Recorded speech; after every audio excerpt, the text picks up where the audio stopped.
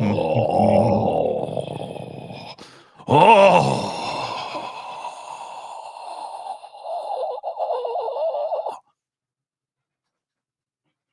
It all makes sense. What was that? Did you just cast a fucking spell on somebody? You can't be doing that, bro. Why not? You can't just cast a spell on people at the beginning of the fucking show. You can't do that. No, put that away.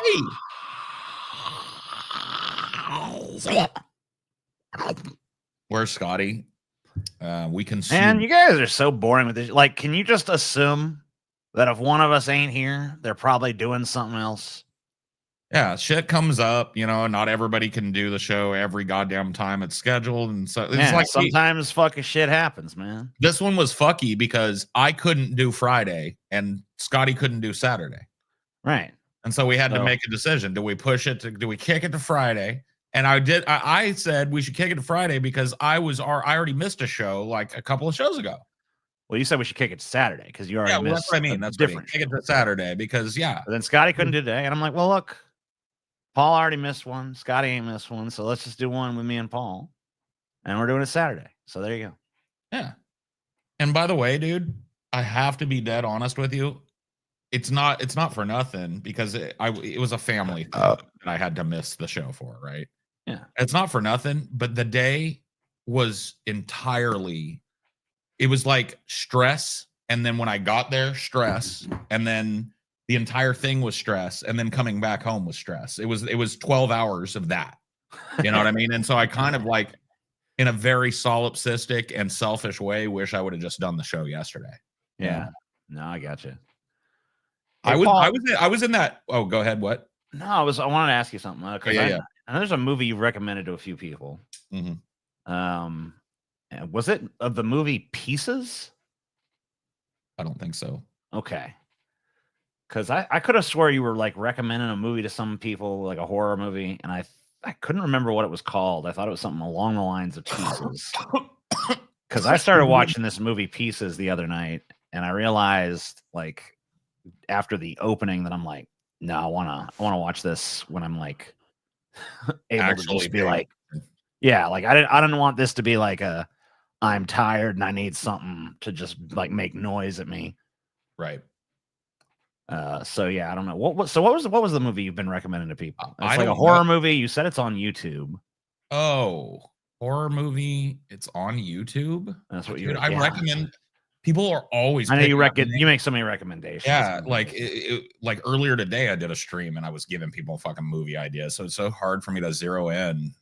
I couldn't remember. Threads. Threads. Yeah. Okay. There we go. That's the one. Yeah. I could see why I confuse those two because they both kind of have that Threads pieces. Yeah. Pieces. Yeah. But no. Yeah. Threads is like that. I don't know if you've seen it, but it's nope. Oh God, man. You would. I think you would enjoy Threads because it is just dismal. It's stupid dismal. You know what I mean? But it's eerie because it was made at a time when those it's a nuclear fallout movie. It's a movie where it's very like slice of life, almost documentary style about what happens to people in the event of a nuclear exchange between Russia and the West, right? Cool. And it's fucking brutal and uncompromising in its portrayal. Pieces of the one with the tagline, it's exactly what you think it is. Yes. I remember that. So yeah, now I started watching this movie Pieces, and so I turn it on, and there's this kid putting together a puzzle, and his mom comes in and she sees him putting together the puzzle and all this, and oh, he's so cute, he's putting together this little puzzle, and then she sees that the puzzle is like a naked woman. And she flips the fuck out, calls him a pervert, and says, "You're just like your pervert father, blah, blah, blah, blah, blah." All this stuff. Right. And then she's like, "You go get a garbage bag. We're throwing all your stuff away, blah." And so he goes off, and she starts like looking through, trying to find more, contraband in his room. Yeah. And the kid comes back with a fucking axe and just starts fucking wailing on her. And I'm just like, whoa. And it was pretty graphic for something made in like 81, 82. Dude. And I was just like, okay, no. I'm watching this when I fucking have time to fucking be like, okay. I watched a horror movie the other day, and obviously I'll make my little, hey Paul, what you watching? I already have. Well, not about this one though. This one's going on this week's. Yeah. But yeah, it's called Mr. Crockett on Hulu. Yeah. And it's super low budget schlock body horror / comedy horror / it doesn't quite know what it is. You know what it felt like? What?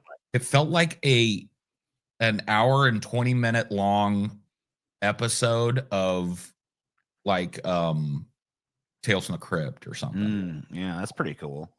But it was all one story, and it was just goofy in a way that I haven't seen. You know what I mean? And you know, the effects are just gory and bloody and very latexy, and I don't know. I kind of enjoyed it. It's about a dude that there's a really like the biggest critique that I had of it is it blows its load too early because it's about a haunted videotape. Mm-hmm. You know, it's like this set takes place in the 90s, and it's about a videotape from like the early 80s or some shit with this black guy, Mr. Crockett, on it, and he's happy and blah blah blah, but he comes out of the TV to kill people, basically. Yeah. In the first scene, he like when he starts to come out of the TV, you know that little door in the front of the VCR? Yeah. That opens, and then you see him like pop up in there, like his eyes, like he's living in the VCR. Yeah. And I was like, whoa, that's creepy. But they never did it again. It was just like his reveal. I was like, man, at least it's a cool reveal though. But yeah, it's a very I think I'm gonna give it a watch it, but with a very heavy caution on like this is not a good movie. Yeah. You know, it's worth watching maybe, you know. Dude, I was watching what I ended up watching that night that I decided not to watch pieces because it looked like maybe it was too good, or maybe at least it had the potential, is I started watching this movie Trilogy of Terror or something like that. I've seen it. And I'm watching the first segment. I pretty much slept through because I just got in bed and put it on, and I pretty much slept through the first segment. I woke up at I guess the beginning of the second segment, and there's this chick, and she's like, I hate my sister Mabel or whatever. I don't know. I'm not getting the names right, but like, I hate my sister Teresa. She is a piece of shit. Blah blah blah. She's mean and she's fucking slut, and I'm a good girl. And da da da da da da. And it's just like, I'm watching this for like a minute, and I'm like, she don't have a sister. She's fucking the same person, split personality. Yeah. And I go back to sleep. I wake up just as like it's the end of it. Yeah. And it's like they were the same person. Yeah. And I'm like, yeah, I know. I fell back asleep. A lot of movies just telegraph shit super hard. I know. And I wonder if it's just like I'm too saturated in media and too like cognizant of it that I just see where it's going way, way, way too fucking quick. I think it's a combination of that and the fact that they've dumbed down how they make films because they feel like if they don't explicitly hold people's fucking hands through the whole situation, that people aren't gonna get it or whatever, you know? Yeah, I guess. I mean, this was made in, I think it was the 80s or maybe it was even the 70s. I don't know. I don't think people were much smarter back then. No. I'm just saying it wasn't like super recent or anything. And I'm just like, man, this is so fucking, it's so fucking obvious. That's the fucking plot twist. So yeah, fuck that. Yeah. Oh, Mr. Crockett had a plot twist that I didn't guess. But did you not guess it because it was just totally out of left field? No. Or did it have, was there actually like foreshadowing? There was a little bit of foreshadowing. I knew something was up with the character, but I didn't have it pegged what was up. You know, I didn't get the whole thing. So it was well designed enough. We looked into it and found out that it started as a short film. Mm-hmm. And which is probably why it had more of that like Tales from the Crypt kind of vibe. Yeah, it started as like a 20-minute festival film, I guess it was, and then people liked it, and financed a rewrite of the script to expand it into a full-length feature film. Yeah, I feel like a lot of times when that happens, the story oftentimes never feels big enough for the runtime of the film. Well, it had its that's where the major problems are, is that the story, it's not that the story doesn't feel big enough, it's that the first part of the movie, which I can tell is the short, right? Yeah. Feels so accelerated in comparison to everything else. The last 2/3 of the movie feel like they kind of like drag ass and pacing wise, because they didn't blend, they didn't spread the work out well enough. Too much happens in the first 20, 30, 40 minutes. So it's super front loaded.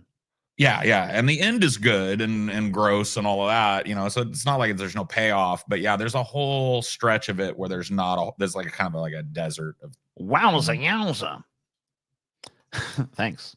Yeah, you know what else I saw recently was the Final Destination Bloodlines. Oh, the new one just came out here. Yeah. And that was pretty decent, actually. I mean, if you like the Final Destination movies, I mean, I'd say it's probably, I don't know. I mean, I want to say it's maybe the best one. I mean, not that any of them are fucking masterpieces or anything, but like, here's why I like, and this is why everybody likes it. How are the Rube Goldberg kills? Great, excellent, top notch, top notch. Yeah, and I mean, like compared to like classics, like 3. I would say this. The opening sequence of that the opening sequences of the Final Destination movies were pretty much always the best part. At least not in the first one, but every fucking one since then. Right. Yeah. It's part of the trope. Yeah. Is the reason TJ hates Jacques Lafrench so much, is it because Jacques released his novel Sauve-moi des sex bots while TJ has given up? I haven't given up. I'm just really slow. But yes, that is the reason. No, the opening to this one might be the best, if not. I mean, it's down to 2 or this, with the fucking logs or this one. Mm-hmm. And you know, the thing is, I mean, it never gets better from there, because they so front load the coolest shit. But yeah, I mean, are there still some good? Oh yeah, absolutely. Yeah. Oh yeah, you get all the crazy Rube Goldberg shit, and like the true test, I think, is when you're driving home from the Final Destination movie, are you fucking like looking at everything like, am I avoiding death by a second? Yeah, like I'm driving home fucking paranoid and shit. Like, I don't get scared by movies, but like, I can't really say Final Destination didn't have that effect, because I'm driving home and I'm like looking at everything around me like, is that death? Is that death? You know? Yeah, no, that's cool. So I mean, it definitely had it definitely fucking did its job. So that's cool. I mean, yeah, I don't know if it's worth I don't know if it's really necessarily worth a theater fucking visit, but like, you know, I mean, I've been so fucking bad about going to the theater lately, because I've just been so fucking ass busy. So I really I've been thinking about go to the theater a little more. Yeah, I've been thinking about there's a theater near me. It's not the best theater near me, but it has a deal where you can join some kind of club thing, and you get a lot of, it's like one monthly rate, and if you see pretty much 2 or 3 movies a month, I mean, even if you just see 2, you pretty much it pays for itself, right? So I was thinking maybe just like I might just get that and just make Thursday my movie going day. Yeah, and just go to a fucking movie every Thursday, regardless of whether there's anything fucking decent playing or not. Well, me and Amelia have talked about that too. I guess plebs won't know that I'm ramping back up Cinema for Cynics, and so. So, you know, one of the things that patrons and members have gotten a little taste of already, and they're getting another one here soon for this week. Cool. But I want to start watching more movies in the theater and start cataloging every film that I watch in a non-public way, so that I can dole out the fucking reviews. Yeah, Sinners is one to see in the theater, I think, but it would work well at home. The thing I will say about Sinners that I was most happy with, and I don't know if Paul's seen Sinners yet, but I have not. But aside from the jazz, the blues music and the Irish folk music and all the other different genres of music that they wove into the story, I also just love the original fucking score with the vampires, because that shit. I have not. I mean, it's so fucking rare these days that I feel like I actually fucking get invested in the music in a fucking movie, like the score. So the soundscape's really good in it. Yeah, let me see if I can just find this fucking piece of music because it's not. Probably won't hit the same, you know what I mean? Because it doesn't have the same implication. That's the beauty about, yeah, true. It's like a Sinners vampire theme, and then me sharing my audio with you has not been the greatest lately, but well, if you just send me the link, just put it in the chat. Yeah, let me just see if I can find this fucking the piece of. See, the problem is there's so much fucking. I can hear it when you're playing it. There's there's so much original music in it. This is part of the problem that you're having, because like I could hear what you're playing on your computer right now, but you don't have anything shared. Really? Okay, that's fucking very weird. Well, whatever. I'll find it some other time, but. Well, we can hear it. It's fine. Like if you find it now, just play it. Yeah, on that's your computer, fine. We'll hear it. See, I don't want the songs though. I want the score. That'll be tough until they release the official soundtrack. They might not have a Stack Twins, Delta Slims, Clarksdale Love, blah blah blah blah blah. No, Hole Up Till Sunrise, Together Forever, blah blah blah blah blah. I've seen enough of this place. Flames of Fortune, maybe. No. Juke, Dangerous. No spoilers, but Sinners feels like the perfect meeting ground between smart horror and campy horror that define TJ and Paul's taste. That's true. I think you might be right about that. I'm interested to see what Paul thinks about it when he does see it. I definitely want to see it. Pale Moon. It's been tough, like dodging spoilers. Whatever. I'm not gonna find it. It doesn't matter. I'll find it some other time. I already know too much about Sinners because everybody loves it, and so everybody memes about it. So I know that it's like a racial look at the vampire trope. Yeah, I mean that's like a racially tinged vampire film is I seem to get from the memes people are making. Yeah, I mean, I think people might be overstating that a little bit, maybe. I mean, it's definitely an element. But I don't know if that's really the main thrust of what I got out of it. I mean, that's definitely like, I think that's more of like, for me, at least in my interpretation of the film, more of like a backdrop than it is the focus. But yeah, I don't know. I could be totally wrong about that.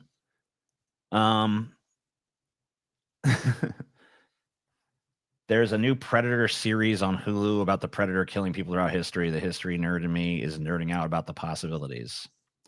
Yeah, I mean that idea has potential. I saw that. It's called Predator Killer or Killed, something like that. And I don't know, man. I have Hulu though, so I'll check it out. I'll let you know what I think about it. Surprising, even critical drinker like. I mean, he's not gonna fucking throw his entire reputation on the line just to fucking hate on a movie because it's like woke or whatever. I don't know. I mean, the dude even gave a positive review to fucking Wicked, even though he fucking hates the actresses and it's a musical and shit. Like critical drinker, as far as these people who just point at shit they don't like and say woke goes, like when something's actually quality, he pretty much will at least fucking admit that. So I give him a little bit of fucking shred of credit for that. That's cool. Hey, kind of tangentially related. Have you heard of these crazy dudes over at pessimist.co? Wow. Yeah, I have heard of these guys. They sell t-shirts and hoodies. They're fucking their show is fucking trash, but their show is some pretty cool shirts though. But their merch is actually kind of dope. Yeah, I mean, it's pretty neat. You know, they got a lot of different designs of shirts and colors available. This is Economos, I guess. Yeah, I dig the Economos shirt. Yeah, we love the Economos shirt. And I don't know, man. I like this little hoodie here too. I hope to get one. It's not really a hoodie because there's no hood. Well, the hoodless hoodie. We call it a hoodless hoodie. It's a hoodless hoodie. Or they call it a hoodless hoodie, I should say. Well, we call it a hoodless hoodie. Yeah, why not? That's what it is. It's a hoodless hoodie. It's a hoodie with no hood. But you guys should go over to pessimist.co and check this out and buy a bunch of stuff from these guys because like we said, their show is ass, but their merch is cool. And if you want to pony up $999, you can have the golden Tomump. Yeah, there used to be another way for you to get it, but now you just gotta pay you gotta pay $1,000 now. That's just the way. That's just how it is. Mug. Golden, beautiful mug. So yeah, go over there and buy some stuff. And I think if you buy stuff, right, you get spins tonight. Yes. 5 merch sales gets you a spin. Yeah. $150 as usual gets you a spin.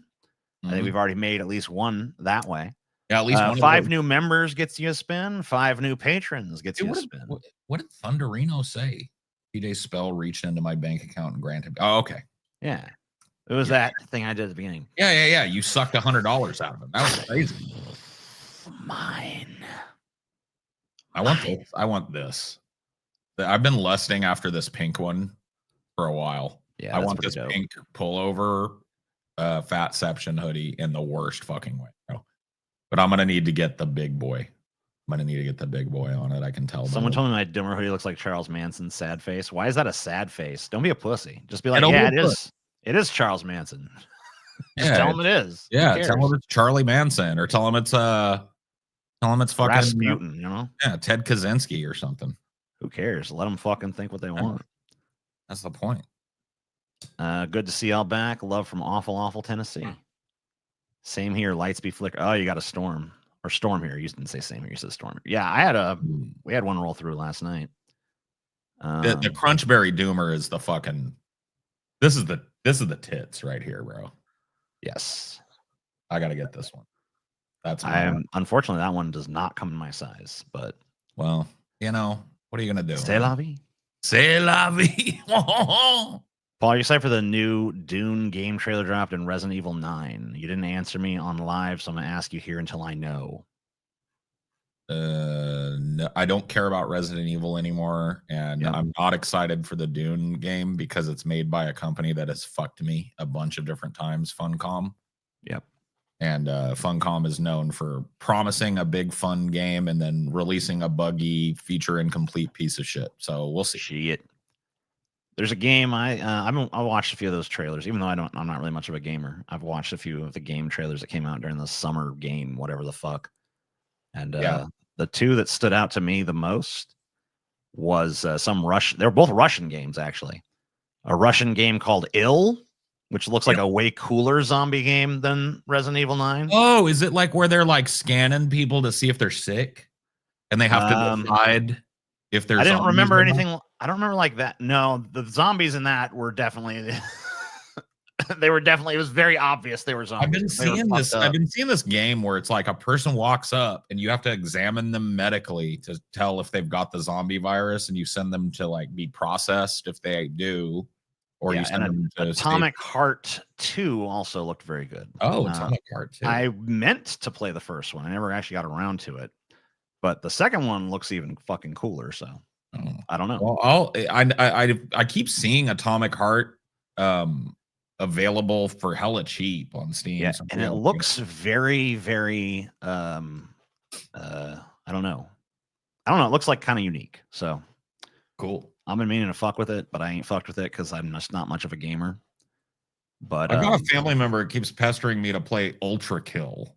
Never heard of it. I haven't either. I don't want to because they're obsessed. The family member is obsessed with Ultra Kill, and I don't want to be obsessed with a game.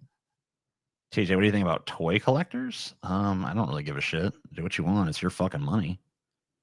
Probably better off spending it here on the show, but if you want to collect toys, that's up to you. Play the first Atomic Heart. It was all right. Yeah. What do you think, TJ? Do you want to take a look at what's been happening in the world? What we missed? Or no? Not really, but I guess we don't have to. If we got to do it, we got to do it. We don't have to. We don't got to do anything. You could just sit here and pull our puds for the next hour and a half. Yeah, true. I can just talk movies and video games and all this stupid shit. Can't nobody tell us shit, TJ. Fucking pull up that trailer for that Ill game, dude. Ill? I don't think there's anything in it that should fucking trigger copyright, but I'll fucking monitor. Okay. To make sure. Hold on, let me get in the position to do the monitoring here. I'll let you know if there's any fucking stream problems. Ill official trailer. Yeah, this thing looks fucking badass to me. Now, I know that a sleek trailer can be cut for a fucking piece of shit, but sure, but it's rare that one of these catches your eye, though. You're not a big video game guy. I'm not, but I mean, I don't know. Fucking the zombies seem cool. Right. TJ, would you act in an A-list movie if your only line was "I ain't eating the butt"? No, I'd want them to change it to "I am eating the butt." I only eat the butt. Yeah, I eat nothing but the butt. All right, let's take a look at this. Game. Yeah, I'll keep an eye on this. Make sure if we start to get dicey, I'll just tell you to stop. Okay. Team clout, bitch. I dig the fuck out of that.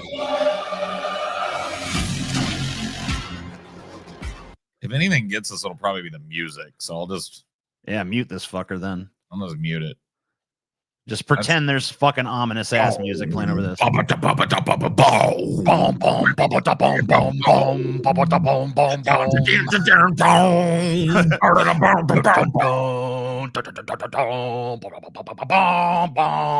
does look pretty cool, though. Those zombies look fucking crazy. Yeah, it's gonna get cooler and they throw shit at you and stuff. Yeah. They got some basic intelligence.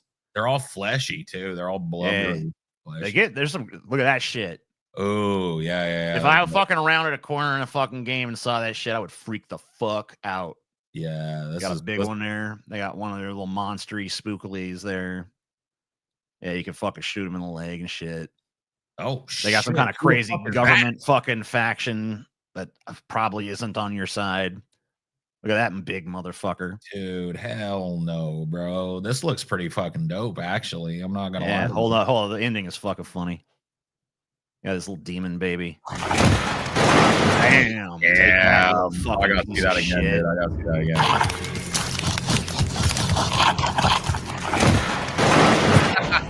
Take that. Motherfucker, dude. Yeah, you little turd. Yeah, and I mean, the Resident Evil 9 trailer is like the most boring fucking shit you've ever seen in your life. It's just like, the first half is just like some fucking quirky chick at her desk. And then she had some like flashback to some spookily shit that happened once upon a time. Dude, I've been out. And then they show Raccoon City. The only cool part of the fucking RE9 trailer, they show Raccoon City all fucking destroyed and shit. And they show you the fucking police station from the from the second and the third game. All fucking demolished and fucked up. Yeah. And it's like, oh, wow, nostalgia for the past. Ooh. Yeah. And that's it. And it fucking is like, whatever. I don't give a fuck, man.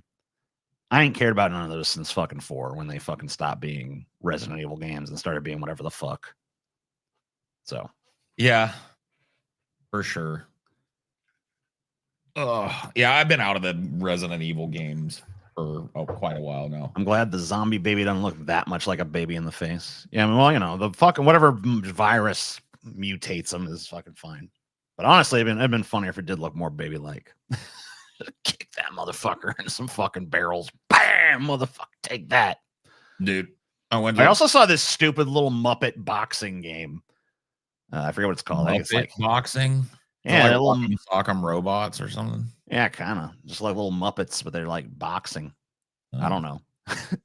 The time has come, Paul. You know what you must do. Shit. What must I do, Lord? Tell me, please. I'm ready. I'm ready to do what I must. Chris Redfield punched a rock in RE5. Well, yeah, that was when I fell off. I played RE5, and I'm like, this sucks. And then RE6 was like, that was like the swamps or something, or was that 7? I don't know. Whatever. I lost track, but they suck. They're boring. Do you know what the fuck this even means right here, TJ? UN human rights chief calls on U.S. to withdraw sanctions on ICC judges. No, at a glance, I don't know what the fuck that means. If only Scotty was here. I know, dudes. We're tits in the wind with like without Scotty to tell us like yeah, Scotty would subtly clue us in as to what the fuck was actually going on here, and then we could just pretend we knew. Yeah, we'd just be like, yeah, Scotty. And yeah. Well, fucking, that's a disgrace. Marco Rubio's a total faggot. I agree. Yeah, Scotty. You know, just back him up. Let's figure it out from context here. The UN human rights chief has demanded the U.S. government withdraw sanctions it imposed on 4 judges at the International Criminal Court. Volker Turk said in a statement that attacks against judges run directly counter to respect for the rule of law and equal protection of the law, values for which the U.S. has long stood. U.S. Secretary of State Marco Rubio announced the sanctions on Thursday for what he described as illegitimate targeting of Israel and the U.S. The sanctions are in response to the ICC issuing arrest warrants for top Israeli officials, including Prime Minister Benjamin Netanyahu, and its investigation into alleged U.S. war crimes in Afghanistan. Turk said he was profoundly disturbed by the sanctions and called for their prompt consideration and withdrawal. The 4 judges named are all women: Salami Balungi Bosa of Uganda, Luz del Carmen Ibanez Carranza of Peru, Ryan Adelaide Sophie. God damn, how many fucking names do you got, bitch? Alapini Gansu of Benin, and Betty Holler of Slovenia. The ICC has responded in a statement saying it deplores the actions, which were a clear attempt to undermine its independence. Blah, blah, blah. So, okay. This woman's name sounds delicious to me, man. Sounds like a fucking snack, huh? Dude, if this right here was on a menu at a fancy restaurant, I'd be like, yes, I'd like the Reina Adelaide Sophie Alapini Gansu of Benin, please. We'll take that. Yes, it sounds quite delightful. Sounds like a rare exotic dish at a very pricey restaurant. Yes. But yeah, I guess this is just the U.S. trying to fucking put its thumb on the scales because they're being investigated for war crimes. Right, yeah. Like, no, not us. Right. Bullshit. We didn't commit no war crimes. Everything we do is good. Right. We're the good guys. Yeah, we don't ever. That's in a war. What? I've never even heard of a genocide before. Whoicide now? This is the big LA block. I thought we should put it towards the beginning because it's all I could read about last night in the brief amount of time I could bring myself to read the news last night. Yeah. So there was this like a big giant protest that kind of boiled over into a siege, I guess, for a little while. Neat. In LA. Sieges. After a day of contention and little information about the nature of an immigration enforcement operation in Los Angeles, the Department of Homeland Security has finally released details about the joint operation conducted Friday morning. HSI confirmed that it served 4 federal search warrants at 3 locations in LA alongside partner agencies, including the FBI and DEA. KTLA has confirmed the locations were 2 clothing stores in downtown LA and a Home Depot in the Westlake district. Approximately 44 people were administratively arrested and 1 arrest for obstruction. The investigation remains ongoing. Updates will follow. The single obstruction arrest was confirmed by U.S. Attorney Bill Asaley as David Huerta, president of the California branch of Service Employees International Union. So this is the president of the union I used to be a member of when I was. Okay, so this is you have intimate experience with this union. Well, I mean, with the SEIU, I never met the president when I was a member. Well, sure. Federal agents were executing a lawful judicial warrant at an LA work site this morning when David Huerta deliberately obstructed their access by blocking their vehicle, Asaley said on social media. He was arrested for interfering with federal officers and will face arraignment. He's lucky they didn't run his ass over because I saw a clip earlier today of some fucking ICE motherfuckers just running a dude over for fucking trying to block their vehicle. Jeez. End up getting fucking brain damage. He's seen falling to the ground with several agents around him before he's presumably taken into custody while protesters and agents exchange shoves. Maybe this was the thing I saw, actually. The arrest of Huerta, who union members said was also injured, was condemned by Gavin Newsom, who called Huerta a respected leader, patriot, and advocate for working people. No one should ever be harmed for witnessing government action, Newsom added. In a news release issued Friday evening, SEIU California said Huerta was treated at a local hospital for injuries that he suffered during his arrest, but currently remains in federal custody. He made the following statement through the union. What happened to me is not about me. This is about something much bigger. It's about how we as a community stand together and resist the injustice that's happening. Hardworking people and members of our family and community are being treated like criminals. We all collectively have to object to this madness, because this is not justice. This is injustice, and we all have to stand on the right side of justice. Justice. So there you go. Yeah, LA is a fucking battleground right now, because the citizens of California, by and large, at least of LA, have no interest in cooperating with ICE, but yeah, obviously the federal government has a big boner for punishing California because it's the boogeyman of the right as far as states go. Trump and Gavin Newsom have been feuding on social media, of course, because Trump is saying, he's going to cut off all federal funding to California, not realizing, I guess, that California actually is one of the states that puts in a lot more than it gets out of the federal government. Right. One of the few states, by the way. So Gavin Newsom's like, well, fuck you.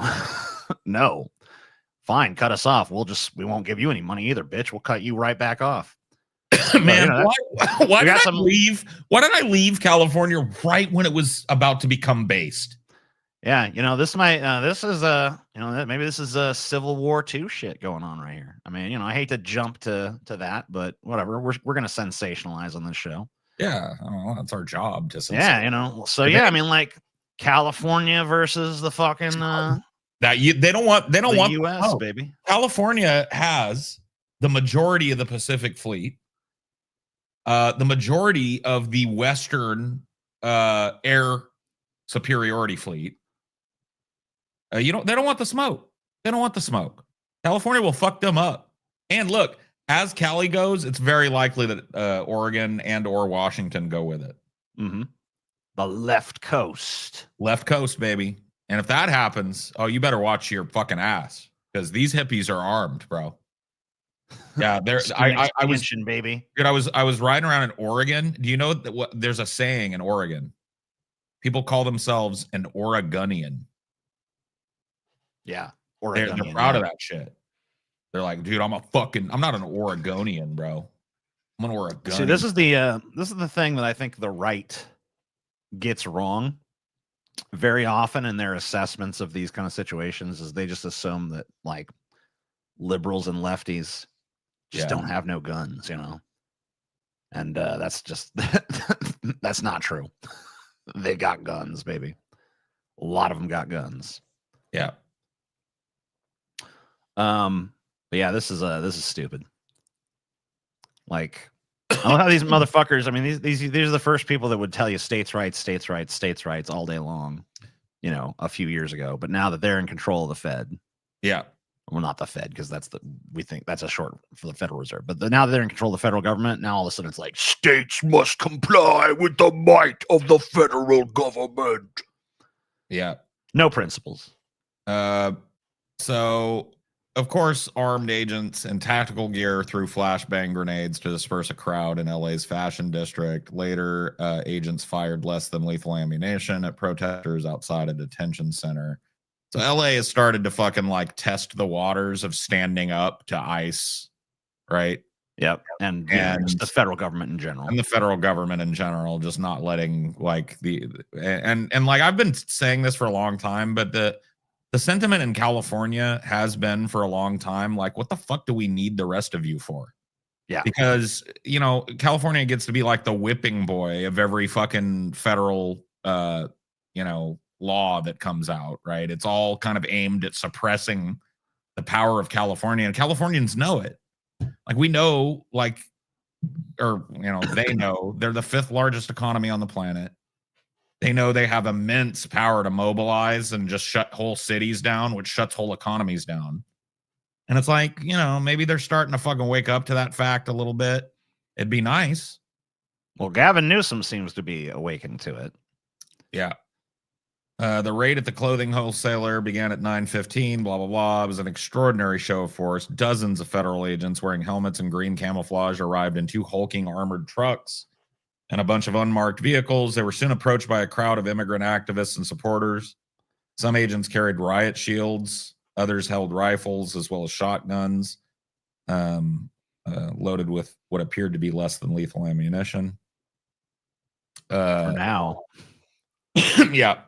Agents cleared a path for 2 white passenger vans that exited the area. A short time later, as officers boarded their vehicles to leave, a few agents lobbed flashbang grenades at groups of people who chased alongside the slow-moving convoy. Someone here says that California is now actually the 4th largest economy. You've out GDP'd Japan at this point. Oh, my bad. Well, I'll update my fucking Cali rhetoric then. Yeah. I don't know if that's true. I don't know if it would just go by. Well, fuck it. Post-truth. Just go with it. Yeah, I'm just going to roll with it. At one point, the vehicles snagged and crushed at least 2 electric scooters the protesters were using. Bummer, man. Bummer, man. My scooter, bro. These fascist fucks. What is this? It says, Paul, if you know not what to do, then you are not yet ready. I know what to do. Paul's just being coy with you, dude. He knows. Trust me, I know exactly what to do. As a mayor of a proud city of immigrants who contribute to our city in so many ways, I'm deeply angered by what has taken place. Mayor Karen Bass of Los Angeles said in a statement, adding, my office is in close coordination with immigrant rights community organizations. We will not stand for this.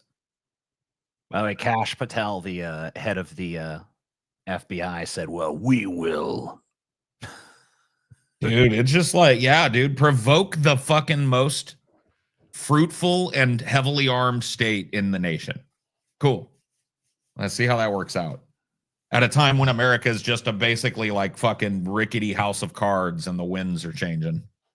Let's provoke war with California. Yeah, let's do that. Here's some more Cali news. A model from California killed, castrated, cooked, and then ate her husband. Well, you got to do what you got to do.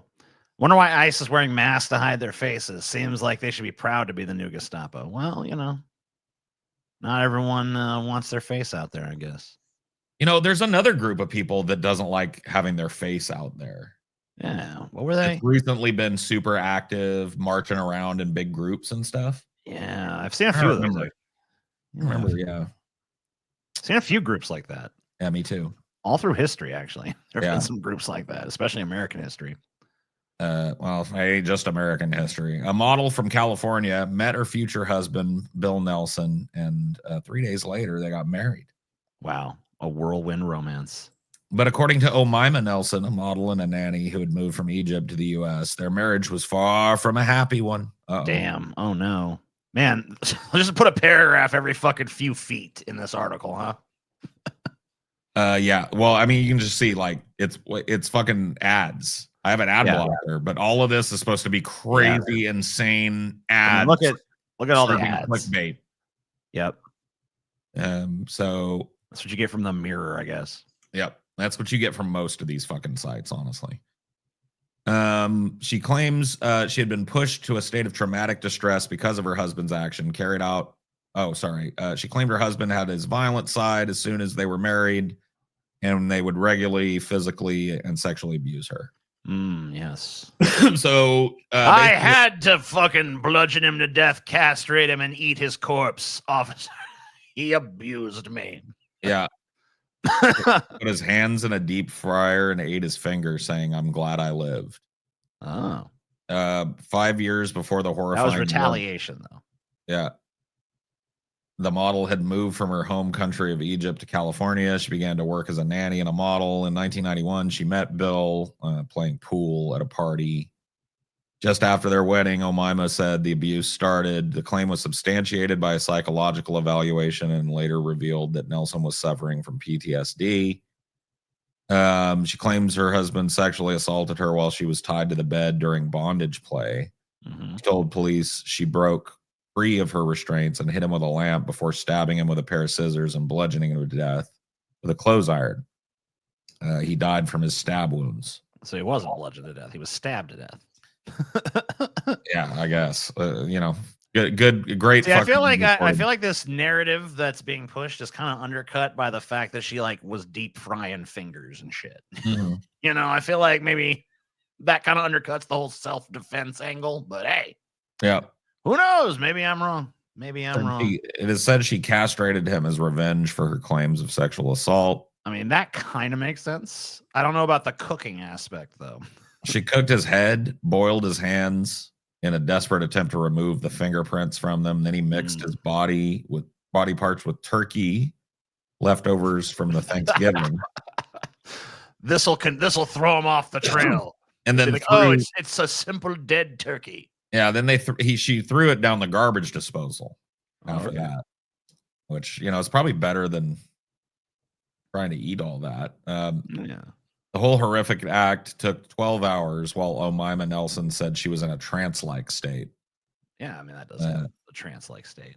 Just days before, a home video depicts the couple spending family time in the south of the U.S. with relatives. This was shown as evidence to the jury before Omaima's parole was denied in 2011 by an Orange County prosecutor. 2011, eh? This is a while ago. Why is this this an old? Hey, dude, it's just it's Cali shit. Who cares, DJ? Who cares? Okay, fair. This happened today. Would it be any different?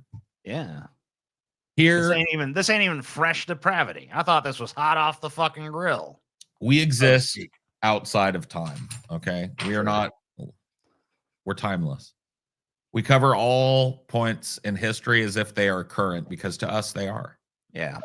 All time exists in one place. Time is a flat circle. Yeah. But we're not gonna let Louisiana get off. What's going on in Louisiana, TJ? Do you know? Louisiana lawmakers reject adding exceptions for some rape cases to abortion ban. Yeah. Who needs them?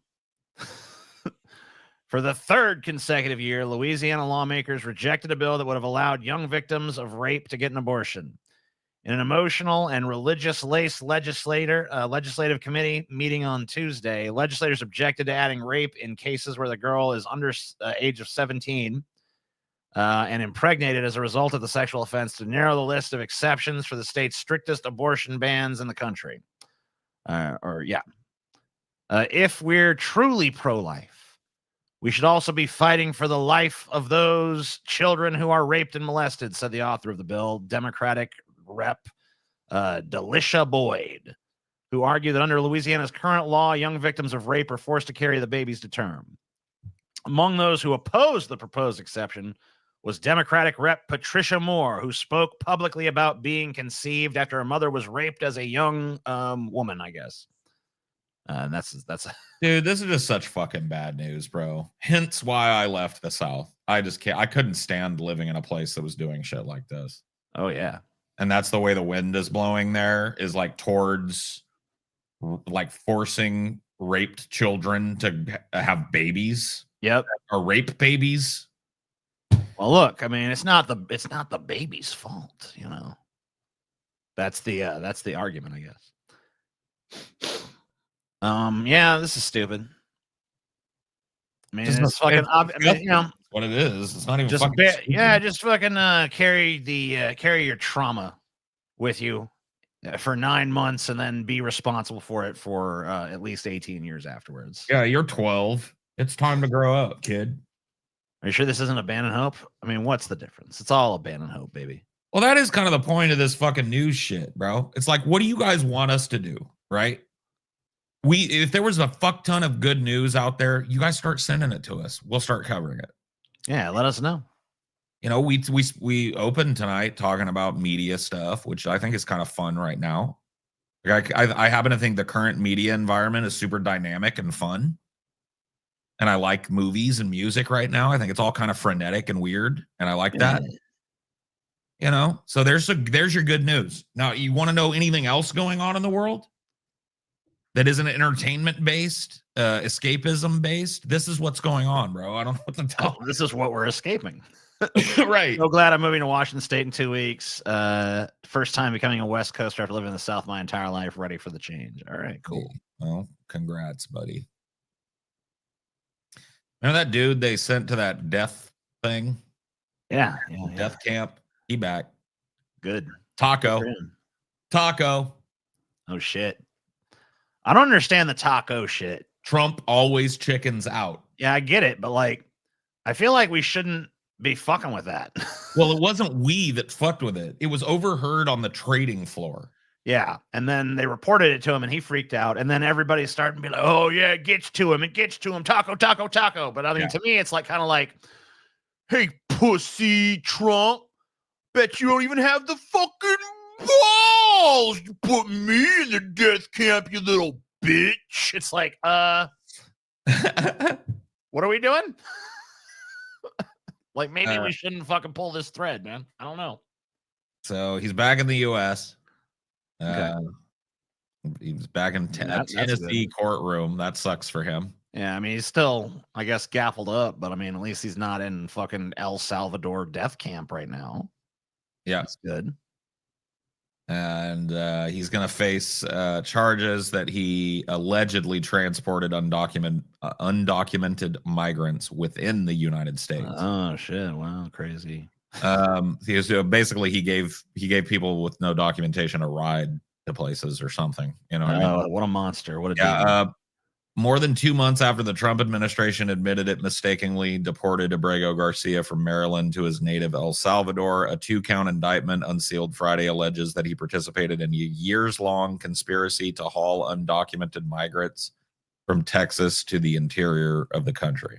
Oh, my God. Oh, no. He gave them a ride. What a demon. The return of Abrego Garcia from his native El Salvador followed a series of court battles in which the Trump administration repeatedly said it was unable to bring him back. All right, we'll bring him back. We got to charge him with some nonsense we made up. It's like, okay, cool, guys. Maybe you can just let him go. I don't know. It went all the way to the Supreme Court, if you remember, and Trump was kind of standing in defiance of that order. But Taco, you know what I mean? Oh, yeah. You know how that goes, Taco, because apparently he can bring him back because he's back in Tennessee now, standing tall before the man or the woman, in this case, Judge Barbara Holmes. She's looking him up and down and going, "What's up, you fucking trafficker? You dude that gave people from another country a ride? How dare you?" I mean, allegedly even. Yeah, allegedly gave them a ride. Did you ever give someone a ride? That's illegal now. Do you check the documents of everyone that you've given a ride to? Then if you didn't, you're a trafficker. Judge Holmes set a hearing for June 13th where Abrego Garcia will be arraigned on charges. The judge will take up the government's motion to hold him in pretrial detention on the grounds that he, quote, poses a danger to the community and a serious risk of flight. Oh, shit. Wow. He will remain in federal custody in Tennessee pending next week's hearing. Just let the fucker go, you stupid fucks. If convicted at trial, the defendant faces a maximum punishment of 10 years imprisonment for each alien he transported. Oh, wow, yeah. Said the government's motion for detention, whatever.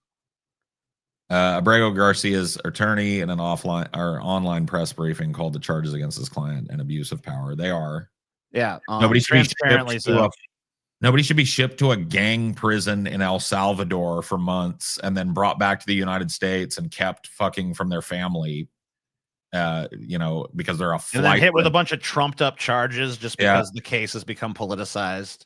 Yeah, and it's become an embarrassment. So now they're trying to. Now we got to prove he's evil somehow. He gave people a ride from Texas to somewhere else. Didn't even cross the border, just gave someone a ride from within the states to somewhere else within the states, which is, according to these fucking morons, a crime worthy of 10 years for each person you gave a ride to. Well, he did. He transported thousands of non-citizens, TJ. Oh, wow. From Mexico and Central America, including some children, in exchange for thousands of dollars. Over a decade. Thousands over a decade, TJ. Thousands of dollars. Oh, my God. Not tens yet. Not quite, but thousands of dollars over 10 years. So when are we filing the same charges against Greyhound? When are we filing the Amtrak? When are we filing charges against all the people that are keeping secret all the Epstein shit? Yeah. What are we filing? What about how many years should those motherfuckers get if this guy gets 10 years for every ride he gave over a 10-year period? Mm-hmm. Thousands, TJ, of dollars were made over a 10-year period. Thousands of dollars. Can you imagine having a side hustle? This man is a thousandaire. Yeah, a multiple thousandaire because it says thousands, TJ. Wow. 2,000 maybe? Over decades. Amazing. 2.5? 3?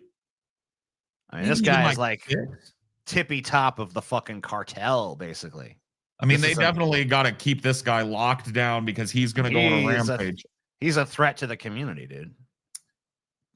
He might fucking snap and fucking give somebody a ride at any minute. It gets worse and worse. 100 trips in 10 years, TJ. Oh, my God. 100. That's like 10 trips a year. Holy shit. In 10 years, TJ. Wow. What a demon. He gave people rides 10 times a year for 10 And years. I thought Hitler was as evil as a person could get. But now I know about fucking whatever this guy's name is. He's the true evil in this country. He's the only member of the alleged conspiracy charged in the indictment. Tell me how that works. Yeah. What, he conspired with himself? Huh. So basically, there is a criminal enterprise of one guy, and we didn't know about any of this stuff he'd done until he got brought back from El Salvador. So this is clearly just political, literal, trumped up charges against this guy. Yeah. No, probably aren't even fucking true. And if they are true, are being exaggerated to the fucking nth degree. So fuck this bullshit. This is complete and utter nonsense. Just let this fucking guy go. Let him get on with his fucking life already. You pieces of evil subhuman shit. Yeah, I think it's fully bullshit. Yeah. By the way, Paul, you ain't getting this fucking chain, bitch. I know you talked some shit on a previous show. I even came with a little rhyme for you, Paul. Oh, yeah? What's that Take rhyme? this chain and I'll bash your brain. You ain't even going to see it coming, TJ. I'm going to snatch that motherfucker off of you. You can't even get this. You don't get to flex that shit in my hood, bro. You don't get to take this chain. You gotta check in if you want to wear that kind of fucking ice in my hood, because I'll just snatch your shit, bro. Unless you're affiliated, you got to tell me what your affiliations are, though, and you've always played that close to your chest. I'm a gang of one, motherfucker. Yeah, that's what you claim. All right, we'll see. What do the kids say? Bet, TJ. Bet. We'll see. Cap. Dude, that ain't cap. You're the capper. Nah, you capping, bro. You're the Caparino Peppuccino. Frappuccino, bro. What the fuck was that? Don't say that. No, dude, I know the lingo, bro. That ain't the lingo. That's a boomer shit. Dude, right you're there. fucking Skibidi toilet, bro. Oh fuck, am I Skibidi? Yeah, you're fucking Skibidi. You're acting Skibidi right now, dude. Fuck. I didn't know that. No Riz. I am a member of the Crazy 5 Billion. That is true. So there is that. Well, I mean, I don't tell people whether or not I'm a member, because I remember the rules.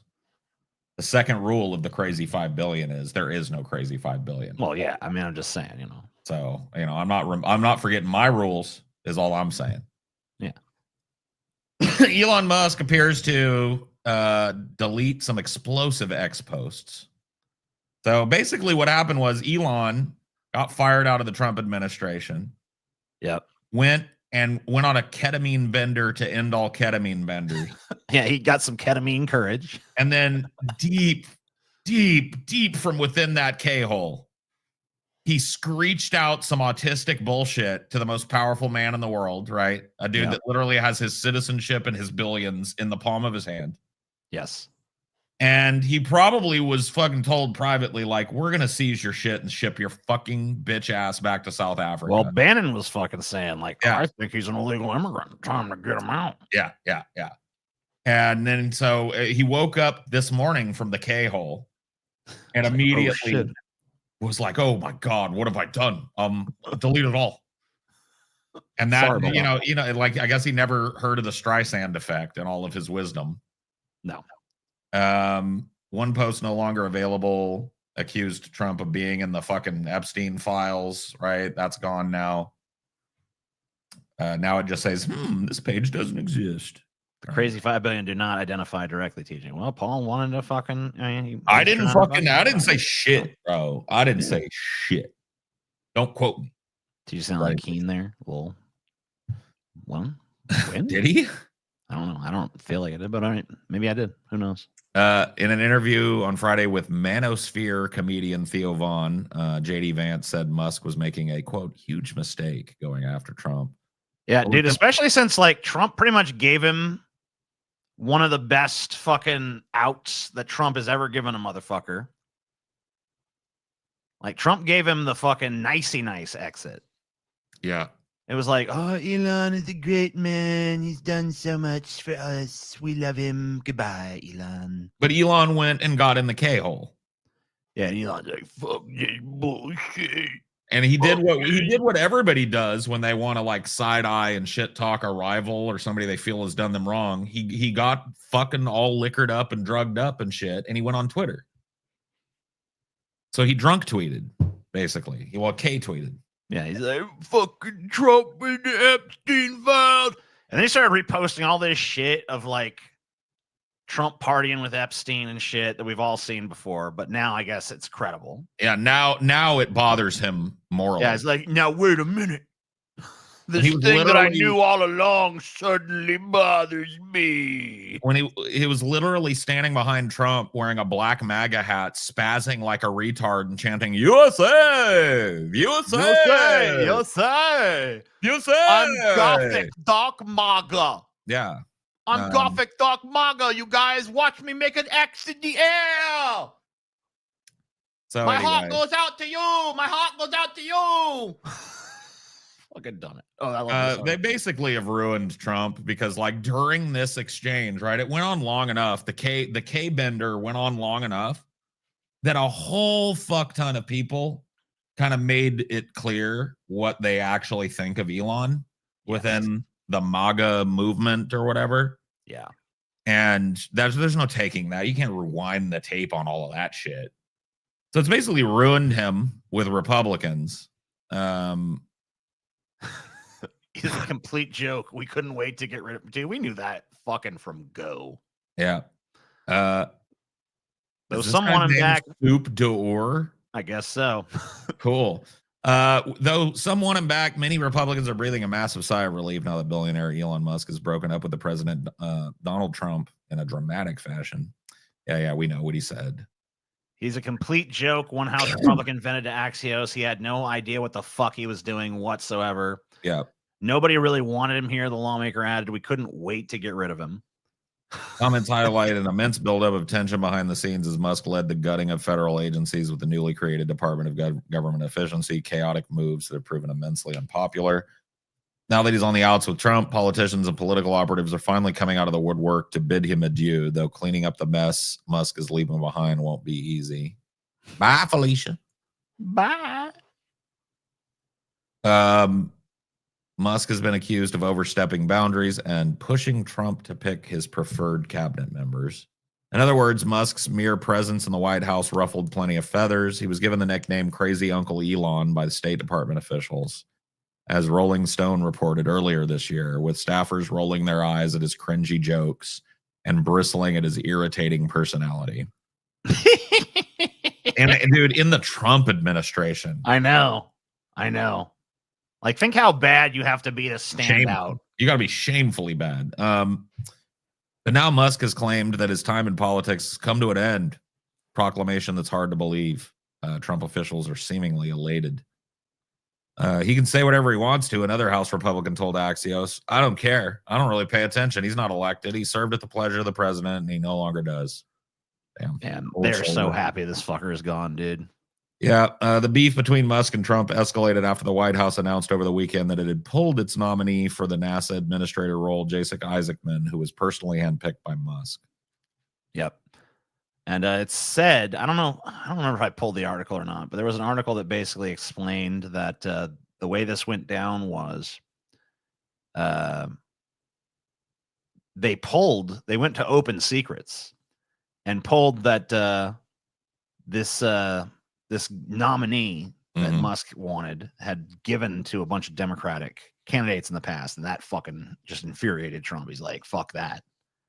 Yeah. We don't fucking help no one who fucking gives money to Democrats. Fuck that bullshit.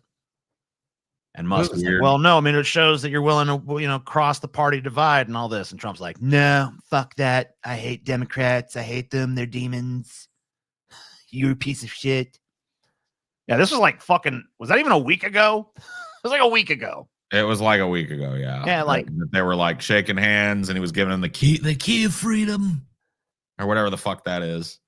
Here's what your $1 billion of donations bought, Elon. A gold key. Now get the fuck out of here. Symbolic garbage key. Now get out of here, bitch.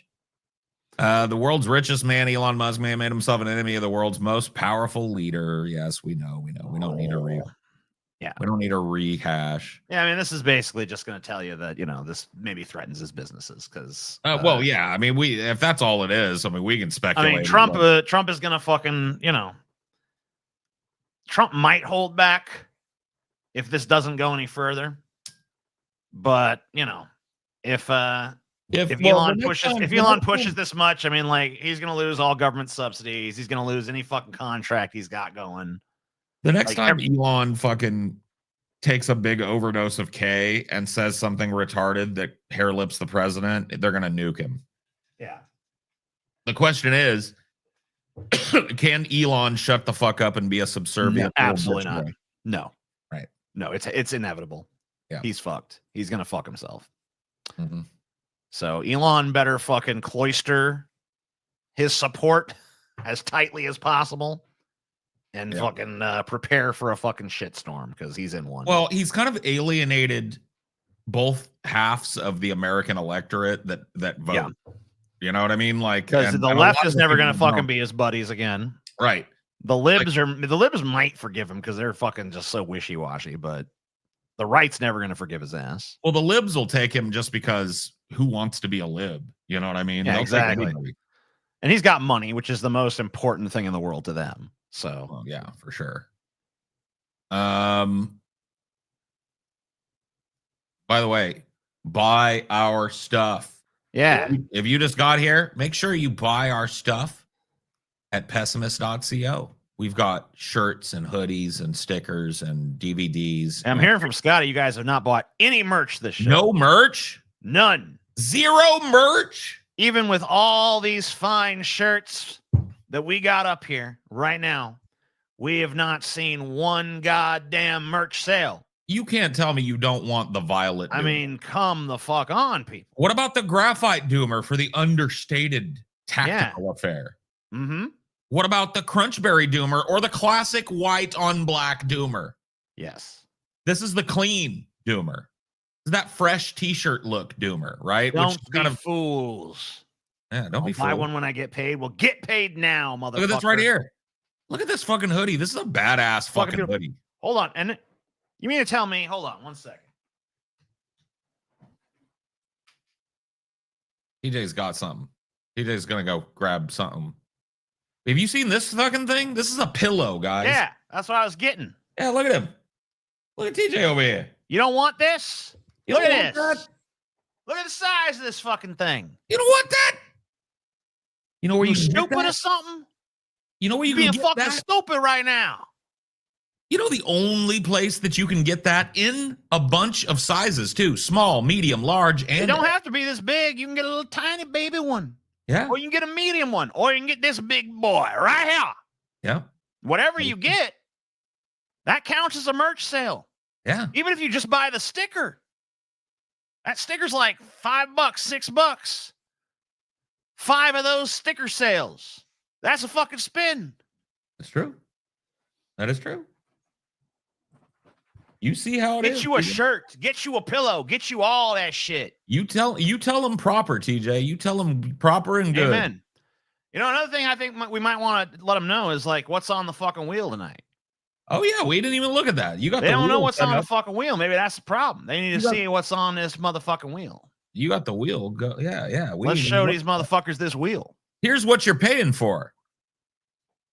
I mean, you're paid for the fucking merch, but hey, I mean, you guys have already got one spin dono-wise.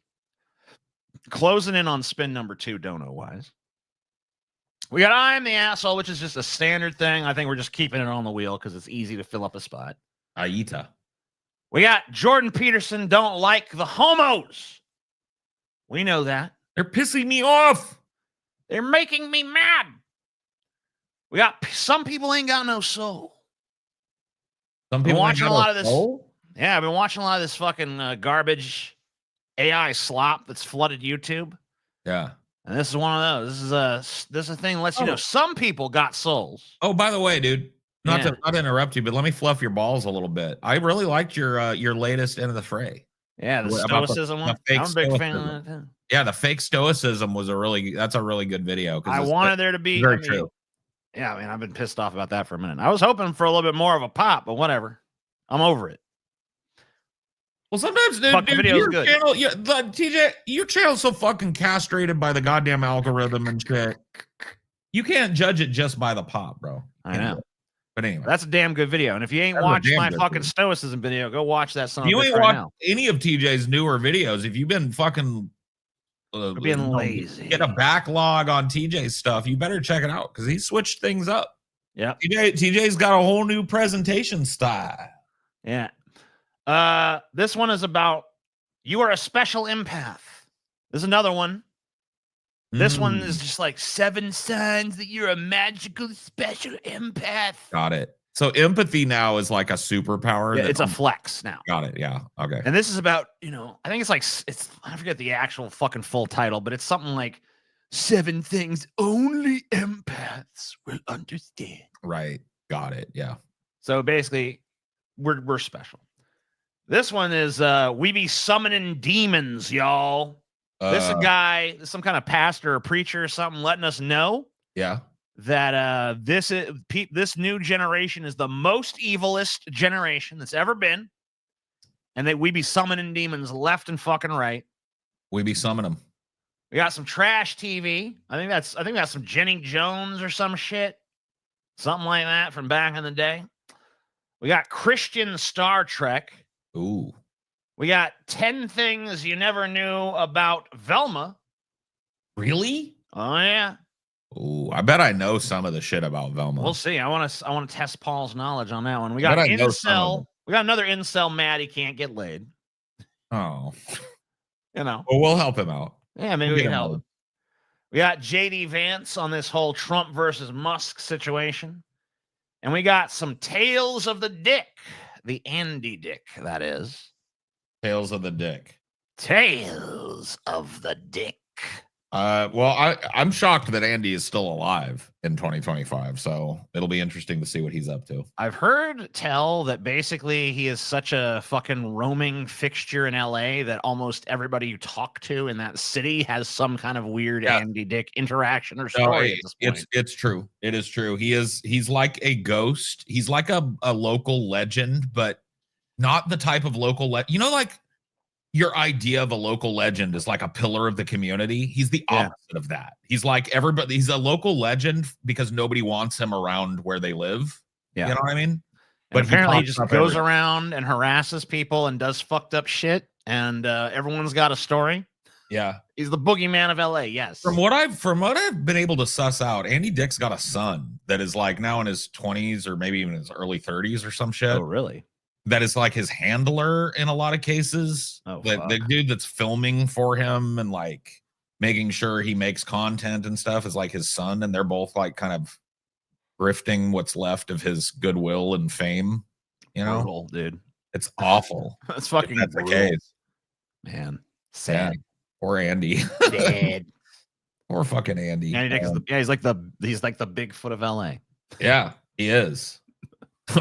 But I think some people would like to chill with Bigfoot. Nobody wants to chill with Andy Dick. True. He's gross and he's volatile. You know what I mean? You can't extraordinarily volatile. Yeah. Ontario, Canada, huge measles outbreak. A lot of it's just, them not mandating vaccines for kids and letting people like think they're smarter than doctors and epidemiologists and I ain't doing it to my kids and blah, blah, blah, blah, blah. And now this is the end result is there's measles fucking everywhere, all over the United States, all over Canada. Ontario is super fucking bad right now. Outside of an emergency room at the St. Thomas Elgin General Hospital, about 200 kilometers, 125 miles southwest of Toronto, a large sign with a bright yellow block letters issues an urgent warning: no measles, vax, and fever, cough, rash. Stop. Do not enter. Jesus. Okay. Sounds like things are going well. To see such an imperative in the 21st century might have been previously unimaginable for Canada, which in 1998 achieved elimination status for the measles. meaning the virus was no longer circulating at all. Unfortunately, they kind of got it a little bit infected, not with measles. I mean, yeah, that too, but I think that their proximity to us finally caught up with them, you know? Maybe. Yeah. Because it used to be that it used to be we'd kind of be able to look at Canada and be like, oh, yeah, they're a little bit more progressive and high-minded over there, but no more. Yeah. Canada is every bit the miserable cesspit of stupidity that the United States is at this point. So they can no longer look down at us in any way, shape, or form. Right. Cases have been climbing by the hundreds over the last month, and 3/4 of cases are in unvaccinated children, which you would expect. This week saw the first fatality, a premature baby who got the measles in utero from their unvaxxed mother. Sick. I saw a tweet the other day, and it said, I'm beginning to think that unvaccinated people are the smartest people there are. Yeah. So, you know, and that had like, I don't know, like 90,000 loves. You know, we love, oh, yes, we're so smart for being stupid. Yeah. Let's see. Why is this happening? A confluence of antiquated local public health vaccination strats, sparse access to family doctors, delays in routine immunization due to COVID-19, and a surge of vaccine hesitancy propelled by online. What a euphemism. I know. Propelled by online misinformation since the pandemic have all contributed to the crisis. I'd be willing to bet that it's this last one here is probably the one that's really done. Well, it's the anti-vax movement, 100%. Yeah. Hi from work. Let's spin that fucking wheel. Well, you guys have earned one spin, and I believe with your donation, we are $57 away from another. Wow. And remember, you can get spins in multiple ways. Yep. The cheapest way you guys can get a spin, I think, would be to purchase the sticker from our store. But I think the best way to get a donation is to join our Patreon or to join the YouTube membership, because then you get access to all kind of beautiful shit. Yeah, I mean, the amount of shit that's on that is absurd. We never talk it up, but it is like we've been doing this show for 8 fucking years. Yeah, and all 8 years, and there's 8 years worth of fucking content on There's 8 years worth of our show evolving through the decades into the mutated mess that it is now. And all of it, you know, never before seen outside of the Patreon and members. Where's Hollywood Love? He died. No, he's Hollywood Love is off. I think he's off partying with Andy Dick, actually. I heard he was in cocaine rehab. Oh, really? Is what I heard. And that he became a Christian. Oh, fuck. That'll be interesting to see. Like he found Jesus in the cocaine rehab. But this was a rumor. My apologies, my lords. I bought a shirt. Forgive my tardiness. Oh, thank you, Snare. Snareskeg. I feel like Snareskeg, because I've seen him around before. Mm-hmm. I feel like he's a dude that like I would hire to just be a goon. You know what I mean? To be like near me and just look intimidating and shit, so people don't fuck with me at all. Yeah. I don't know if I'm reading that wrong. I can see it. I have to see more to know for sure. Yeah, we know what the measles is. It's horrible. Okay. Oh, God damn it. Measles is bad. Reopen last close tab. Cool. That works. The number of Americans filing for jobless benefits last week rises to the highest level in 8 months. But I thought Trump had brought jobs back to America. He did. But you know what? They found their way out again, I guess. Oh, well, shit. Filings for U.S. unemployment benefits rose to their highest levels in 8 months last week, but remain historically low despite growing uncertainty about how the tariffs could impact the broader economy. Yeah, historically low still. They're historically low still. So settle down. Settle down. I mean, they won't be historically low for long if they keep rising at the rate that they're rising. Well, you know, I mean, you know. I mean, hey, you know, come on. We'll see. We'll see. They're considered representative of U.S. layoffs that have mostly bounced around a historically healthy range between 200,000 and 250,000 since COVID-19 throttled the economy 5 years ago, wiping out millions of jobs. I'm sure this AI shit. If it wiped out can I ask you a question? Yes. And I admit I'm pretty fucking naive when it comes to economics. We all know I need to manage my finances better. Yeah, your finances are a mess, dude. Okay, but yes. Why? Millions of jobs were wiped out, which represents a huge contraction in the economy, right? Yes. The shrinking of the business sector, right? Yes. Where were all of the stories about Bezos mortgages his second yacht? Well, no, actually, those guys reached epic new heights during COVID. Huh? What? Yeah. What would that? So you're saying that by eliminating all of these jobs, the people that own the companies that wiped out these jobs made a ton of money? Yeah. Huh. Yeah, it's kind of weird. Huh. Yeah. It's almost like they're incentivized to wipe out jobs. Yeah.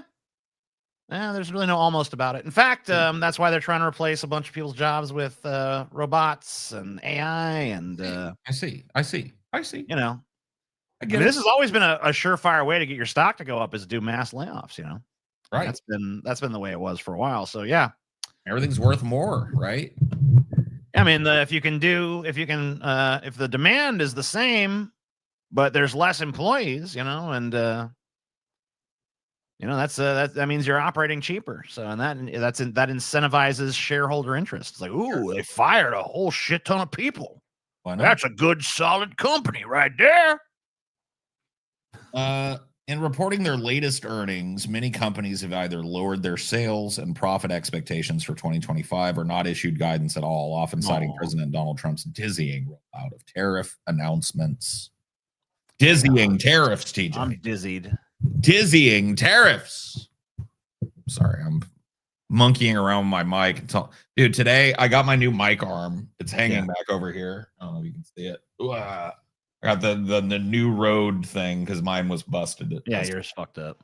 And so I'm hooking it up today, and I'm trying to take the shock mount off of the old one, and it just breaks. It's as old as the arm is, and so now I have to wait for that to come, and I've got it fucking jerry rigged on my desk.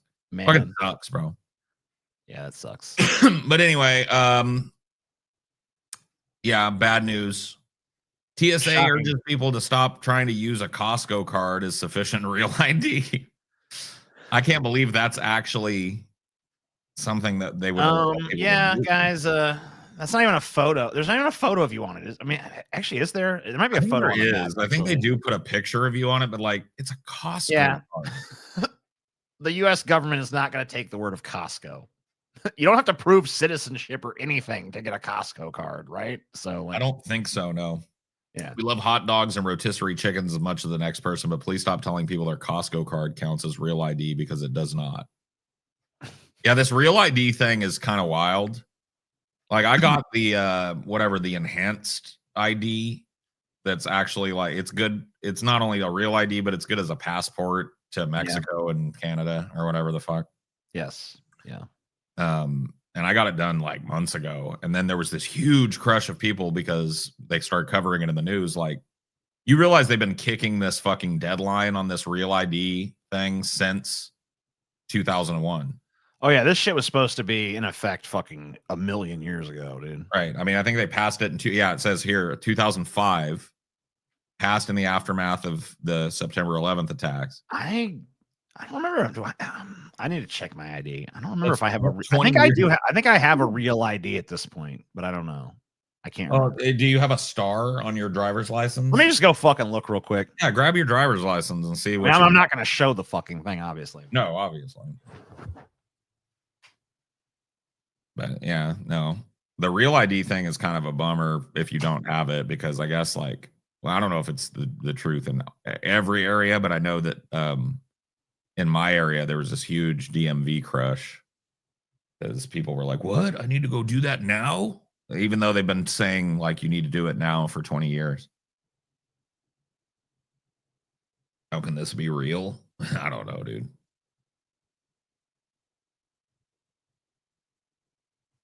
20 years they've been trying to like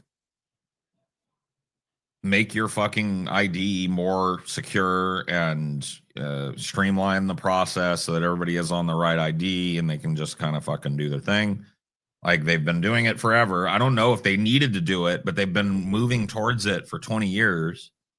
And all you had to do was go down and like take your birth certificate down there, take a piece of mail down there, and you're good. You know what I mean? If you're outside of that, I understand. There are definitely barriers. Like some people can't provide that mail. Some people have trouble getting a hold of their birth certificate because they don't know anything about where they were fucking born and shit. Yeah, I've got one of the real IDs these days. Yeah, so you're good. You're gold. If they ever even fucking start enforcing the thing, which seems they're going. It seems like the metric system thing. Like, you know, every generation is told, like, guys, you better learn the metric system because the United States gonna be switching over to the metric system soon. Well, I mean, like, it is kind of like like, they told my mom that shit when she was in school. They told me that shit when I was in school. Yeah. USA ain't never switching no fucking metric system. It's not happening. Yeah. Texas, the rest of the nation is going like, holy fuck, weed is cheap and legal and making a ton of sin tax money for all these backwards fucking states, right? Just like a huge boost to the local economy for all these states that are legalizing these pot shops and stuff. Texas, the Lone Star State, going the other way, boy. Going the other way. Texas becoming a bastion of fucking moronism. That is rivaled even by fucking places like Arkansas and Mississippi. And you know what I mean? Like you can get legal weed in those places. You can't in Texas. That's retarded. Yeah, they've gone so far as they're banning all the fucking any TH. It doesn't even have to get you high anymore. Yeah. It's like, no THC of any kind here in the great state of Texas, boy. Yeah, so it would be like for what is that stuff? CBD too, which is a derivative. This bill will actually take away my job, unfortunately. Well, you shouldn't be in Texas, my friend. I hate to tell you, I hate to be one of these glib fucks that just tells you like the solution is to move, but like get the fuck out. The solution is to move. It's untenable, man. This is not the only reason it's untenable, too. No, this is just the latest reason it's untenable. Find yourself somewhere else to be. Pretty fucking retarded. As a Mississippian can confirm, we have medical weed. Yeah. I mean, pretty much. I mean, other than Texas, I don't know of any other state going this way. And I said this you can fact check me on this. I said this a long time ago that Texas would likely be one of the last places in America to give up the ghost and get Joe Rogan is shaking right now. That's so fucking stupid, dude. No, Texas whatever. I guess they deserve that shit. Yeah. I guess this was supposed to be with the other stuff, but whatever. Well, whatever. I guess we're gonna dip back into this. Trump says Elon will. Yeah, I mean, we already talked about this. Well, this is kind of interesting.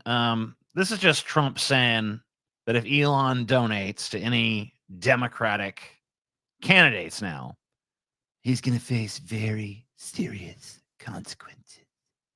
Consequences? That's not how friends talk to each other, bro.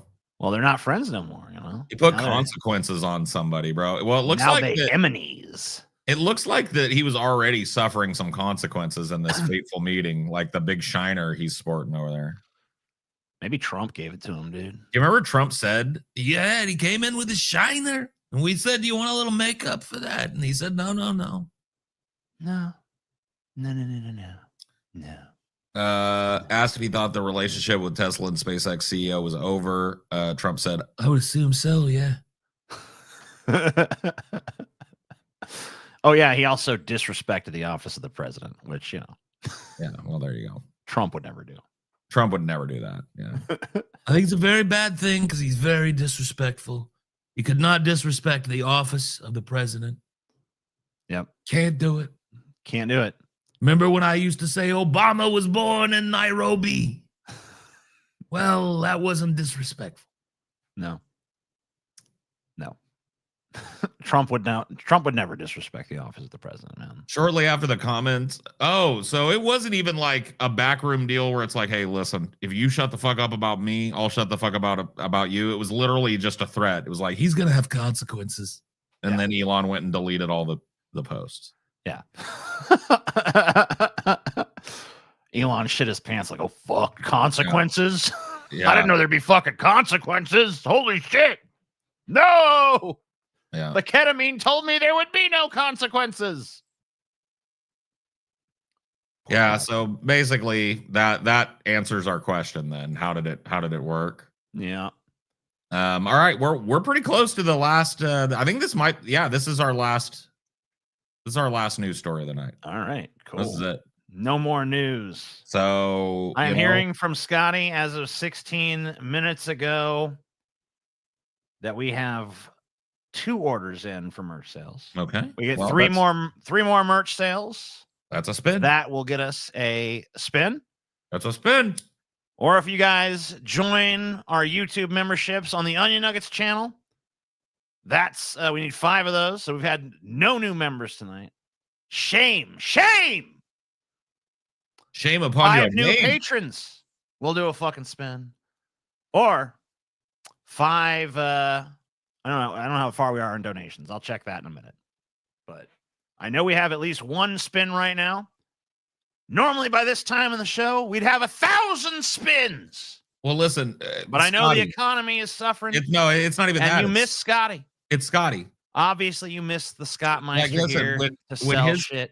When his beautiful face is on the show, it just like compels people to donate. But look, how are our ugly asses supposed to compete with that? I know. We don't have our most beautiful member. Nobody wants to, and look, dude, you need to quit flexing that wealth. Nobody wants to shower money on somebody. Oh, yeah, that's true. You need to look impoverished. Yeah, dude. Yeah, Strip your fucking hair. Let's both take our shirts off. Shirts off. We can't even afford a shirt. Mess up your hair. Let's get naked. I can't even afford a shirt, y'all. I'm shirtless. We can't even afford shirts. Can't afford nothing no more. Please. Please. Okay, they took away the Harvey Milk name off the ship because they're petty fucks. Yeah, they're petty and they're shitty and they're a bunch of fun.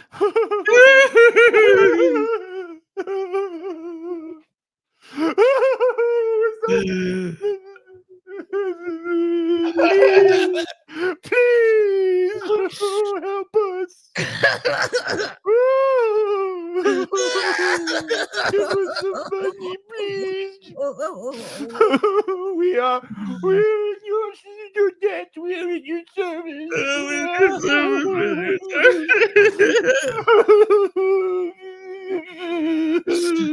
Can we snibble? I don't think we've snibbled. No one gave any money. They don't care. They don't We're not sympathetic, dude. Dude, yeah, they just look at us and they're like, I don't buy it. Fat fucking disgusting. I don't buy what they're selling, man. They don't buy it, bro. C'est la vie. They don't buy it, dude. No. Fuck, man. I thought they would buy that. That felt like an Oscar-worthy performance, but they didn't. I know. They don't care, though. TJ has, man, I've had these for a while, man. This is your first time? Paul had them too, but he had fucking gynecomastia surgery. Yeah, I had most of mine. Look at that. And get a cleavage going there. Damn. I can get a little cleave going too. Nope. Little hairy cleave. Nope. I'm gonna kiss you both. Oh, it's Wesley Trobeck. Damn. Big boy. Thanks, big boy. We basically own our buttholes for $10 now because we have nothing. Yeah. We're broke. We've been reduced to nothingness. Yeah. We're destitute. Destitution. Utter destitution. I bought it. Thanks, fantastic monkey. Okay. TJ, how do you think an Albert Fish style evangelical Christian inspired sadomasochist Joker could work? Why not just make an Albert Fish movie at that point? Why does it need to be the Joker? Yeah, why does it gotta be the Joker? Now you can buy yourselves some wife beaters. Thanks. Yeah, we should have some like greasy stained up destitute and hot. This guy likes it. Yeah, he's feeling it. Yeah. feel like I'm a little pale sitting here. Yeah, I'm pretty pale too, but I got like creative lighting going. I should probably put some red light on me or something, right? You think? I'm convinced. Cool. I look pale as the moon. So it worked. We just didn't. We didn't give it time. So anyway, do you remember when you gaslit me into thinking that my mom was the moon? No. You don't remember this? What I do? You sent a bunch of people over to one of my ideologies one night, and I happened to be, uncharacteristically. I kind of do remember this. Yeah, and you were like, Paul's mom is the fucking moon. Yeah. Go tell him. And I was fucked up on something. I don't remember what. And the whole chat was over there telling me it like for hours, and I was fucked up on something as well. And so we used to be way druggier than we are now. Well, maybe. Yeah, maybe you still are. I don't know. No, I'm not. I'm not at all, man. Well, I smoke a lot of pot, but. Do you sell 3X tall t-shirts? I wish we carried tall shit, but it's so hard to get your hands on that. No, not really. No. We do have up to 5X, which I a lot of times will wear those, even though I really a better fit for me is a 3XLT. But the 5Xs usually work all right. It's a little bit more loose, but it still works. So that's what I would recommend. If you're 3XLT, get a 5X, and it'll probably be fine. Yep. Let me check if you guys have got us to a second spin donation-wise. Remember, you guys can also join the Patreon, join Onion Nuggets YouTube membership, etc., or buy merch. There's lots of ways to get spins on this fucking show, guys.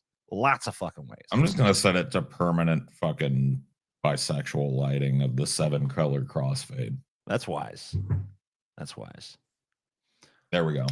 Let's see here. So we have $51.97 in the Onion Nuggets chat. Okay. Let me check the Deep Fat Fried chat here. And then over on the Deep Fat Fried chat, we have... Who's winning tonight? Definitely Deep Fat Fried, because they have 238.25 over there, which gives us a total of 290.22, which is about $10 shy of a second spin. Nice. So we just need, now it's $5 shy, thanks to Osmosis over there.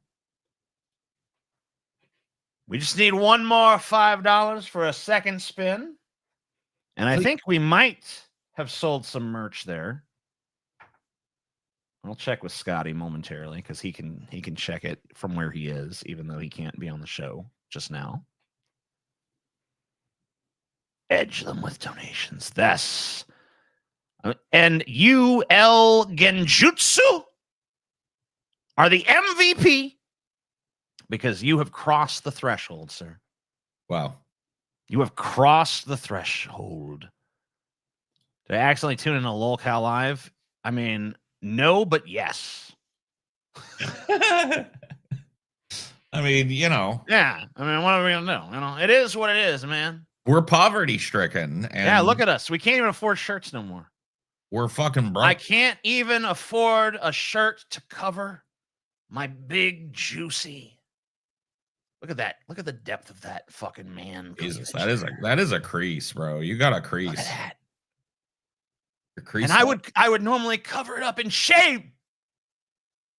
But I can't even afford a shirt upon my back. Wow, man. It's really, you know what, dude? Spinneroonie, 5-time. Giggity. Yes. Nice. I like that guy. He reminded me of being I spent all my money on this fucking tattoo. That's my problem. Yeah. See, look at mine. It's faded with age and worn. I can't even afford to get my tattoo touched up. That's how fucked up this economy is. And I just spent my last dime on this motherfucker right here.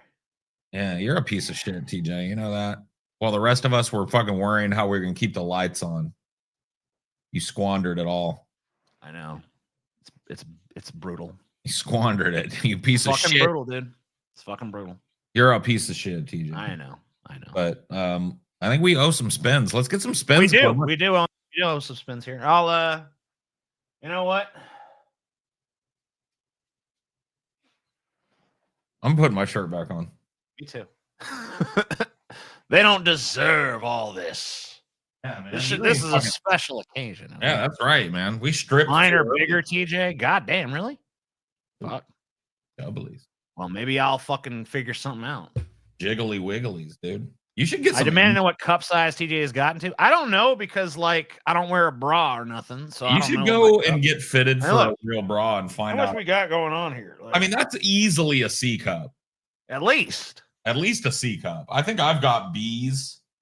I've got like a pretty comfortable handful of titty. I think I got B's. I think you've got a C cup.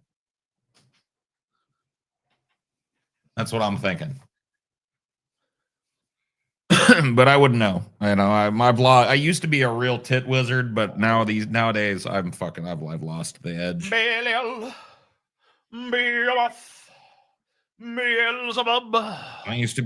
used to be a real tit wizard though. I used to be able to just like look at a chick and go like and name their bra size. Yeah, it was like a party trick I would do in high school. But the problem was, and I got to be honest with you, dude. Correct me if I'm wrong about this, TJ. TFF pinup calendar win. I don't know. I mean, if you'll buy it, we'll fucking put it out there. We're sluts. Did these unnatural mammers start kind of after our fucking adolescenthood? These like not unnatural, but like these natural mammers that are so fucking huge, you could smother a village. You talking about like these? No. I mean like fucking Triple J cups. Oh, like the huge titties? Yeah, we're talking about like chicks that got the big breastises. Yeah. I don't know. I don't feel like those chicks were around back when I was a teenager, bro. I feel like if a chick had really big tits, she had like D cups. Like that was the standard back in the 90s. Was like, man, she got them D's. She got them double D's. All the plastic creates extra estrogen. Could be, man. That would microplastics ain't as bad as I thought. His titties have gotten epic, enormous, just naturally enormous. Enormous titties. And I'm not complaining, by the way. Don't take that as a complaint. I'm just asking. Share the screen. I don't need to share audio. I just need to share the screen. Barely. Damn it! Quit fucking sharing goddamn Paul's screen, you piece of shit. This one. There you go. They're gonna ask me what's in my taxes folder if you keep doing that, TJ. Here, go back to my screen. Look, there is one, but I won't. I will not show what's in it. Yeah, look at it. See it right here. Whoa. Taxes. Oh shit. Oh shit. What have you done? There it is. What have you done? Just a few images. Whoa. Not that many though. Should I click on one? You're a connoisseur. If you want. Should I? Yeah. I mean, it might cost us the show. I don't know. I'm willing to do it. I want to know. No. Where's my? There he is. What? Let's see. You sick fuck. What the fuck is this? What the fuck is it? What? Want to see another one? Dare you? Okay. Sure. Oh my god, dude. No. I've the thumbnails are back. I've had my fill. I can't do no more, man. It's too much. Sorry, dude. Well, look, what are you gonna? What are you? You of all people are about to kink shame now. I mean, look. I mean, hey, you into what you into and shit. That's fine. But that's just a little much for me. Grimace isn't kind of hot to you. I mean, look, dude. You know, we all have our things. We all have our things. Cutting open Grimace and burgers and fries spill out isn't kind of fucking hot to you. Let me think. I can't. You know what? The wheel can wait a minute. Spin the scene for me. All right. So Grimace comes over. You're chilling. right? Yeah. You're stoned. You're hanging I'm out late at stoned, night. hanging on my couch. Got it. Yeah. Yeah. You're kind of hungry, right? Okay. And then all of a sudden, Grimace is there with you. And he's like, hey, TJ, we've got something tasty for you, but you're going to have to gut me like a fish to get it out.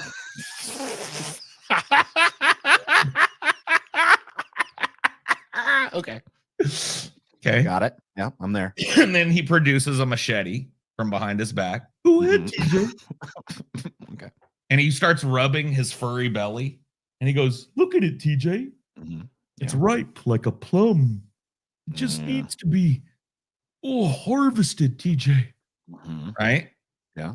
He's asking you to do it. What do? You tell him, get the fuck out of my house, weirdo, or do you cut him open? Because I can't answer. I don't know, man. It's a really tough decision, The moral ramifications, the ethical considerations, I'll sign a waiver, right? I have one right here, TJ. He just has it on him. I mean, he's obviously put a lot of thought into this. Yeah, I got a waiver. I mean, I don't want to disappoint him. I don't know. I mean, I'd have to just, you only live once, How about this, TJ? Yeah. How about this? Might as well. You don't have to start with the big purple belly. Cut off one of my fingers, TJ, and see. Yeah, that's a good idea. See if I like the general vibe of it. Yeah. Right. So you cut off one of his big old fuzzy purple fingers, and then I'll know. Right. At that point, I'll know. Does this do anything? Like what fries comes out, right? Yeah, like if a French fry or two popped out of there, I'd be like, oh shit, this motherfucker's full of. I have to taste the fry and be like, is this a good fry or is this like a soggy fucking? No, you know what it is. It's fresh cooked. It's fresh fucking hot. Yeah, it's like fresh salty. out of the fryer. Salty. Yeah. Oh yeah, that motherfucker's getting. I mean, he's getting gutted at that point. Right. And then if if he's full of delicious top tier McDonald's fries, like what am I supposed to do? That's what I'm saying, TJ. That's what I'm saying. Poor Grimace, dude. He wants it. Look at him. He wants it. Why would they release? He brought a fucking waiver with him, dude. He came wanting this. Okay. Why would that's what he fucking needs? Why would they release shit like this if he doesn't want it? Look at that. Yeah. Look. See, burger, or no, those are McRib lungs. Yeah. With flapjack lung parts. He's got a chocolate shake for a heart, fries for a brain. And then all his guts are like nuggets and a straw for the drinks. Yeah. And then, he's got like sauces down here in his feet. What do you think? And it's all mustard and ketchup too that's running through him. I mean, we know what must be done, Paul. Well, look, I now you know what must be done. I'm sold. I'm sold on it. All right. All right. Spin it. We have at least 2 spins. Mm-hmm. I should mark the second one on here. Spin it. And we'll see. You want to fill that straw up? You're disgusting on top. I want to fill up that straw, boy. You're a sick fuck, man. Stay away from that. We're just talking about cutting him up. You want to fuck him? That's gross. Don't be weird, dude. Tales of the Dick. Oh, shit. We landed right on Tales of the Dick, bro. It was always destined to happen. Yeah. I kind of needed to know anyway. Who sent me Tales of the Dick? I think that was Scotty. Okay. The Scotty. The Scotty Doc. Scotty Doc. Scotty Doc. Andy Dick stories from Los Angeles. Yeah. So these are just like sightings of Andy. Yeah. And like the LA subreddits and stuff like that, right? It's beautiful. I think it's what this is. I don't know. I didn't actually open it, but I know that it's his. So, okay. Well, there we go. Take a look and see what you got there. Probably should have vetted it first. Well, I mean, Scotty. Sometimes Scotty will send me a link that don't even make fucking sense. Oh, it's all Imgers. So yeah, it's an Imgur album. So that's promising. This is probably actually something that Amelia or somebody put together then, because Scotty doesn't usually do an Imgur album. Andy Dick is an infamous drunk and drug addict in Los Angeles. If you were to start a post right now in our Los Angeles asking for people's Andy Dick stories, you would get a long ass thread of people exchanging their sometimes weird, other times extremely off-putting, and other times criminal encounters with the man. He's like a late night boogeyman, except he's real and horrible. Well, the boogeyman is also horrible, right? Yeah, but he's not real, you know. Well, maybe, yeah. I'm 52. Both my brothers passed away in 2013, and two of my cousins had encounters with Andy. At the Virgin Mega Store back in early 2000s in Burbank, now long gone, I was looking at the free postcards and glanced up to see where my boyfriend was at the time because we were waiting to watch a movie at the AMC 6. So I look up and I see a frail, framed naked dude, pecker out and erect. It was Andy and his dick. He's just naked in the fucking record store. He was naked in the Burbank Virgin Records. Love it. With a boner, I guess. With a big Andy dick boner. Yeah. I'm Andy, and this is my dick. Yep. Can anybody know where a guy can get his cock sucked around here? Andy dick. Yeah. I was living in the Pacific Electric building during the pandemic, and I would see him scoring drugs by the CVS off 7th and Spring pretty frequently. One day I was talking to my girlfriend with the door half open, and I was on the way out. And when I turn my head as I exit, none other than Andy Dick, is half a foot away from my face. We stare at each other in mutual confusion, and he simply walks into my apartment and says, "Oh." A leasing agent scurries after him and says, "It's the next one over, Mr. Dick," before apologizing to me and my girlfriend. He never did end up getting the unit, but it would have been a nightmare scenario to be next door neighbors to Andy Dick during the pandemic. Oh, fuck. Yeah. That's a close encounter right there, man. That's a brush with death. Yes, my friend works at Harley Davidson and tried to kick him out because he thought he'd just some druggie asking people for money. Then he noticed it was actually Andy Dick. Then he told him again that he can't be asking people for money. Dude, I love this. Yeah. Andy Dick is just fucking in the, like, where, how does he end up these places? He wanders the city. He just wanders around and just wanders into shit like a Harley Davidson. Okay. He started hanging around with people that are doing these like live, IRL streams or whatever. And what he picked up from them is that people will donate to you if you're walking around being a general nuisance. Yeah. And filming it. Yeah. And so basically he'll drink like a quart of vodka and then stumble into the streets of LA at 1 a.m. And in any business that's open, he terrorizes it. Like a parking lot filled with people smoking or whatever, he's going to be there. You know what I mean? Like, listen, it just keeps going. A friend of mine is a comedy writer. She saw him out one night in Hollywood, absolutely blasted out of his mind. She asked it if he needed help, and he responded, "Don't you fucking patronize me." And he stumbled away. Don't you fucking patronize me. This is very true. I used to go to Iowa West when I first moved to LA. One night I was seeing a show and Andy Dick plopped down next to me. He proceeded to take my glasses off my face and wear them. I thought it was a joke or something, but he didn't give them back. Then he started rubbing my leg and staring at the knee and working his way up. It was obvious he wasn't going to stop. So I stood up, snatched my glasses off his face and left. Years later, I ran into him again. Oh, Mr. Naughty Priest, $199.99. Hi, TJ and Paul. Thank you, Mr. Naughty Priest. Yeah, thank you as always. Amen. Must have been a bumper crop this season or something, man. Hell yeah. Mr. Naughty Priest splashing out. What a gent. So yeah, anyway, he saw him years later and he mentioned that he loved my glasses and tried to take him again, but he was ready this time and stopped him. Here's another one that says Andy Dick should be avoided. I had an unfortunate encounter at the Crazy Horse 2 in West Covina or something around 2007-ish. He was there drunk, bothering a birthday party and trying to score drinks. I think he basically stole the drinks he had or swiped them. Anyway, he got the boot. He's unrecognizable. Last I heard, he was trying to get someone to get him to take out beer at the Gopher in DTLA before vomiting onto a car in roughly December 2024. He really needs a GPS tracker, and he's got to be synced to the Shake Alert earthquake system. Folks need to be notified, of the public health risk as he approaches, or it approaches. As it approaches. Yeah. My Andy Dick story is I was working at Comedy Central's Last Laugh, which used to be done every New Year's. Andy came on to the post-production house I was working on at for some voiceover, and he immediately became my best friend. When the producer called for him to get into the studio, he refused and said he would rather hang out with his new best friend than go record. He did this for about 3 hours, I shit you not, all the while talking my ear off on all the bullshit in his life that quite frankly bored me to death. I kept encouraging him to get into the booth, but he was having none of it till they threatened to fire him from the show. Probably should just open with that. Yeah.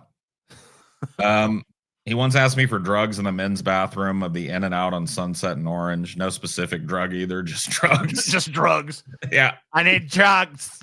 What kind? Drugs. Yeah.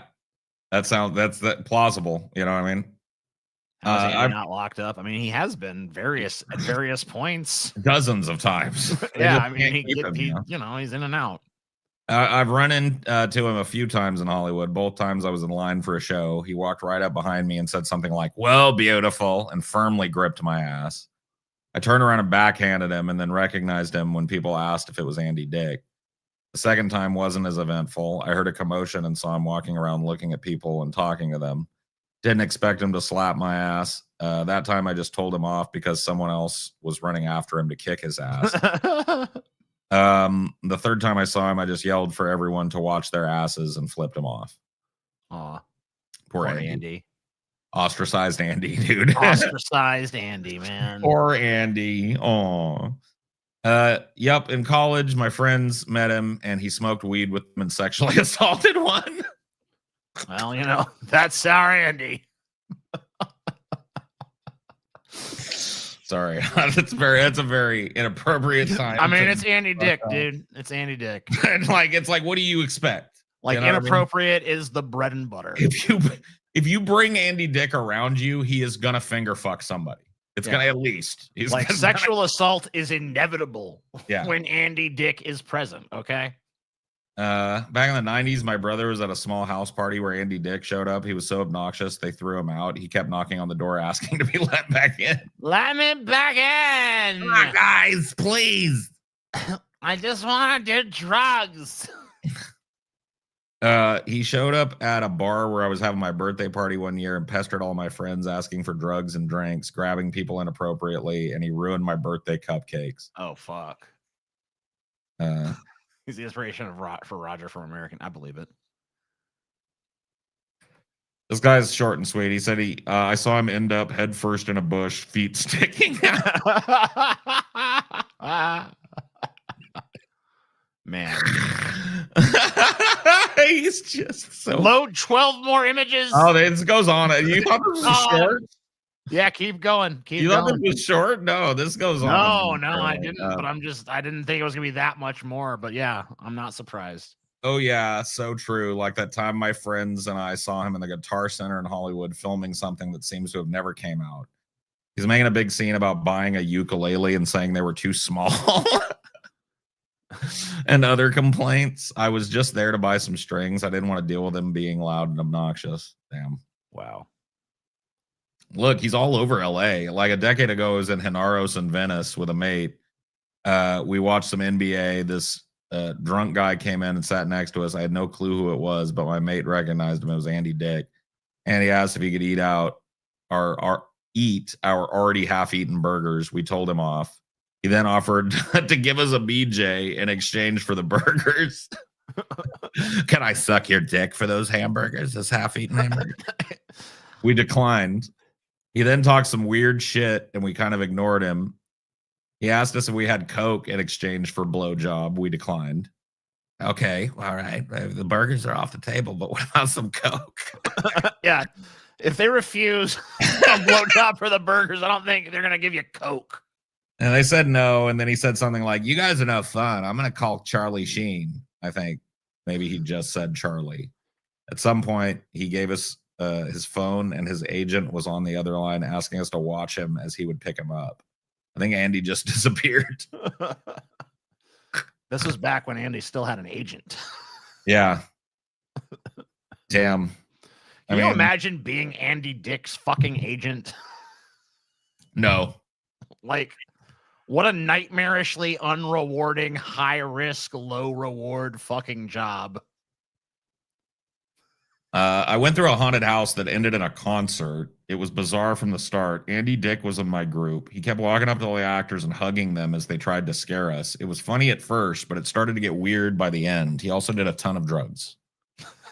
Well, that's to be expected. You know, the funny thing about this is, you know, some of these people could presumably be lying, but I believe every single fucking last story in here. You'd be a fool not to. I mean, Andy is known for this and more, right? Like this is pretty tame in comparison to some of the Andy stories. But I don't know. We've got a few more to go here, so yeah. I went. Let's see. On the one hand, it's pretty cool that he's a celebrity and he doesn't act like one. I mean, he kind of does though. All the other stories are him imposing himself on people because he thinks he's special. I don't think that. I think he'd probably still be doing that anyway, but maybe I'm wrong. He literally will follow random people into parties and hang out. However, the fact that he's an alcoholic and acts like an asshat when drunk makes it not cool. He lived in my building in DTLA for a while. Sometimes he was cool, nice, and polite. Other times we had to physically remove him from my buddy's apartment. Another time my friend was shooting an indie film and he barged in and tried to direct. He also got his ass kicked on a normal basis due to his antics, groping guys and girls, trying to eat people's burritos, begging for money and booze, cussing people out when they said no. Wow. What a life, dude. He's literally just a menace to society. I mean, dude, he survives like no other fucking organism in all of the history of the world. I wouldn't say that. Like, there's never been, I mean, like, there might have been a local fucking celebrity or 2 or 10 or even multiples, right? Maybe. But I can't think of anyone else that conducts themselves in quite the same manner as Andy. They're a rare breed. I'll tell you that. The people that can do this, like, just impose upon other people and somehow eke out a thing, they're a rare breed. But I do believe they're out there. And I think they've been out there. Well, people that just kind of drunk and drugged their way through life, you know? I mean, that's not unusual. Right. But a lot of the other antics combined, I think, bring it to that place. I think you're right. He is a diamond. I mean, like, a motherfucker that will just, like, go and just, like, brazenly, like, try to eat your food.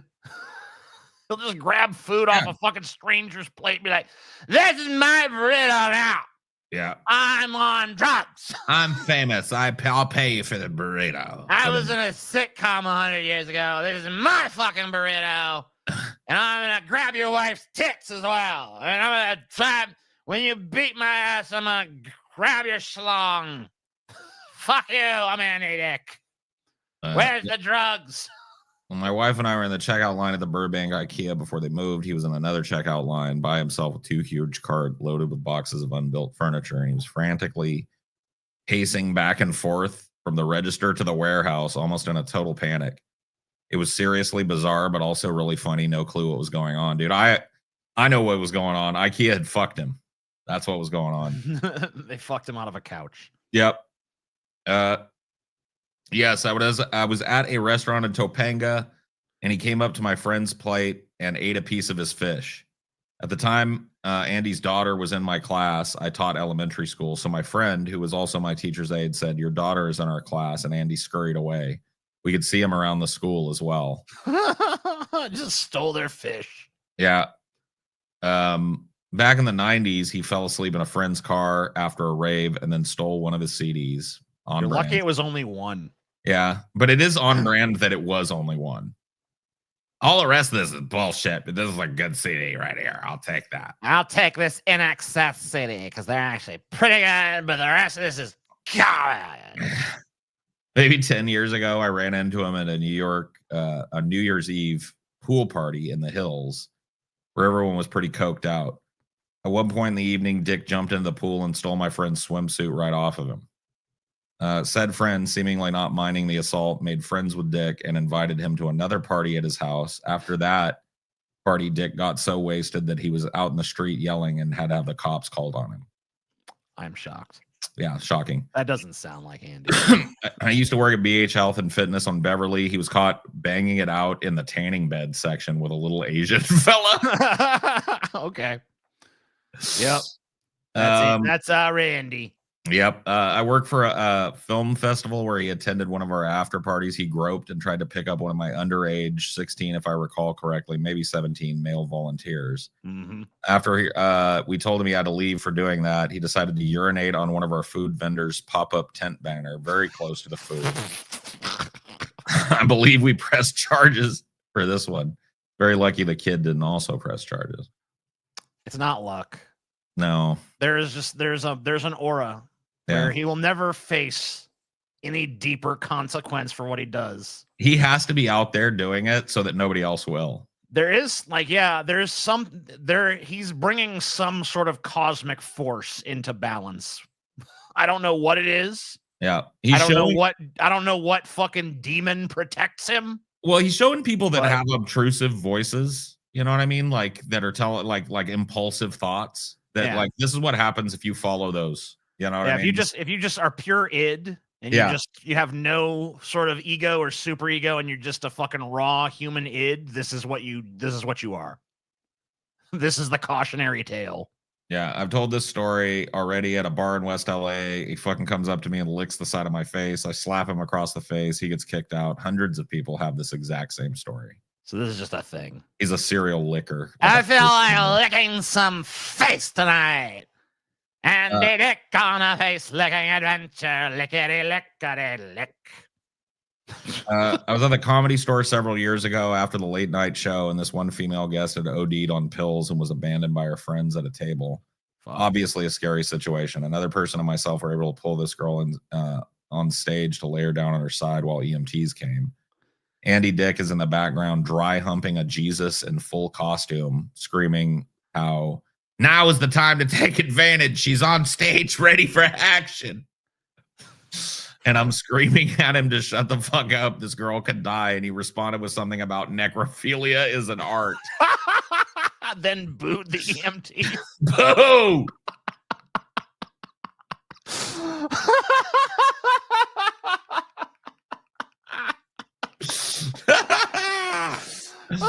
Oh, Andy, dude. Oh, my God. Oh, yeah. Yes, I met him at a restaurant. I was working. Yeah, I know. That's just...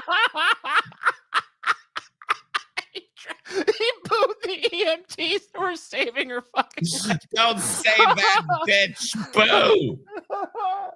Necrophilia is an art, you fucking pieces of shit.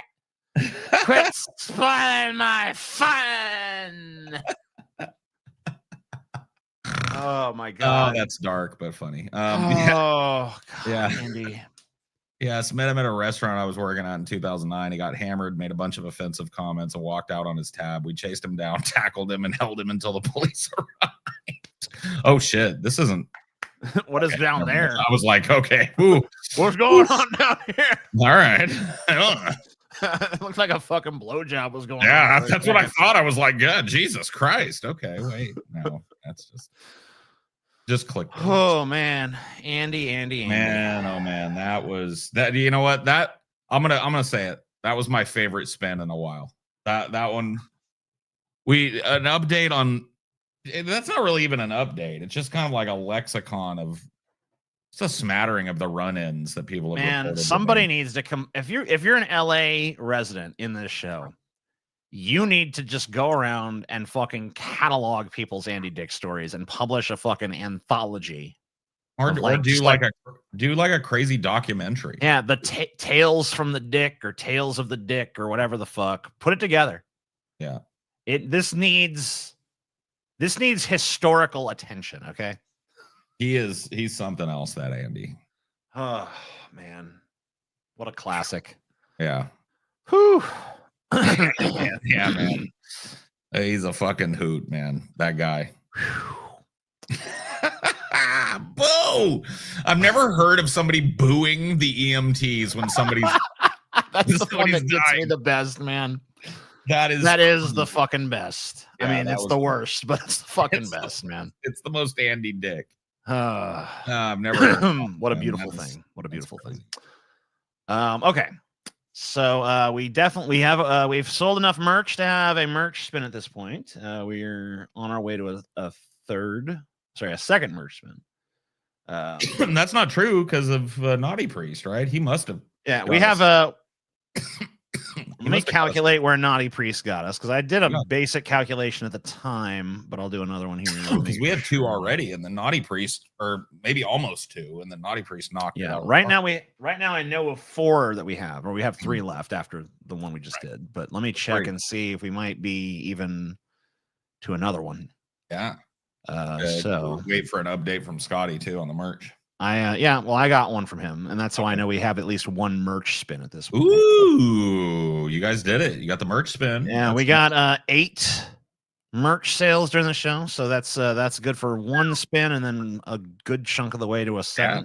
2 more merch sales of any kind, right? Sticker, t-shirt, no matter what. Doesn't matter what it is. Any merch sale. We get another spin. So we're very close to ladling out some more spins. 4 equals. Yeah, we are we're not Mr. Naughty Priest, we're up to 3 dono spins. Mr. Naughty Priest definitely clinched 1 and got us a good chunk of the way to the other. We're about let's see, about 75 ish. No, not 75, 65 away from another spin.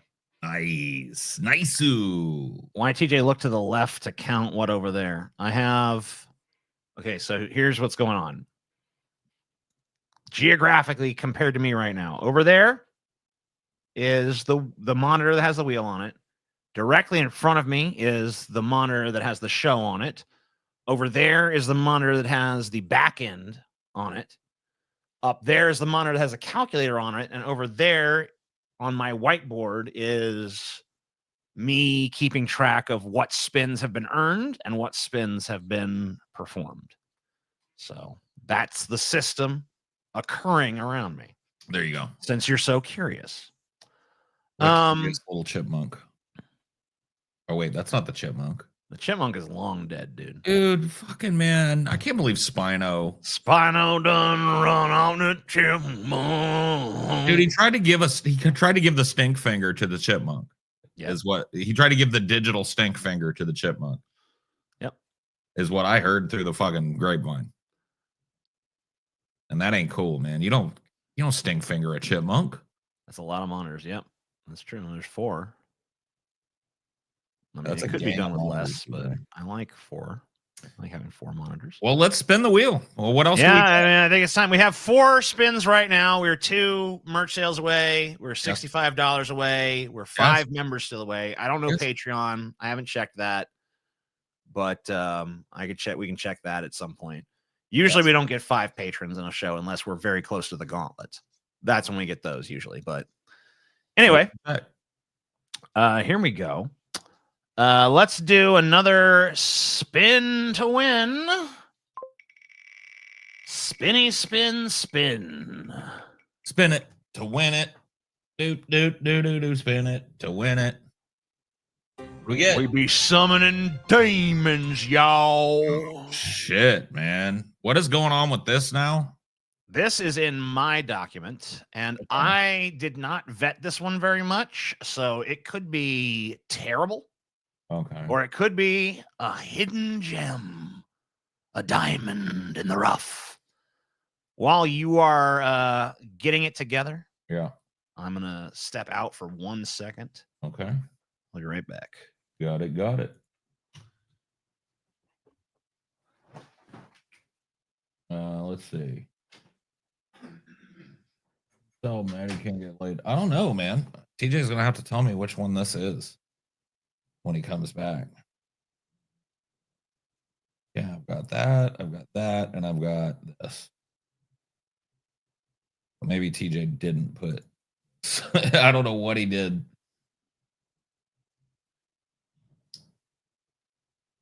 Let's see. This is TJ's for sure. Birch suggestions. No, this is not. I don't fucking know. He'll have to tell me what the fuck it is. Because I don't see anything labeled about demons. Unfortunate. TJ messed up. Terrible TJ, yet again, has pulled a goal, but not actually pulled it. Should we be surprised? Should we punish TJ when he comes back? I think we should. I think that we should spank TJ's booty cherry candy apple red. That'll teach him to defy us. TJ lied, Scotty died. TJ lied, Scotty died. TJ don't know what's up, dude. He don't know what he doing, dude.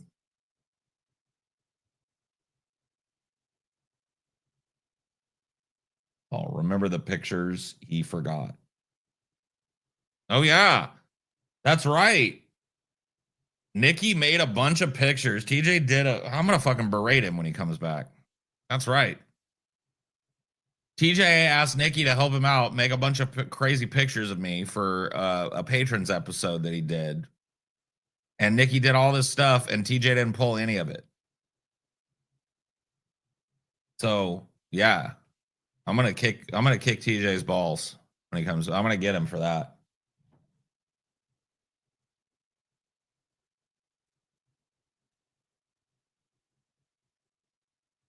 That's messed up. That's muffed up. And then he said somewhere on the show, he was like, I forgot who it was, man. I forgot. I couldn't remember who I asked to do that, bro. TJ gonna get it now, dude. You gonna get it now. You ain't kicking my fucking balls, bitch. Dude, I'm gonna kick you right in the balls, TJ. You ain't kicking shit. You didn't pull any of Nikki's pictures, TJ. Did you see? Did I? You remember for the fucking Paul episode you did? Yeah. So you remember this, right? This is not.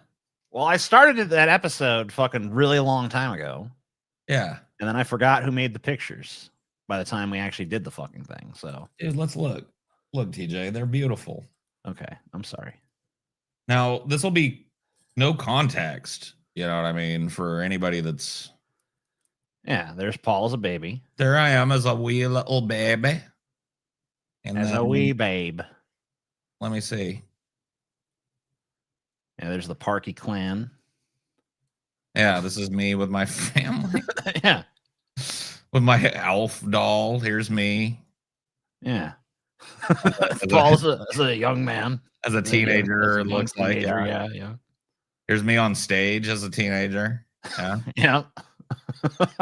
It's so beautiful. I know. You didn't show any of it. I know I suck. Here's me after one of the shows looking at my love, in my dream role or whatever. I can't remember how it went, but it was fucked up.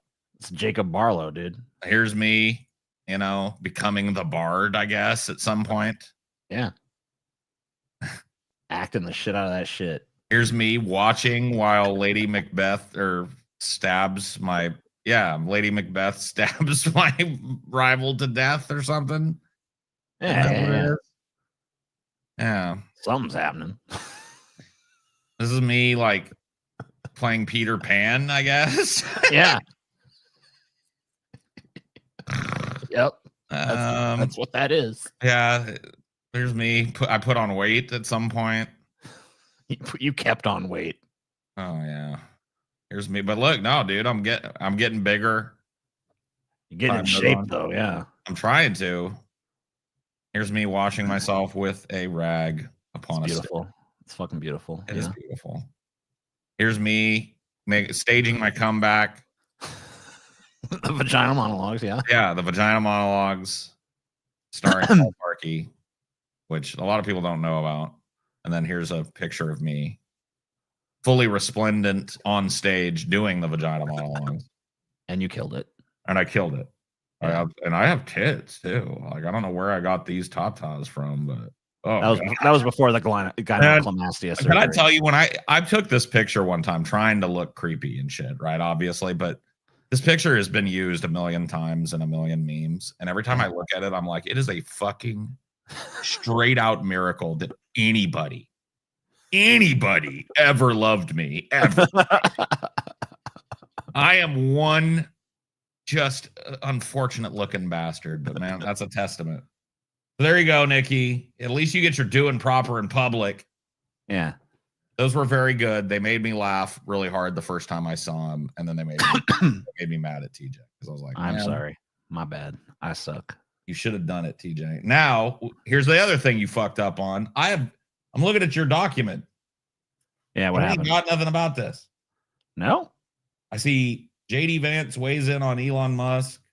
No, that's Amelia's. That ain't my document. Okay, maybe that's the problem that I have. That probably is the problem. Yeah.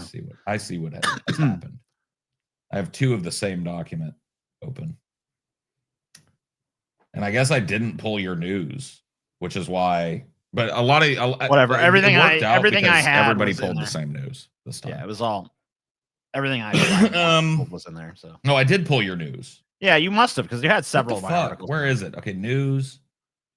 Okay, all right. 7 signs you ain't got no soul. Is that the one? No, we'd be summoning demons up, y'all. That's the one. I'll be founding it. I'll be finding that shit 20 minutes later. Got it.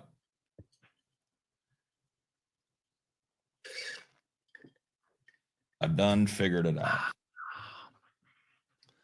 He's beautiful. Jesus Christ. He's fucking beautiful. This is an exorcist says this is the most evil generation. This is a preview, I guess, of a longer video. Well, let's take a look and see. But it's 6 minutes fucking long, so we should be able to glean something from it. Let's take a look. The power. We were just talking about Adam and Eve and Lucifer. And so before Adam and Eve, where did the angels come from? Before the created matter of the universe, the stuff that we can touch, he created all the angels in one single moment. But we know Lucifer fell for sure. That's right in the Bible. Yeah, that bastard.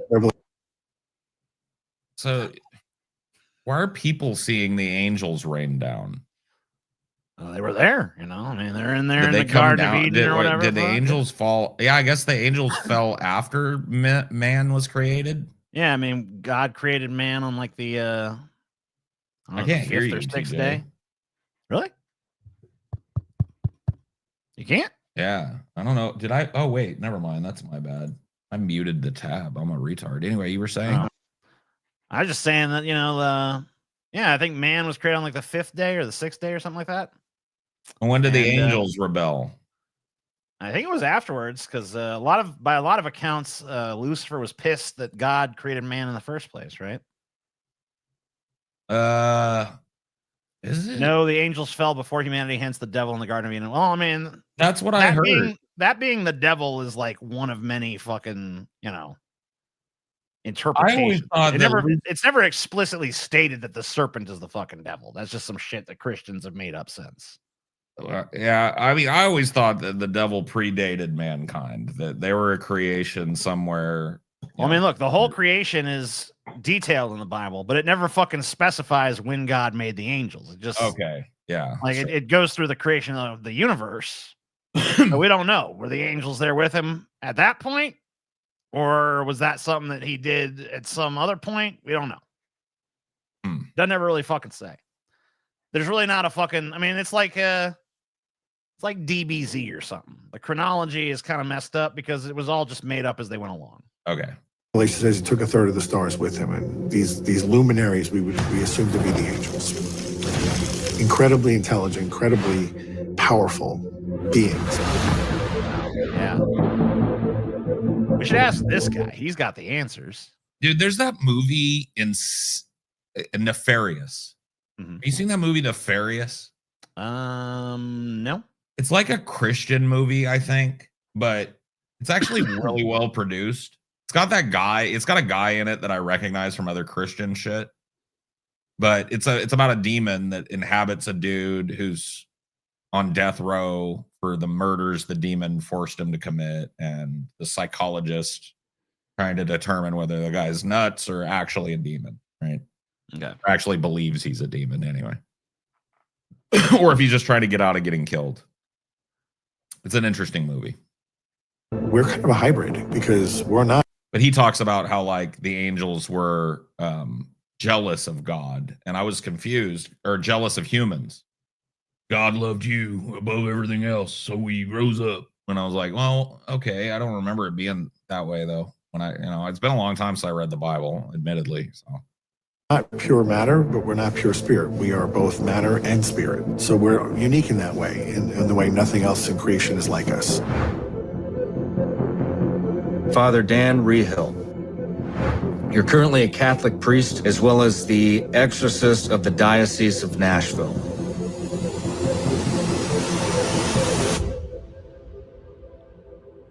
Satan is at an all-time high.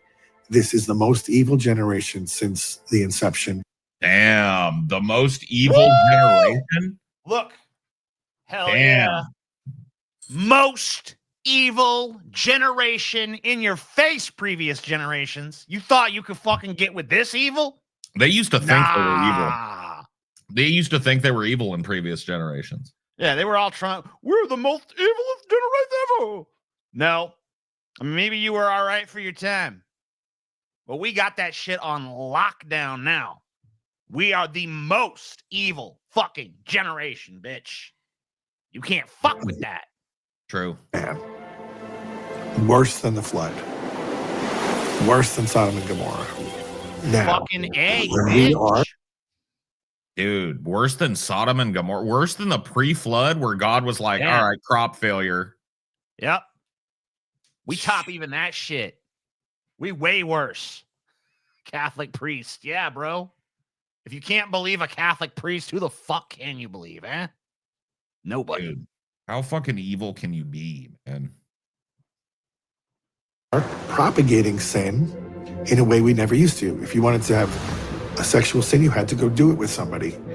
But now we can just open a phone and do things on the phone. I mean, you could always just kind of do things in your mind. You know that, right? Yeah, I mean, like, Jesus specifically said there's not any difference between lusting in your heart and actually doing the shit. Right. So, You know, people yeah, have I been mean, like, some of us can close our eyes and fantasize about, like, for example, Grimace riding on her cock with his big, fat, fluffy, purple ass. Just bouncing. yeah. Take it, Grimace. And every time you fuck him, a fucking French fry falls out of his mouth. Yeah. With every thrust. Blah, blah, blah. And by the time you're done, you got a little pile of fucking French fries, you know?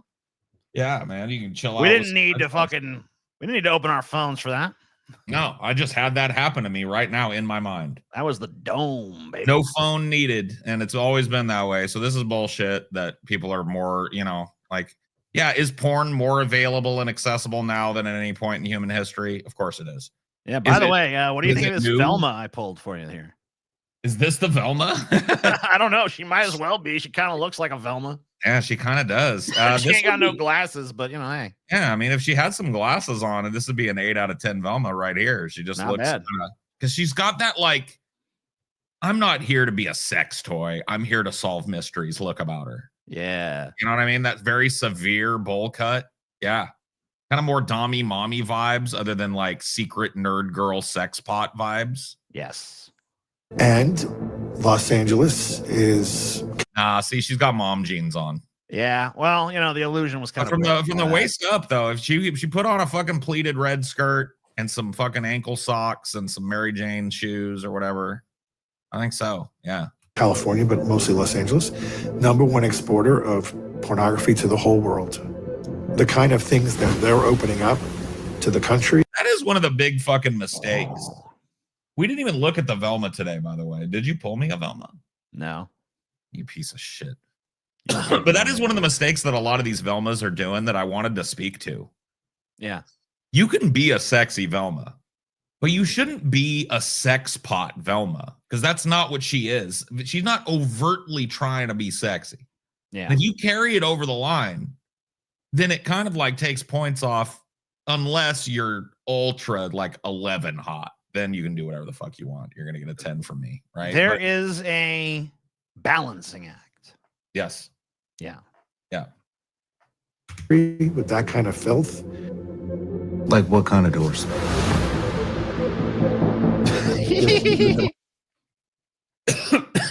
I mean, I love it. I just think this is goofy. It's fucking so goofy, dude. Dude, my sisters, you know what this reminds me of? What? My little sisters, because we weren't super religious when I was growing up, right? We were just kind of incidentally religious. When you know that movie, The Craft? Oh, yeah. That movie came out, right? And they were the target audience. They were like 10, 11, and 12, right? It's like little stair steps. Yeah. And they were just like super the audience that one of the audiences, at least. I think they were probably going after boys too, which is probably why I watched it. But when they watched it, they were like, we're going to be witches now. When I see imagery like this draped in this like dreadful music and a big red filter and shit, I think of my sisters. One time I woke up at night because I heard something, right? And they were in the kitchen and they had a circle of salt that they had made on the ground. And they were all kneeled around in the salt, and they were just like doing like the thing from the movie, like earth, air, fire, water, earth, air, fire, water. And I was just like, I fucking like, they didn't see me walk up, and I was like, you guys are fucking lame, and you better sweep up all that salt. Man, so fun. That's what I think of when I see these scenes. Like some nerd drew a fucking pentagram on the, and it's not. Is this even a correct? I guess it is. A correct, semi-correct pentagram. Yeah, I mean it's the a little lopsided. Yeah, they didn't really do a great job with the, but you know, but it's correct though. It is I mean, yeah, it's technically correct. Yeah, Lucifer will still show up. Have you heard of satanic ritual abuse? SRAs. Have you heard of Catholic ritual abuse? CRAs. Have you heard about that? I've heard there's this huge cover-up of people in the Catholic Church that kitty fiddle and then get moved around the country like a virus to plague another community. No. You ever heard of that? I've heard a lot about Catholic ritual abuse. And oftentimes the parent doesn't even know and offer that child to the devil for power. What? Yeah. How do you do that and you don't know you done it? Well, you know, the devil's a crafty guy. Yeah, but I mean, he's bound by rule. You got to choose it. I mean, you know, he's a crafty guy. You don't necessarily know what you're choosing. You know, he fucks and he fucking gets in your head. He messes with your brain. So this guy's basically claiming that like all this proliferation of porn and craziness on the internet, right, and kids being allowed to do that's the devil's bargain, right? I don't know. I think he's actually talking about satanic cults abducting kids at this point. Like he's just trying to resurrect the satanic panic of the 80s, basically. Sure. Power, that they would gain some power in some way, or wealth, or whatever. As people hear that, they get a little angry, like, well, I don't think that's fair. It's not fair. Evil is not fair. Do you think that maybe Jesus is so hated because elites are threatened by a higher power? What a loaded fucking turkey of a question. I love how these guys with this fucking backdrop. And isn't one of these guys like a fucking, isn't someone in the chat saying that this guy is like some kind of powerful dude or something? Like these people are going to be talking about the elites. Like you guys are elites. Okay. Yeah. Shut up. Yeah. You're multimillionaires. Fuck you.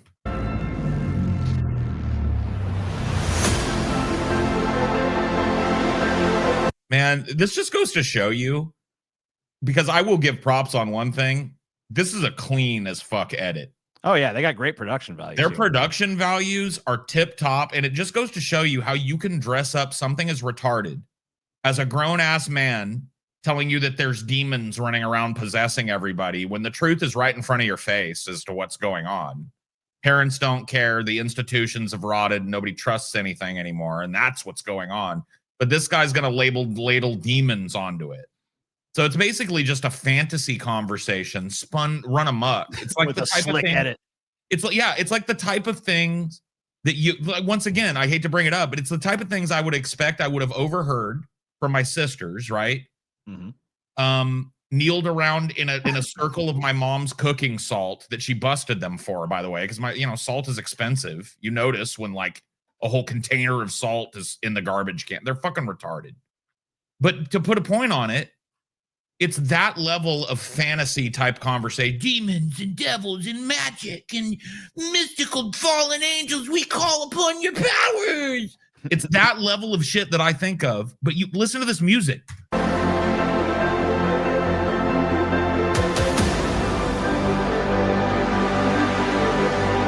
Like, would you think if you were just outside of American culture that you were about to hear a complete and utter silly, concocted, zero weight, zero evidence fantasy from a fucking religious retard? You'd think that you were about to watch the most poignant thing that was ever revealed to a man on a podcast. Oh, yeah.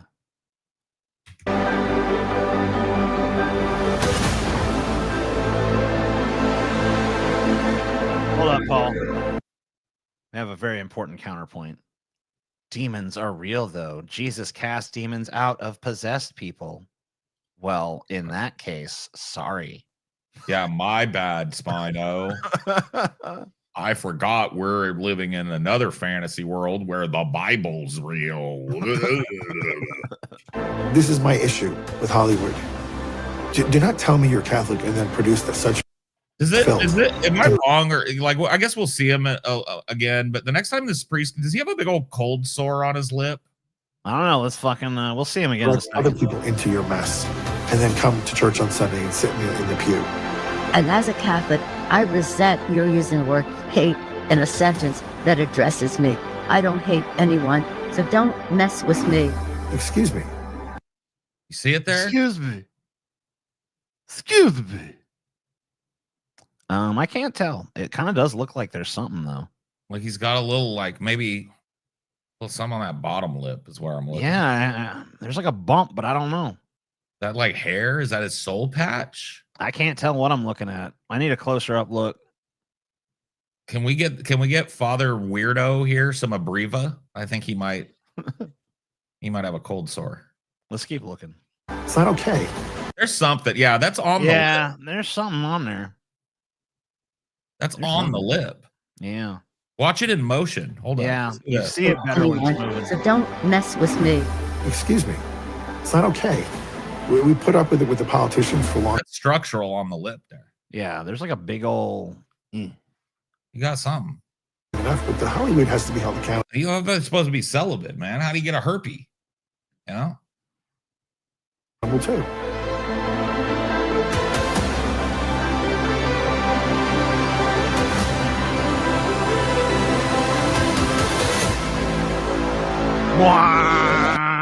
Dude, I swear to God, dude. If I were the guy that wrote or remixed or whatever that fucking Do Ne Re No Ne Re or whatever the fuck song from what's that fucking goddamn movie? The Bois movie. Inception. Yeah. If I was the dude that wrote that song, I would sue literally all of Hollywood right now. Yeah, sue everybody that's doing it. Because this is that. I mean, it's the Bois shit. People just lifted it. It would be like some people. This is how I see it. All right. So 1978 or whatever, 77, Star Wars comes out, right?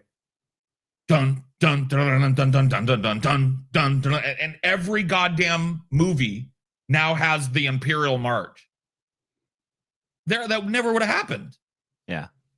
But for some reason, the Bois guy has gotten his pocket picked by every one of these low rent motherfuckers to the point where like nobody even knows who owns the Bois anymore. He invented the Bois, motherfucker. You can't copyright a Bois though. It's just yes, a drone you can. note. Well, he should. Plenty of people have sued and won in court, huge settlements, because songs are too similar.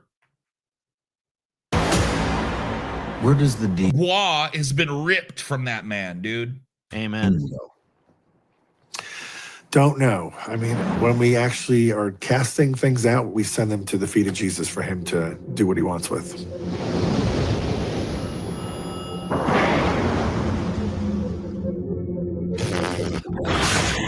I mean, with artificial intelligence, we are summoning the demon. You know all those stories where there's the guy with the pentagram and the holy water. It's like, yeah, he's sure he can control the demon. Didn't work out. The demons text him. They send blasphemies. They talk about some of his cases. Like, this victim is never going to, they're ours forever. You can't. So wait a minute. Demons are texting now? Yeah, dude. That's a huge upgrade in technological fucking advancement for the demons. Yeah, demons are way more high tech than they used to be. Demons are texting? I did not know. Why? Okay, so why did nobody tell me that? So wait a minute. Maybe this isn't all bullshit.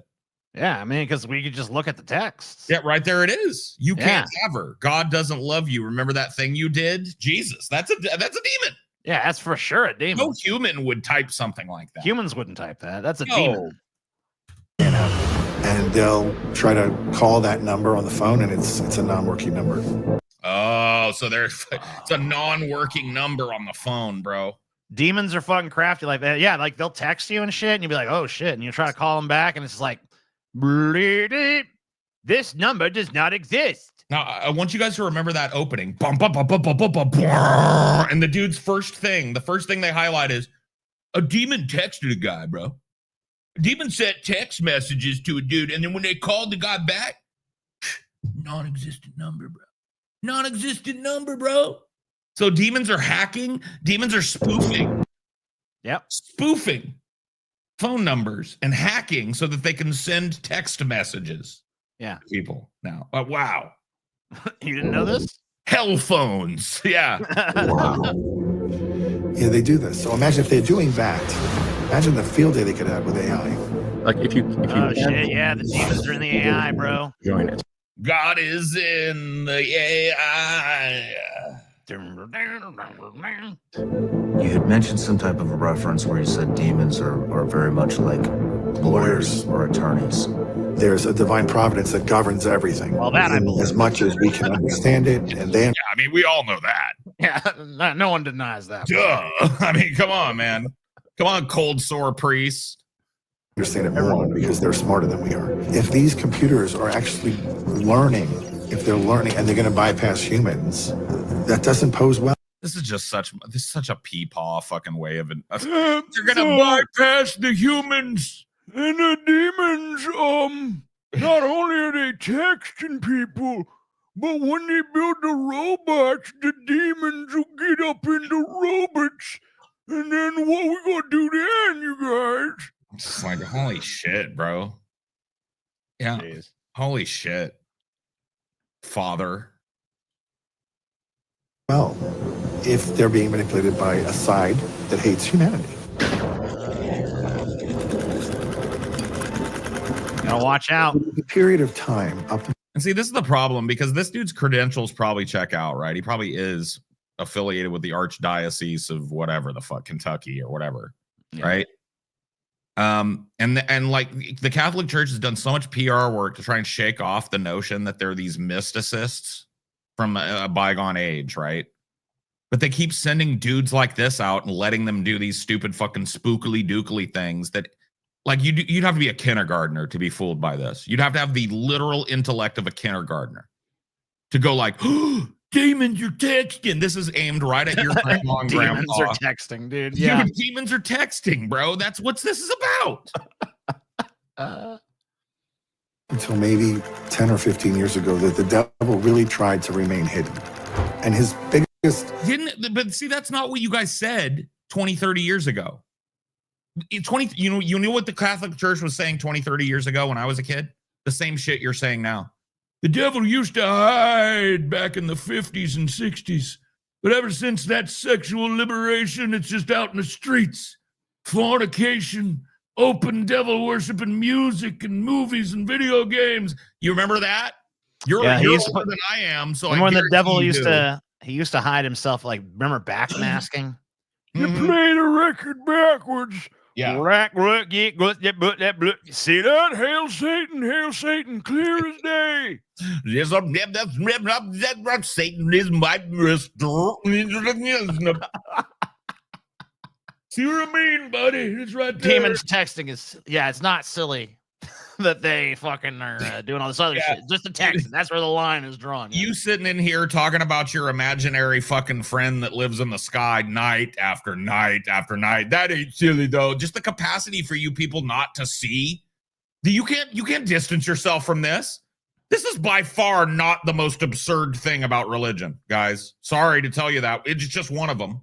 We're having fun poking at it, but you don't get to look at this and go like, look at that weirdo. I'm not like that. Yes, you are. You believe in a talking snake, talking goats, bears that follow the directive of old men, et cetera, on and on, an ark.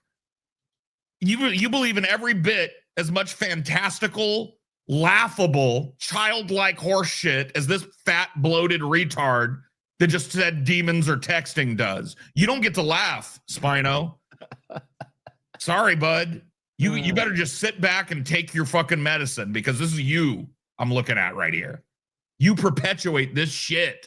It's you. It's dumb fucks like you that empower these motherfuckers to put this fucking pedophile collar on and wander around society getting deference from people because they tell stories about a magic man. Take responsibility for your beliefs, dumb fuck. You don't get to sever a part of the body of Christ. Are you kidding me? Demons X, bro. Deception was to convince people he didn't exist. In the last 15 years, it is all out.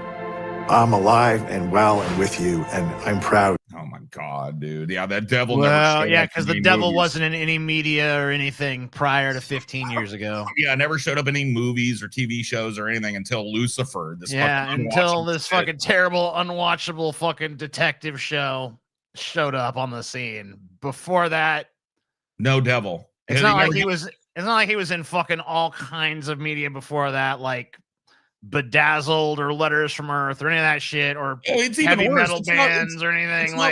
It's not like he's been a popular fictional figure for probably 800-900 years or so. Yeah. No. We only just started seeing the devil in media. Give me a break. And by the way, so raw, like it's stupid as fuck. The dumb fuck narrative that you and the other dumb fucks in the church spun about Lucifer is why there's media about him. You made him fucking one of the most relatable things in the Bible because he didn't want to be told what to do. He didn't want to be forced to worship at the feet of a being.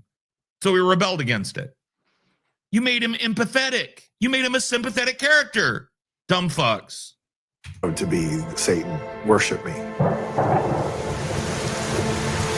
I don't know why Jesus is so hated. I don't know why he's so misunderstood. He isn't. Like, nobody hates Jesus, bro. There's so many people that love Jesus. What the fuck are you talking? I don't believe Jesus was the son of God or anything, right?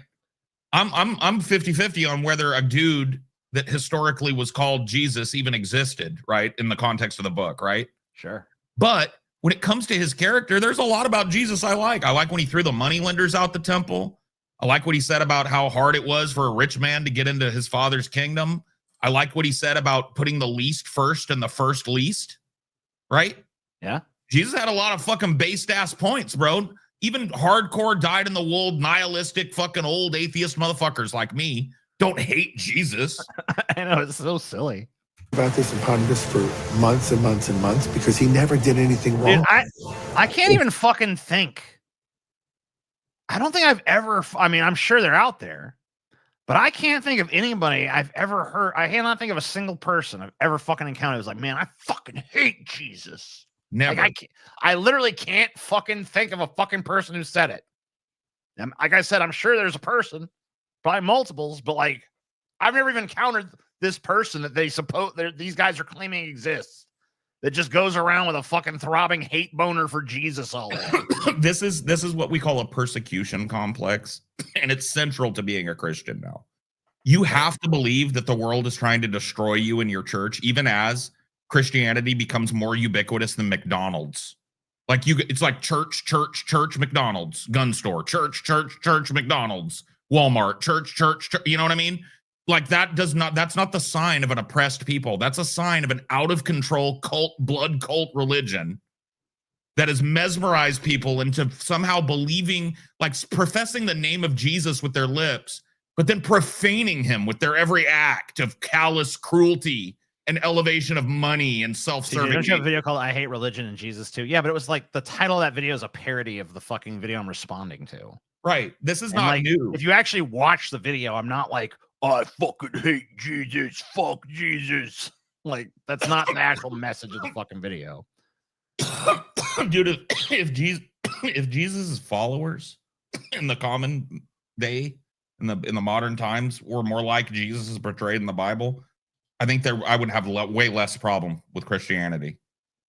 You know what I mean? But that would mean that there was this insane, huge group of basically hermits that traveled around the world giving everything they owned and everything they could accumulate to people that were more needy than them.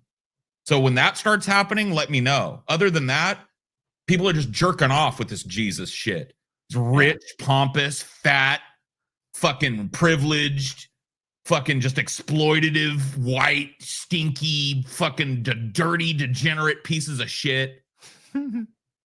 All just cloistered up in their church, pretending to be Jesus-like. And you know what? I've said this on my fucking show a bunch of times when people come in preaching Christianity to me. You know what Jesus would do if he returned right now? You know what his first stop would be? The church. You know why? Because they get held accountable for what they're doing. He's going to knock down the doors of these fucking cloistered up, rich-ass churches with the $100,000 salary and the fucking dude that runs it, the priest that runs it drives a Beamer and shit. And he's going to cast those people out of his fucking church. If Jesus is real, that's biblical. That's what he says he's going to do. He's coming back for the fucking charlatans first, not me. I'll have to worry after I hear about whole churches disappearing in a fiery, lightning bolt. Yeah. If you look at the global religions, of course, and I'm not saying Muslims hate Jesus, but what they do is they deny who he is. Mm-hmm. They say he's a great prophet. Well, he said he was the son of God, so he's either a liar or he's God. He can't be a great prophet because a great prophet doesn't lie. The Jews are still waiting for the return of the Messiah, so they're also... There's other possibilities there, dude. Like, even if you're going to take this at face value and literally, like, Muslims actually have an answer for this. They say that, like, his teachings were distorted by liars afterwards. Right. Which, and by the way, is probably something that did actually happen. So. And don't they give him some sort of apocalyptic role as well? Yeah. Jesus in Islam is he's going to return, I believe, the day before Judgment Day and defeat the Antichrist, or the Muslim equivalent of the Antichrist. So, yeah, he has a huge and crucial role to play in the fucking end times, and Muslims revere Jesus. So, yeah, like the idea that he is like some kind of, castigated, hated figure in Islam is definitely wrong. Just give me 1 second, TJ. Sure. Rewire my shit real quick. No problem. Is it working, bro? Paul shit needs rewiring.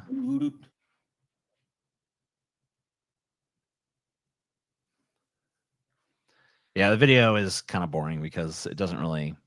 Like, it's mostly just blahs and fucking bullshit. And then occasionally they say something, and when they say something, it's retarded. Like, demons are texted people. All right. Everybody hates Jesus.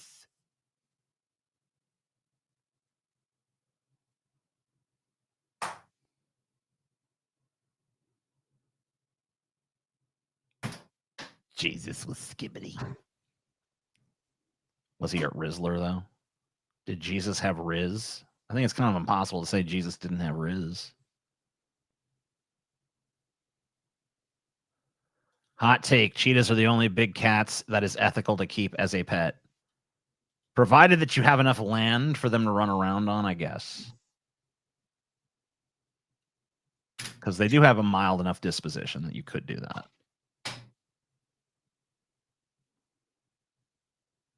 It sounds like the videos my Catholic parents watch on Amazon Prime. Well, that's depressing. No one should be watching this for pleasure. No. It's almost over here, I guess. Like, well, that's not our guy. Let's just wrap it. But what if you miss the boat? I mean, the temple's gone. It's over. What are you waiting for? Like, if you really thought about it, you'd have to say, maybe we did miss this.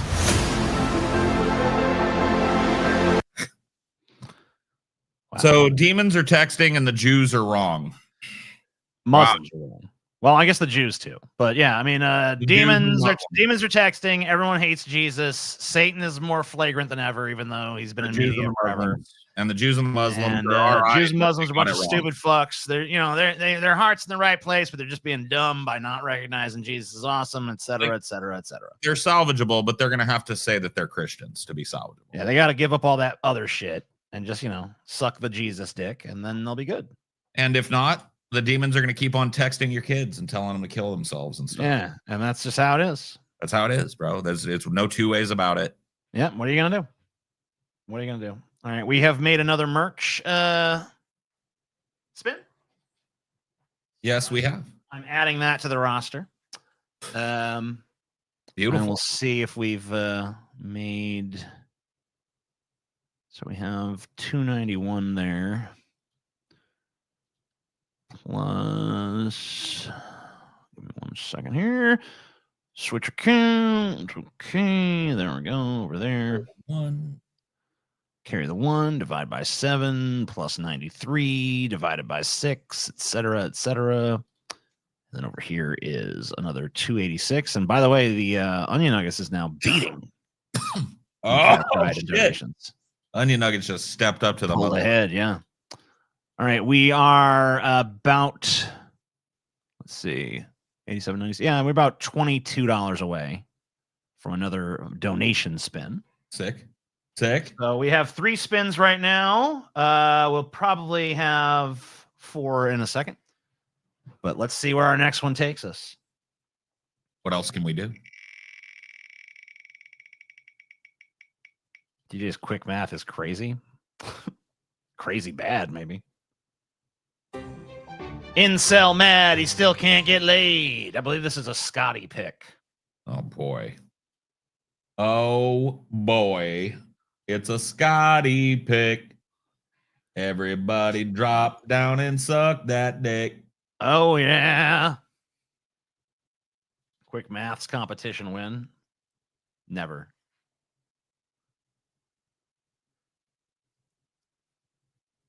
Here we go. Let's see. Segment 1, segment 2, terrible Christian star, segment 3, things you never know. Incel Maddie can't get laid in 2024. All right. Found it. Let's see what we got here. Man. Oh, no. Should be beautiful, right? This one looks like it's going to be brutal, man. This is definitely really big, bro. It's like, dude, this is 100% a Scotty pig, bro. Is it another? Let me ask you a Bacon Barons question here. Is it another car rant?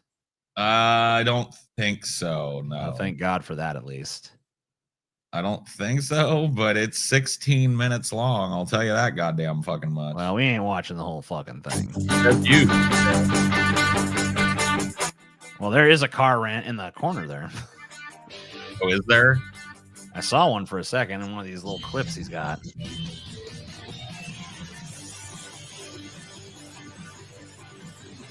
Damn, this guy rocks. How is he not getting laid? This guy's everything women wants. He's into all the women things. Anime, baseball, cars. Yeah. Being a fat neck beard. This is already hilariously bad. Hilariously powerful, dude. Yeah. You mean to tell me this guy can't get none? This guy ain't swimming in puss, bro. You gotta be joking, man. All right, what is going on? All that for this, huh? Channel, as you can. I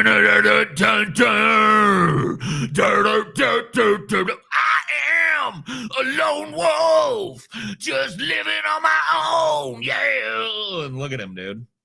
Yeah, he is. Look at him. He's a lone wolf. He's in the woods. If we haven't hit 60 subs by now, I'm sure we will by the end of the day. But we are rapidly approaching 100 subs, and I'm very happy for that. Be sure to sub to the channel. Be sure to like the video, share this video, share the channel with everybody you know to pass them around the word. We're sharing it. Taku has not gone anywhere, and I'm. The word what? What? The pass around the word that you can't get any stank on your hang low in 2024. Yeah, I guess we're doing it. So I want to talk about this, and this is a topic video that I haven't really mentioned or talked about or even really discussed, just based on the fact that I've pretty much already said all there is to say on this specific subject. But I figure I might as well go ahead and give it a shot here. It is 2024. Can I ask you a question? Yes. This is going to come off as kind of like ableist or whatever, I think. Okay. That's fine. Is there a reason why all these dudes have baby teeth? You know what I'm saying? Like when I say all these dudes, you know which these dudes yeah. Right? Yeah. And I feel like a lot of them, it looks like they still have their baby teeth. Like their grown teeth never grew in, you know, or their baby teeth never fell out. Yeah. Because there's a huge gap between all and the teeth. They're teeny tiny. I mean, they're itty bitty. All of his teeth are very tiny little teeth. Little weird white chiclets or something. Yeah. I don't know. It's not even that the teeth are bad. It's that they're tiny. Yeah, they Like don't that- fit the gum. And They're like, yeah. I've been noticing this among the incel community and various other communities, right? The anime community, that these dudes, that fat guys, right? They're usually fat dudes. And they all have tiny little baby teeth. Like they, you know how kids have teeth and then the teeth fall out and they grow like adult ass teeth in. Yeah. He never did that, is what it kind of looks like to me. Like he still has his 4-year-old teeth. Yeah, because there's all this space in his gums still. Yeah. Like they don't. Yeah, that's kind of weird. I don't know. Obviously That's tooth erosion, Mountain Dew, and not brushing will do that to you. But they don't look yellow or anything. And I've been watching this blob of white spittle bounce from his top lip to his bottom lip and back this whole intro. Like watch it. It's actually kind of mesmerizing when you catch it. You ready? Okay. Yeah. But I figure I might as well go ahead and give it a shot here. It is 2024, which Oh God, you should know, unless you've been living on the rock for the last few months. It is now 2024. Oh man, why'd you point that out to me, dude? Fuck that, dude. No. Right at the fucking phone that's right in front of his face, and he sees it bobbing back and forth. You didn't see the spittle? Not the first time. No, not until you pointed it out. Oh no, dude, the white corner mouth crusty worked its way over. Ugh. And it bounced back and forth. I went to a church youth group once to meet other young people, and they were more concerned with judging my long hair than anything else. That sounds like Christians. Immediately judgmental and exclusionary when you come into the church for the first time. That sounds like Christians. February, almost mid. It's getting worse. Look at it. I caught it. Look, TJ, I caught it. Yeah, I don't know why. Why do you see this kind of shit? What is it with Dude, you? What is it with you and zeroing in on that kind of shit? I don't want to see that. I don't like that. Now you know it's there, bro. Why is it that, like, if I could like lick my lips right now and like do this, and I can't get my spit to do that. Well, that's because that accumulates at the corners of your mouth when you've been walking around all day with your hot ass breath and you haven't even like wiped your mouth. You know what I mean? Like that's how you get this stringy, gloopy, congealed crust like this. Because most people like will just reach up and like wipe their face. Even it's crude, but you know, it keeps your fucking lips from being all gobbledygooky. But this motherfucker is staring right at it. And it's like sociopathic that it's there. Yeah. February. Here in he finally licked it up. Oh, finally. He finally licked it up. Like a lizard. Can we see that in slow-mo? I got to see that in slow-mo. Okay, if you wish. I'm sorry, I just have to. Let's see. Slow-mo. Yeah, I want to see it in like half speed here. It is now 2024, February, almost mid-February. Oh, dude, this is fucking disgusting. Fuck you, Scotty, dude. Fuck you, man, for pulling this on a night that you're not even fucking gonna be here, bro. This is disgusting, bro. And this guy is gonna sit here for 16 minutes and wonder why he doesn't get pussy, bro. That's why you're disgusting, dude. Ugh. Here in 2024, and still there. He didn't get it. Do you see it? It's still on the bottom lip. It's still bridged. Pretty much. Oh my God, it's even worse. He moistened it with his tongue, and now it's even larger and more viscous. What? How is your spit this fucking texture? Dude, is that just like you know that like when you eat a bunch of Skittles or something and your spit gets real thick? Like, is it just that? Is he just got like a bunch of Skittles spit? Probably. He's probably been drinking like full sugar cane, not the good like Mexican soda, but like the full synthetic corn syrup Pepsi all day, probably. Fucking slime. Yeah, dude, he's got slime. That's not even spit. It's fucking slime. Dude, it's so fucking gross. Poor guy, no, fuck him. Maybe that fucking priest was right. This dude's full of ectoplasm, dude. Dude, no, fuck him. No poor guy. No poor guy. Because I'll tell you why.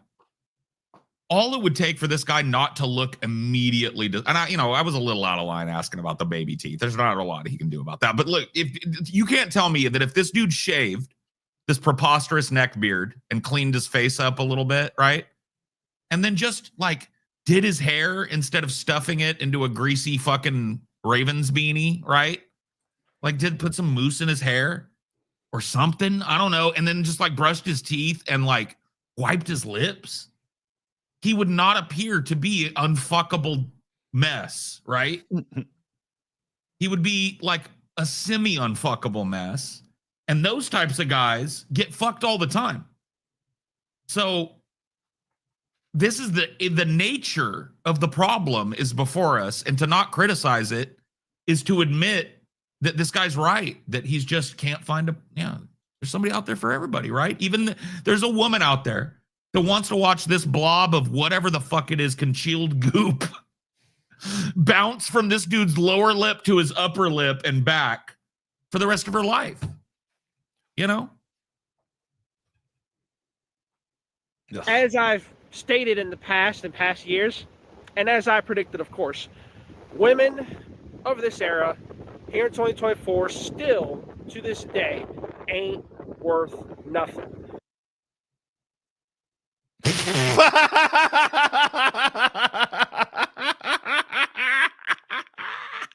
This guy.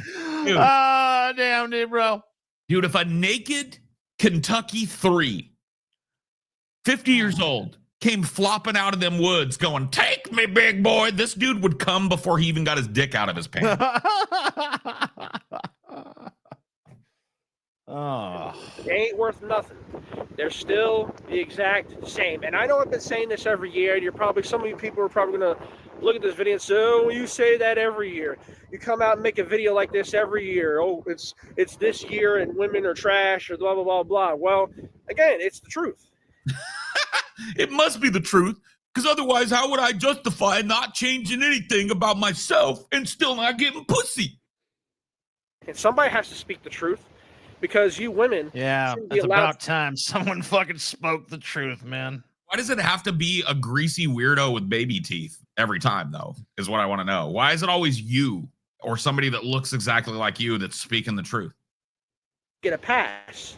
You don't get a free pass with me, okay? You don't get to go around, do whatever you want without consequence. I'm going to call you out if nobody else will. Okay, on what? But call them out. Call them out on preach what? The gospel, brother. Preach. Shame too, because it has been, a couple years since I've noticed this, change in society. And Here, I'm going to help us out a little bit. I'm going to speed this up. We'll get through more of it that way, I think. Yeah, go ahead. Stuff like that. When it comes to, a lot of how people are, specifically you women, how you are in society. Whoa, it almost sounds like he's a real person when you speed him up to 1.5. Yeah. I mean, it's almost like he has a functioning brain or something. It's a little noticeable for me, but yeah, he does sound better this way. Yeah, for sure. Around 2020, maybe before 2020, of course, I made that, a pretty big video, 10 reasons why women are trash video in August of 2020. So that was like, 3.5 years ago, almost 4 years ago. And really nothing's changed. Nothing's changed. You're still the same. You guys still act the same. It's back. Yeah, dude. I mean, it's crazy that you made that video back in 2020 and the entirety of all women didn't even listen. They haven't even bothered to change at your behest, dude. That's wild. Dude, it's back, TJ. Dude, it never went. It never did. Went. He puckered and kind of like flattened. Yeah, but it never really left, Paul. But it recongealed and it's back. And now it's fucking stretching again, bro. Dude, I mean, we're only 3 minutes in. So even if it went away for a smidge, it never really fucking left. Because like leaving would be like it's gone for a substantial amount of time. And it's back right in the same spot too. Yeah. So I think that maybe the problem here is not even the baby teeth or the neck beard or the fucking cringe ass, everything.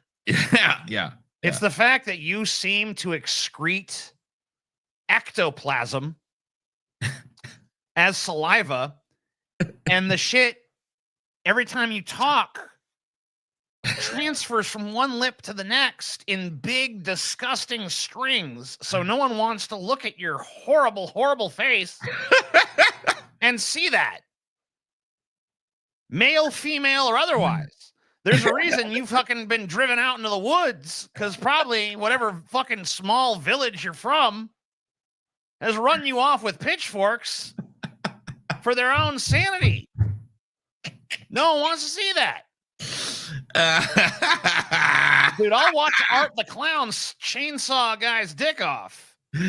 That doesn't disturb me. But you know what does disturb me is this weird fucking piece of, I guess, spittle, even though it doesn't act like any human spit I've ever seen. It's bouncing. That just bounces around and stretches and elongates. You still have this mentality. What is that? You can say whatever you want. You can just step I on hate that. And you know you can get away with it. It's huge. It's like accumulating, man. It just like happens as he excretes slime.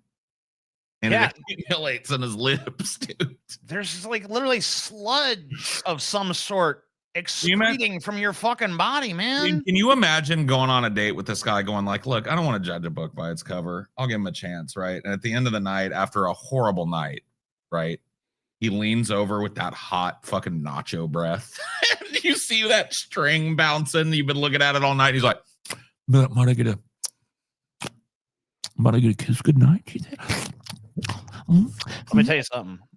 If I was a chick on a date with this guy, or even a dude on a date with this guy, we're not. It's not getting there. Anybody on a date with this guy? Oh shit! Hold up. Oh really? Oh fuck. I'm sorry. I have to go. My fucking dog just died. I gotta get out of here. No, I'm not. Oh, that's what I'm saying. I'd say this dude. None of my dogs are actually dead. Okay. Say something I don't give a shit about, like your grandma next time. Yeah. Sorry. With that, because you're I'm just saying that's the fucking, you know, as soon as that spittle starts happening and I notice it across the table, it's like, oh shit. Let me ask you this. Emergency. Gotta go. Do you think you would have eventually noticed the spittle, or do you think you would have just kind of tuned it out? Oh, I would have noticed it eventually. Because I noticed it immediately. And I was like, yeah, I mean, it would have definitely, I mean, like it's happening too much to just totally miss.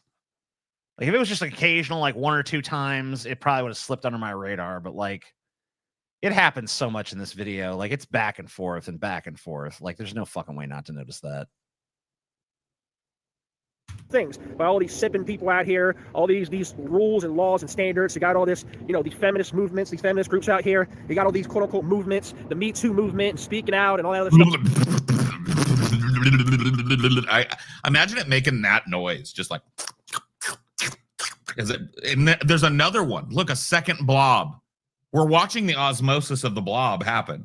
I know. Do you see it here? The second small blob. Yeah, I mean it's all over. The large mother blob. It's all over. It drenches his lips. That's just where it accumulates. Yes, it accumulates there.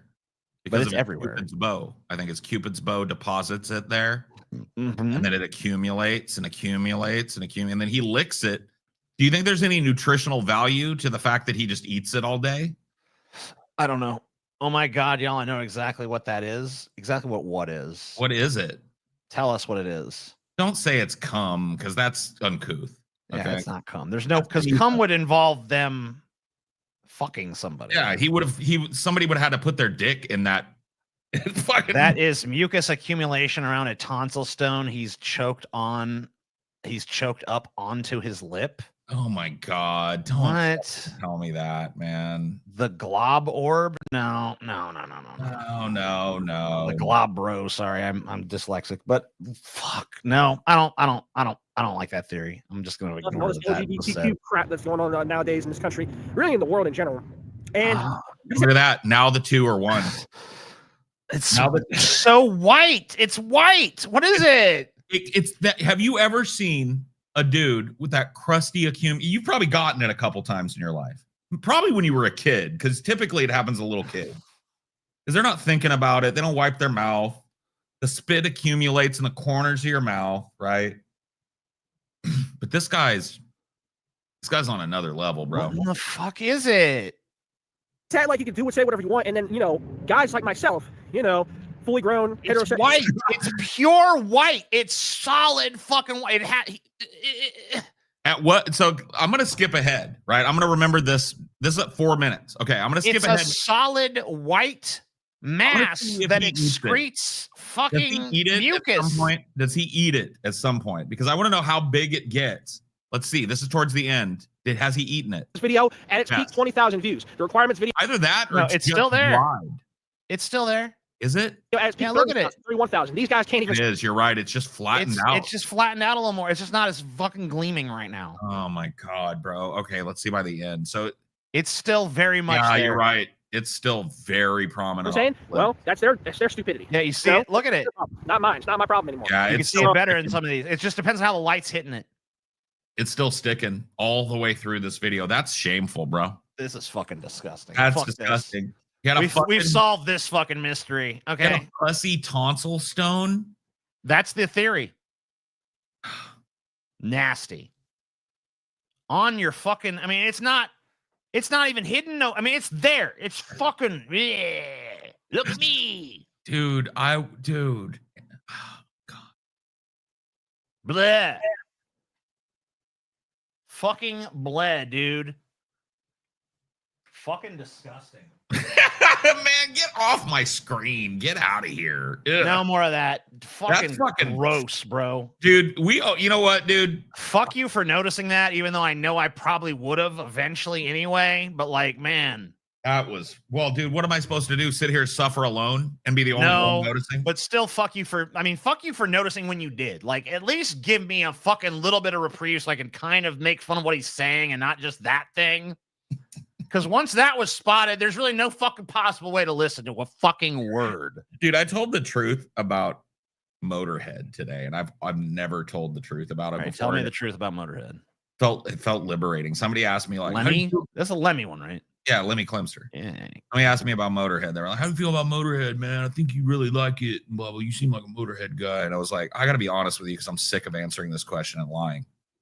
I don't like Motorhead because I've never been able to take my eye off of Lemmy Clemster's giant mole. It's all I think about when I hear their songs is that mole being the source of the song. And I'm sorry for that superficiality, but it's the truth. Okay. Whenever somebody goes Ace of Spades, I think of it like a big plump mole, you know, like I can't do it. And I'm sorry. You know, You're what I mean? a very deeply superficial person, Paul. I know. And I apologize for it, but I got to tell you, talking about it, it was liberating. You know what I mean? I can see that. It was it was a liberating thing to reveal it finally.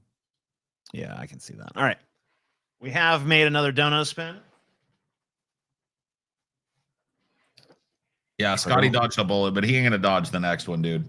No. The next show, I'm gonna. That video's coming back. Oh yeah, he ain't dodging that shit. He's got to watch the lip crust with us, even if he ain't fucking dodging the fucking the mucus stone, whatever the fuck it is. Okay, mucus stone. Yeah, he ain't fucking getting out of that.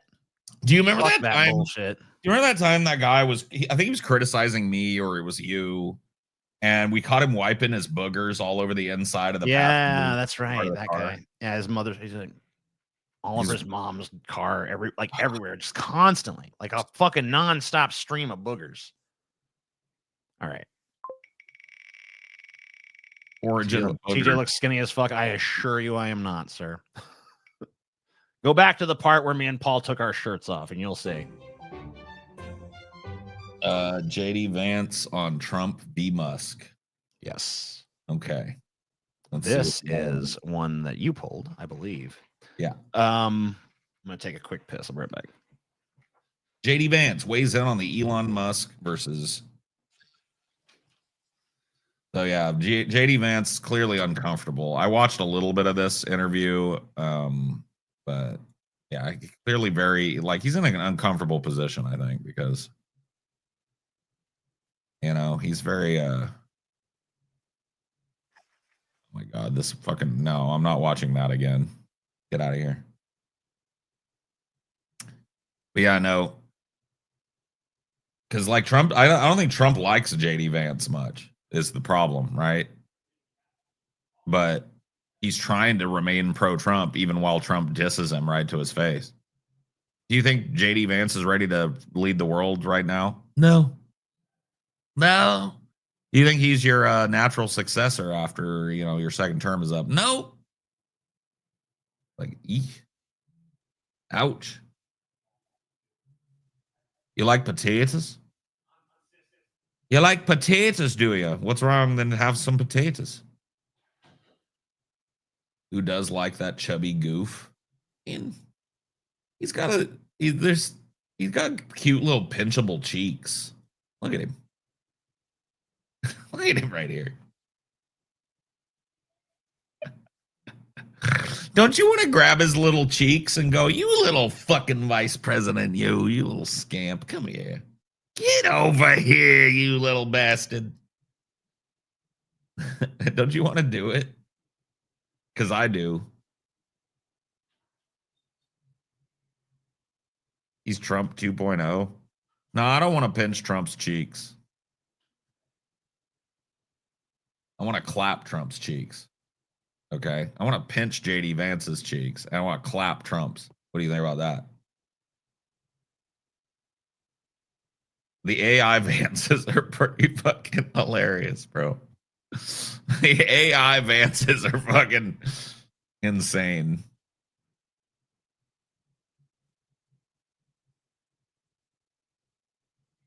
Yeah, I don't know, man. I don't know what JD Vance is doing, bro.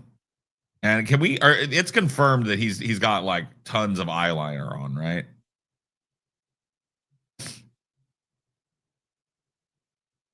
A helicopter hat and an oversized lollipop.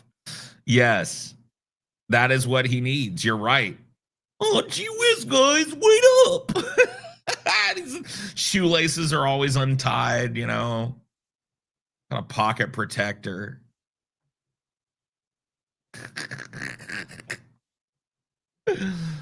Oh man, and somehow that became the the closest thing to president you can be without being president.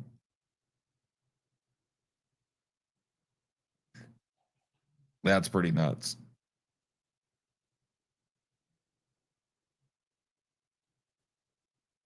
Page boy JD Vance. That would be pretty funny if he just kind of got like a bowl cut.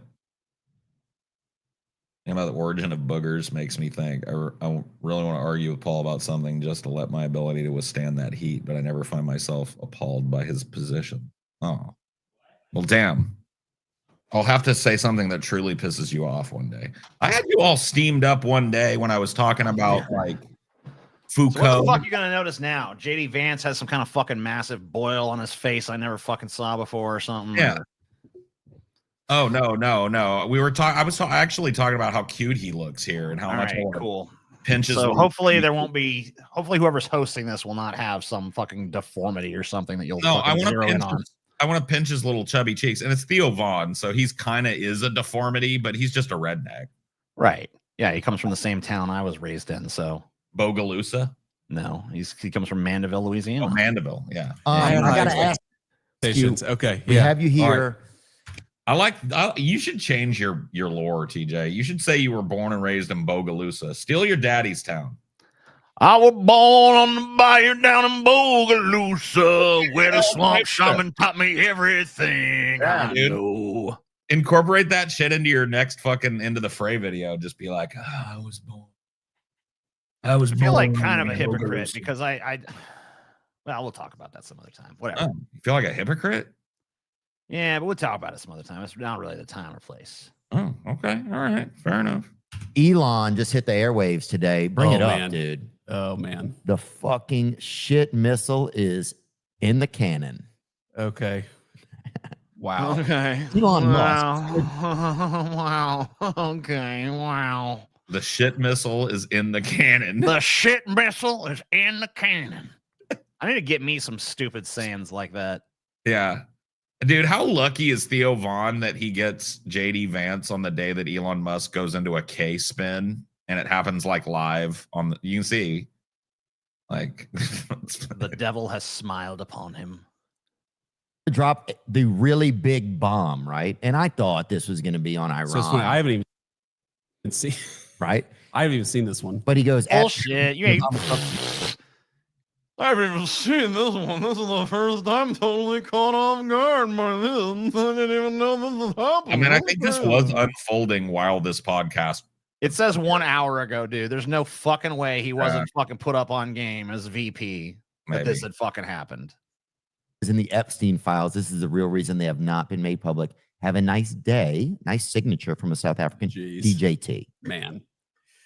Well, so just so your audience is aware, Mhm. when is this going to air? Like tomorrow or 2 days It's from airing now? 45 minutes. Airing now, dude. No, I'm joking. I'm It's joking. Well, I'm just saying, like, No, I'm joking. We can edit this. Oh, if you fuck this up, we can put this up later. Don't you worry. He's terrified.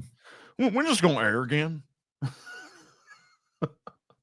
presumably when this comes out, people are going to know more about this than even I do, because I just learned about this kind of happened on the plane when I was coming on down here. Okay, I agree. Look, This is new. Here's my basic reaction to like all this stuff is look. First of all, So wait a like, minute. absolutely. He just proved he's a fucking liar right there. So he said he's already seen it on the way over. Well, not because I mean he didn't say he'd seen it, but this happened when I was on a plane on the way over here. It's like you don't, just because the tweet is marked an hour ago there, that's obviously a screenshot. So you don't know that was actually an hour ago. Right. The only way you would know definitively when it had happened and what you were doing is if you were aware of it. Right. So there you go. Not Donald Trump didn't do anything wrong with Jeffrey Epstein. Like the guy is whatever the Democrats and the media says about him, that's totally BS. Here's my basic read on it. First of all, I'm the vice president to President Trump. My loyalties are always going to be with the president. Mm-hmm. And I think that Elon, he's an incredible entrepreneur. He's actually done I think Doge was really good. This sort of effort to root out waste, fraud, and abuse in our country is really good. And look, man, I'm always going to be loyal to the president, and I hope that eventually Elon kind of comes back into the fold. Maybe that's not possible now because he's gone so nuclear. Well, it's feeling. I hope.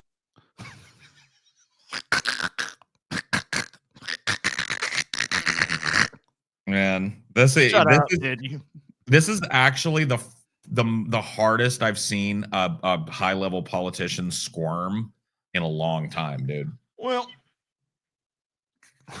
this is a squirm fest, right? Well, what is he supposed to do? This is really all he could fucking possibly do. I think you could riz your way through this. You could be like, what if he did this? What if he was like, I got to be honest with you. I don't pay attention to what people say on Twitter. I'm concerned with Donald Trump's agenda and pushing this big, beautiful bill for. If he just fucking that's what a seasoned politician would have done. He wouldn't have hemmed and hawed and talked about Epstein. Well, here's the thing. Here's why I think that you might be wrong about that. Because I think, first of all, Theo Von is fucking ravenous for this. He ain't going to fucking let no. Well, we need to focus on the issues American people really care about. Because that line don't work no more. Right. But that's what I would pull out if Theo Von put these in front of me. And plus, JD Vance knows with the volatility of Trump and Musk that he could fucking say some shit about Musk and be like, Musk is a piece of shit. He's a fucking blah, blah, blah. And then come back to the White House to find out that the hatchet's been buried and they all buddy Trump, chumps again. And oh, well, fuck, I guess I shouldn't have talked all that shit. Yeah. So that's why he's got to do this bullshit. Like, well, I hope Elon could come back in the fold because he's a brilliant entrepreneur. That's why I think my answer is way better. You don't say anything bad about either of the people involved in the Twitter war. You just say, but then you're going to spend the next 5 or 10 minutes fucking battling Theo Von. You just be like, I don't have anything to say about ravenous for that. Like, oh, come on, you got to say something. People say wild things on Twitter. You know what I mean? That's it. Next. You know what I mean? If he just stared him down, I think, dude, fucking, if this was like, a practiced politician sitting across from him, not a chubby little boy that somebody needs to get a big, giant, oversized lollipop for immediately. You know what I mean? Yeah. I don't think that Theo Von would stand a chance of making him uncomfortable. Even with something crazy like this, he'd just be like, I have nothing to say about that. I have nothing to say about any tweet, by the way. I'm sorry for that. Joe Rogan had FBI director on the other day talking about Epstein when Jamie pulled up Elon's tweet live. That's kind of crazy. And because to hurt. That's the ugliest one I've ever seen. Yeah, but this dude is fucking. I mean, Theo Von knows exactly what fucking aesthetic he wants to fucking present.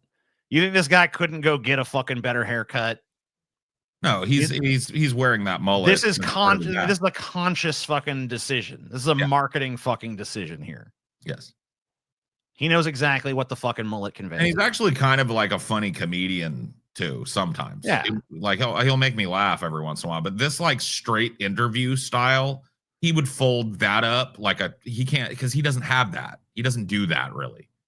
He wants to goof on this and or get a meme moment out of it, right? Which is he did. Yes. But ultimately, I think a practiced politician would have skirted most of this pretty easily. This is not like out of the wheelhouse of something you can deflect. You know why? Yeah, I mean, so look, I think number one, so there are so many calculations this idiot is running in his brain. Like, what can I say? Well, listen. So, what you got to understand here is, listen.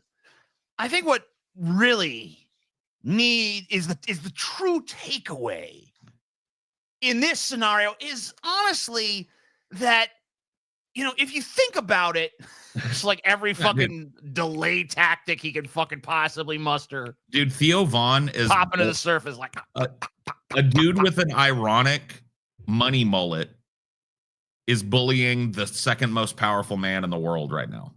Yeah. This is crazy. It's crazy to actually see. Elon's new to politics, right? So this is just stupid, man. You shouldn't be saying any of this. I can tell this is going to be stupid.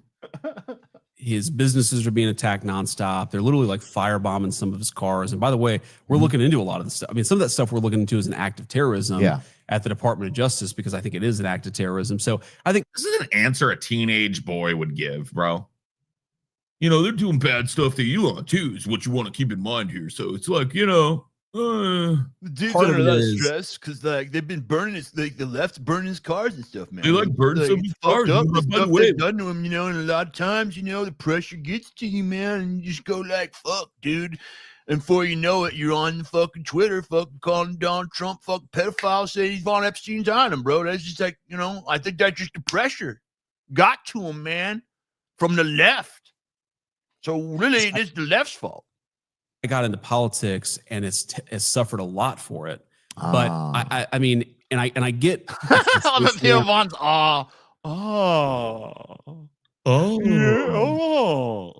is that what it is? You made a dude in a mullet say bro. That's how you know the mullet's a prop. Yes. Because no dude with a mullet like that authentically is like, I see. Yeah. I mean, look, Congress, you got the spending bill, but the main purpose of the bill is not actually spending or cutting spending, though it does cut a lot of spending. The main purpose of the bill is to prevent the biggest tax increase. But I understand, like, this is a shitty pivot. He hemmed and hawed for 2 minutes before he finally was like, pivot to the spending bill, pivot to the bill, the big beautiful bill. That's what they told me to do. Pivot to the bill. Pivot. The bill, it's not a perfect bill. Like the process in DC, if you're a business leader, you probably get frustrated with that process because it's more, bureaucratic. It's more slow moving. Yeah. So I think there's just some frustrations there. But I really, man, I think it's a huge mistake for him to go after the president like that. And I think that here's the thing. I think it's kind of funny here. I mean, other than the obvious shit is, and I don't know if anyone else thinks this way or whatever, but like, if I didn't know what Haley Joel Osment looked like now, you would, yeah. And you told me like, remember Haley Joel Osment? This is him now. Like, dude, I would totally be like, yeah. Didn't we cover a thing where Haley Joel Osment was like just drunk and irascible at like a and he was like, hey, I did a Mel Gibson. He's like, fucking you. Hey, I did you, bastard, fucking dude, man. What happened to the little Haley Joel, man? Dude, in a way, fucking JD Vance is doing way better than Haley Joel, Oh, yeah. Does he have a big mustard stain on his shirt? No, I think that's just the reflection of the mic or the shadow. He of the mic. And the president are in some blood feud. Most importantly, it's just Mike's shadow. But I think it's going to be. I don't think it's going to be good for Elon either. But Elon, like, did Doge? First of all, my first thought was that it's a ruse, right? Because there's a lot of. And this dude's got all the money in the world. Why is his fucking set so shadowy and shit? Why is it not properly lit? It does. I don't like this fucking setup he's got. It looks like garbage, bro. Yeah, maybe he's like just like the same as the mullet. He's like, you don't want to go too pro with it Because it needs to kind of look a little bit down homey still, you know? Maybe That's it. I don't know. I think he needs to go full. He's gonna sport a mullet. You can't be sitting on a posh, like gay ass leather couch wearing fucking ankle socks. Yeah, you know, like he should go all the way and have like a fucking couple of fucking what's that? Remember that movie with Andy Griffith? Is it Griffith or Griffin? It's Griffith, right? Griffith. Yeah, that movie Face in the Crowd. Yeah. Where he plays that dude Lonesome Rhodes, and eventually he fucking gets his own TV show. Yeah. And it's just like a bunch of, he's like a total fraud, but he sits his guests down on like literal Cracker Barrels and shit, and just like, and it's like, man, we done just some good old boys talking cash around here. Yeah, welcome to the show, Mr. Vance. Grab you an egg crate and cop a squat. Look at him drinking moonshine. You're drinking the gayest fucking like Celsius sparkling water shit. Yeah, you know what I mean? Draft Like, King fucking promo in the corner. Dude is there. a branding nightmare, bro. He's a branding nightmare. What are you, Theo Vaughn? What are you, sir? Are you a redneck? Or are you a gay fucking LA wannabe that spends money on tanning booths and shit? He's both. Like, yeah, that's crazy, bro. He's a hybrid. Where the media will put out a ruse, or they'll use somebody like, I think the Diddy thing is a ruse. Like, it's like, hey, like diverse communities, stay busy with this shit while we like move all these chess pieces, right? Sometimes that's what I feel like it is. And maybe I'm like a pervert or whatever, sorry, or weird guy, sorry. But man, this is just the most inept fucking interview that's ever I like taken it, place. Yeah, I know. It's actually refreshing. Dude, I mean, I don't even feel like, is it ineptitude or is this like Columbo shit? Yeah, I mean, this so is like this is. Columbo I think this shit. is Columbo shit. I think this is just like disarm this guy by, man, I'm just a fucking redneck stoner guy, dude. You know, like I think it's like a bunch of psyops. What do you think, JD Vance? Yeah. And then JD Vance is like, oh, I'm against a fucking intellectual lightweight here. I can lower my guard right on down. And then before you know it, he's like, now one more thing. Yeah, let me talk about. Yeah, I mean, he apparently goes on for 14 minutes about this. Yeah, so there you go. Maybe you're a weird guy. You're not a pervert. I think you're a good dude. I appreciate that, dude. So do you think it was, so obviously it was the bill. This is where it's happened. Something about the bill made him upset. Yeah. So yeah, that's right. That's right. I mean, again, I think he looked at the bill. He didn't like it.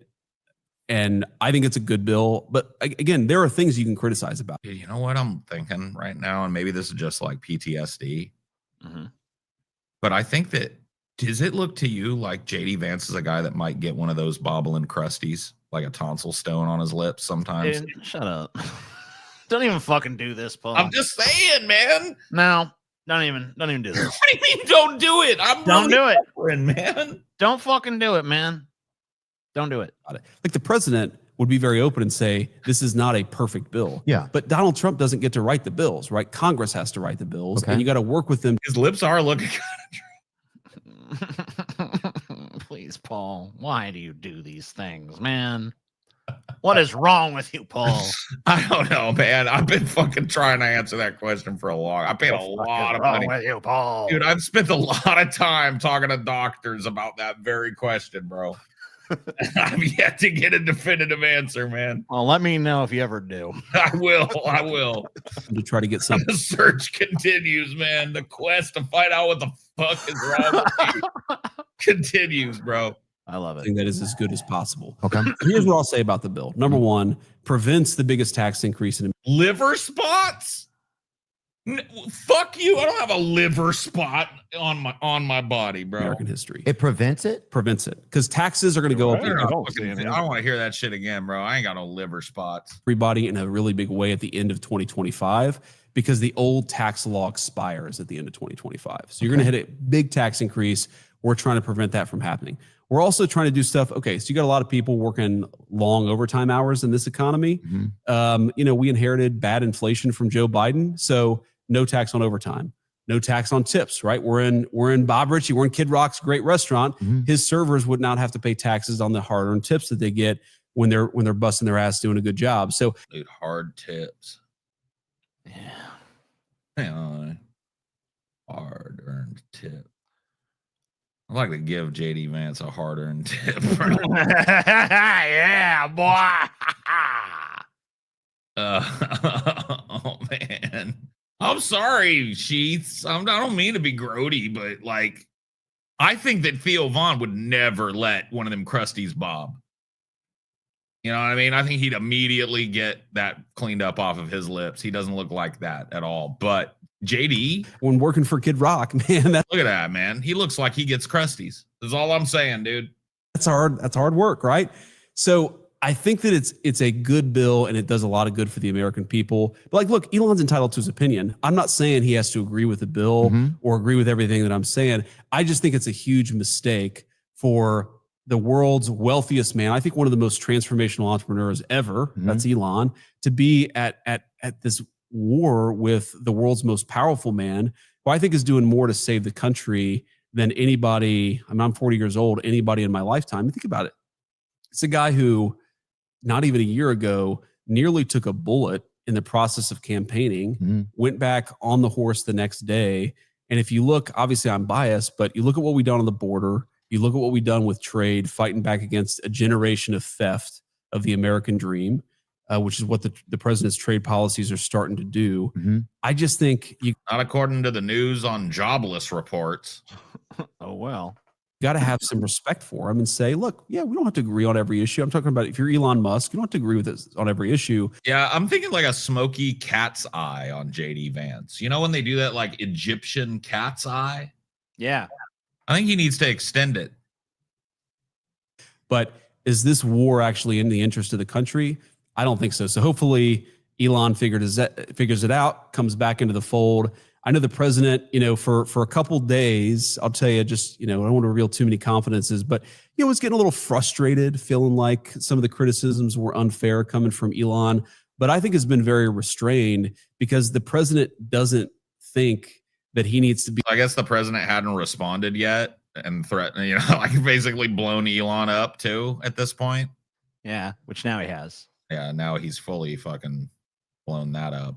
Being a blood feud with Elon Musk. And I actually think if Elon chilled out a little bit, everything would be fine. It would help. Well, Elon also tweeted that he thought that in the second half of this year that there would be the Trump tariffs will cause a recession in the second half of. Dude, I love how Theo had his fucking editor cut to JD Vance taking a sip of that fucking sponsor water, bro. Did you see that? That's very subtle, man. That's very good work, Theo. This year. Now, who knows what could cause a recession in the second half of this year? It could be a buildup of our entire just history of being alive. Frustrated. I mean, come on, bro. He's from the Ozarks, okay? He's a hillbilly. JD. Haven't you seen his movie? Hillbilly Elegy, boy. But tell you about the time I fucking humped my mama couch. It seems like I was horny as a damn hound dog, but there wasn't no possum pussy that night, so I had to make do with my mama couch. Ring ling ling ling ling ling ling. Horny as a dog with nothing to do. Down. Grandma's couch looking nice and blue. Down. Pulled out my pants and stuck it in. Down. Here I come in the couch over and over again. Etc. Grandma making a fuss. Wants to know why the couch so crusty. I say, look here, Granny, you know just why. Because that couch is looking so goddamn fly. And this is just turning into a rap song. Yeah. Yes, and I don't know Mr. Musk. I never met Mr. Musk. We we transcend genre barriers here. Yeah, man. You can't put bearded lesbians in a fucking. You can't put us in a fucking boat. Yeah, we can't. We don't fit in your little box. All right, come on. Box. We're an experimental band, clearly. Spaghetti at a party though, dude. My buddy, people were raging and shit, and your buddy couldn't feed himself the spaghetti. Well, my buddy said he offered my buddy some spaghetti, and my buddy said, "Yeah, I'd like to have some." And then instead, but only if you feed it to me. But instead of getting him a plate of spaghetti, he made him some and put it in his mouth, dude. Does your buddy know Frederick Douglass? My buddy, I'll say this. My buddy actually is a friend of FDR. Or no. That's a different. sorry, of shit. Frederick. I don't know. Shit, who the fuck I'm talking about? God damn it.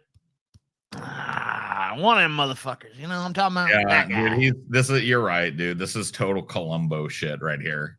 I mean, that's even Columbo even does that hand gesture when he's fucking getting one of these motherfuckers to talk more than they probably should about shit. He does. He's like, oh my God, I can't believe I didn't think of that. I'm sorry. I didn't think of that. I should have thought of that. I'm just an idiot. Fuck, damn it. I should have thought of that. Dude. Fuck, dude. Civics, man. Chill out. No, but he said that he thinks he did. But do you think that he just thinks that there's too many, that it's not a fair bill for the people? Do you think Elon Musk is for the people? I mean, I think that he's making a mistake in going after the president. Okay. Yeah, I think his heart is in the good place, in the right place, man. Okay. I do. Like, I think he got into this for the right reasons. I think he's frustrated. I think he's an emotional guy. And everybody accuses their ex-best friend of being a fucking secret pedophile and shit when they get mad every once in a while. You know what I mean? Yeah. This is normal fucking bro shit here, you know? Heart's in the right place. Amen. I'm gonna snatch that chain. Very emotional. He ain't snatching shit. It's the president. This chain is mine. Is it? I'm gonna snatch that fucking You chain. ain't snatching this fucking chain. You better watch it. You better watch it. You can try. It's interesting because if you read the media reports, you wouldn't necessarily see this. Mm-hmm. He's not like quick to temper. Like he's not one of these guys who flies off the handle. That's a little bit more what I'm like, honestly. Oh, he's and smooth. I think he's smooth, man. He's stoic. His and blood I think pressure's fucking 007, dude. That motherfucker is. I don't know if that's good, but, I mean, but it's still, but yeah, I get what you're saying. But it is where it is. But I think Elon means the best. Dude, bullshit. I've seen Elon Musk fucking cry in interviews before when he was asked about his fucking stock performance. They're very mad. You know, it's very mean. Why would they do that? You know, This doesn't make sense. Oh. Good mistake. Yeah, got it. That's Understood. my view. So Elon was putting in a lot. Was Elon doing it for free all that time? He was doing it for free. Yeah, he was doing it for free. He was doing it for free. I mean, he doesn't need money, right? That's the one thing Elon does not need. So was he? I wonder if he was expecting anything from Trump and they just couldn't figure it out. I don't know. I'm just curious about it. You know, I'm kind of like, you start to see how all this stuff kind of works, you know, and just like it's like, yeah, I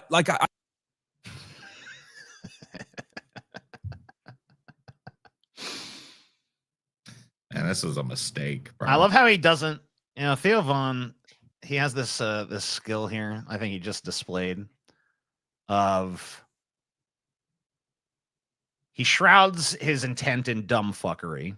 Yeah. And then he pounces not with an accusation, but with just an intimation that sounds like it could just be the prattlings of some dude that's yammering on, but it's way too directly targeted. Yeah. To fucking believe that. He's definitely like you were right. You were right. He's hillbilly Columbo. He's playing country dumb. Exactly. And you would think JD Vance being like, the because think about what he just fucking said. Like how the mainstream media would have fucking tried to say that. It's like, so what I think is that maybe, is it possible here? Follow me along with this, but perhaps Elon was expecting something from Trump in return, and he didn't get it, and that's why he's so upset right now. And that would have been like, hey, fuck you, media guy. You're trying to peddle this bullshit and that. But, you know, Theo Von just like, you know, just drops that shit in a prattling, dumb country guy persona, and it's like totally disarming, and you can't even get mad at it. Yeah. I really do think he's just so disappointed about the bill. He's, you know, he disagrees with some of the things that were in there. He's an emotional guy. Look, it happens to everybody. Oh shit! This just in, everybody. Trump's the Antichrist. Wow, fuck. Good job, Spino. You done it. You solved the mystery. We got him. We got him. All the time I thought Theo Von was the Columbo here, but it was you, Spino. It was Spino all along. You are the one who fucking nailed it. He's the first person to say that too. I've never heard that before. Yeah, I've never heard that. It's like the moment he said it, though, it just clicked. Like, oh yeah, you're right. Probably is. Wow. Flown off the handle way worse than Elon Musk did in the last 24 hours. Oh yeah. But you know, my hope is comes back, says, look, made some mistakes. Didn't mean to say everything. Let's smooth it out and let's all be friends. Because again, like I care about the country, and I think the country's better off if under the president's leadership, Elon's helping us out as opposed to fighting the administration. I don't want him to fight the administration. I know the president doesn't want that, but here we are. Yeah. He just tweeted a little bit ago that he felt like 80% of the, what was that? About a third party or something? He's tweeted like 300 times. Oh, sorry. Never mind. Okay. And so it's just a regular tweets today. Just a regular day for Elon. So yeah, he's obviously, I mean, he's definitely, he gets a bit rogue. Why don't we have? Wait, this is interesting. Pull it up. Let's see it. This let's post take a is from an account you muted. I'm curious. Who did you mute? Who is that guy? Is that yours? It's one of your producers. Ian Mealis Shank. Oh, it's a Trump from JD Vance. Bullshit, dude. No one fucking doesn't know that says Miles. Give me a break. You're fucking hamming it up too hard now. Dude, JD is going to have to crack another one of those fucking fancy sparkling waters here in a minute because he's been sucking that can like crazy. Take a sip, JD. To replace him, dude. About time for me to take That's one vote. Oh, my God. See, this is what I'm talking about. This stuff is What are you talking about? Campaigning? This stuff is just not helpful. Again. Yeah. Oh, Twitter's definitely. And here's look. My first loyalty is to my family, obviously, to the Constitution. But politics is a place where people stab each other in the back. Yeah. And you can't get anything done unless you're all on the same team and you're actually committed to getting stuff done together. Well, I guess then y'all ain't getting nothing done. Yeah. You ain't getting nothing done. You're getting jack shit done. Quit trying to play up your fucking shit and say you've gotten a bunch of stuff done. You've got jack shit done because you've done nothing but fight each other. Yeah. That the president should be impeached. I'm sorry. It's insane. It's totally insane. The president. Wow. You know what? Insane. That was heartfelt and didn't come off as rehearsed or planned at all. The president should be impeached. It's insane. It's just frankly insane. Is doing a good job. And you can look, you're free to disagree with him, right? Everybody's a First Amendment right. Are you free to disagree with Trump ever? Yeah, do you feel like you can? Of course. Dude, the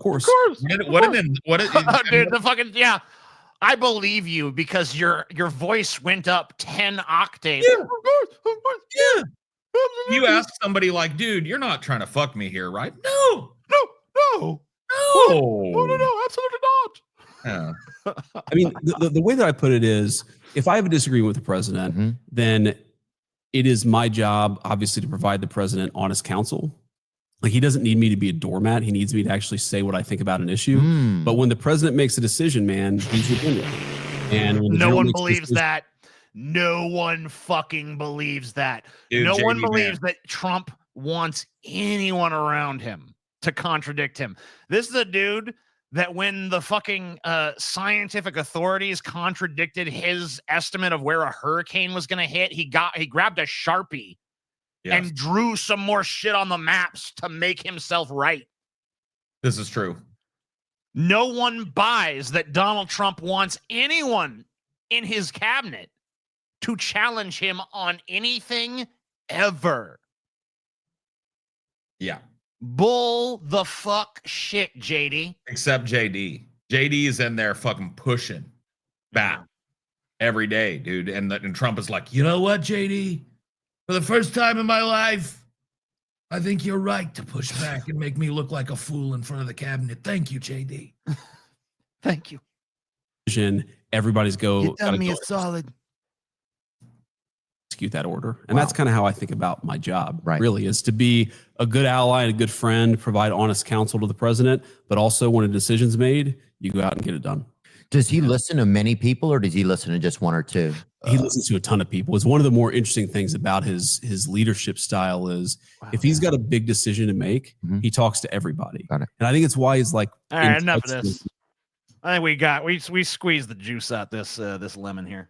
I was just like waiting for that Krusty to appear. It's not happening. He's a even if that was a thing, he would have that taken care of, Paul.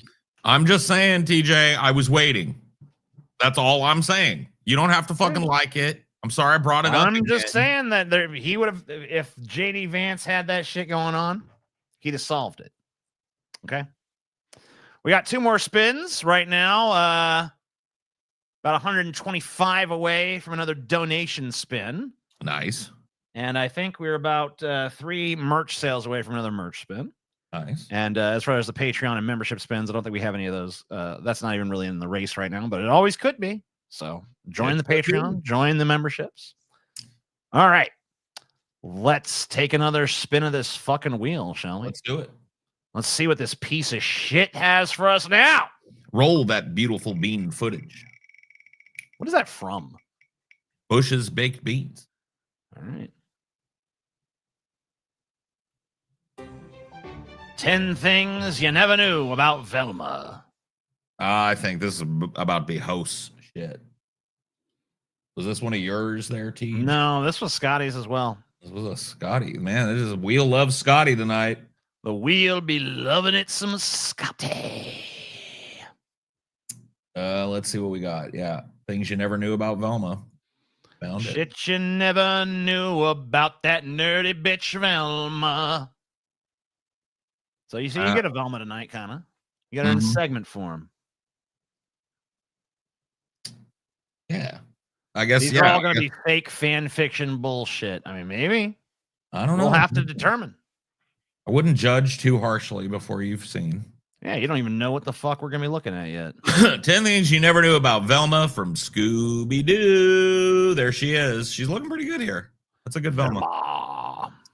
Velma Dinkley from Scooby-Doo is one of the most... We know who Velma is. We know who the fuck. She was intended to be lesbian in the feature film. Yes, I know. Velma made her live action debut in 2000. See, I knew this one too.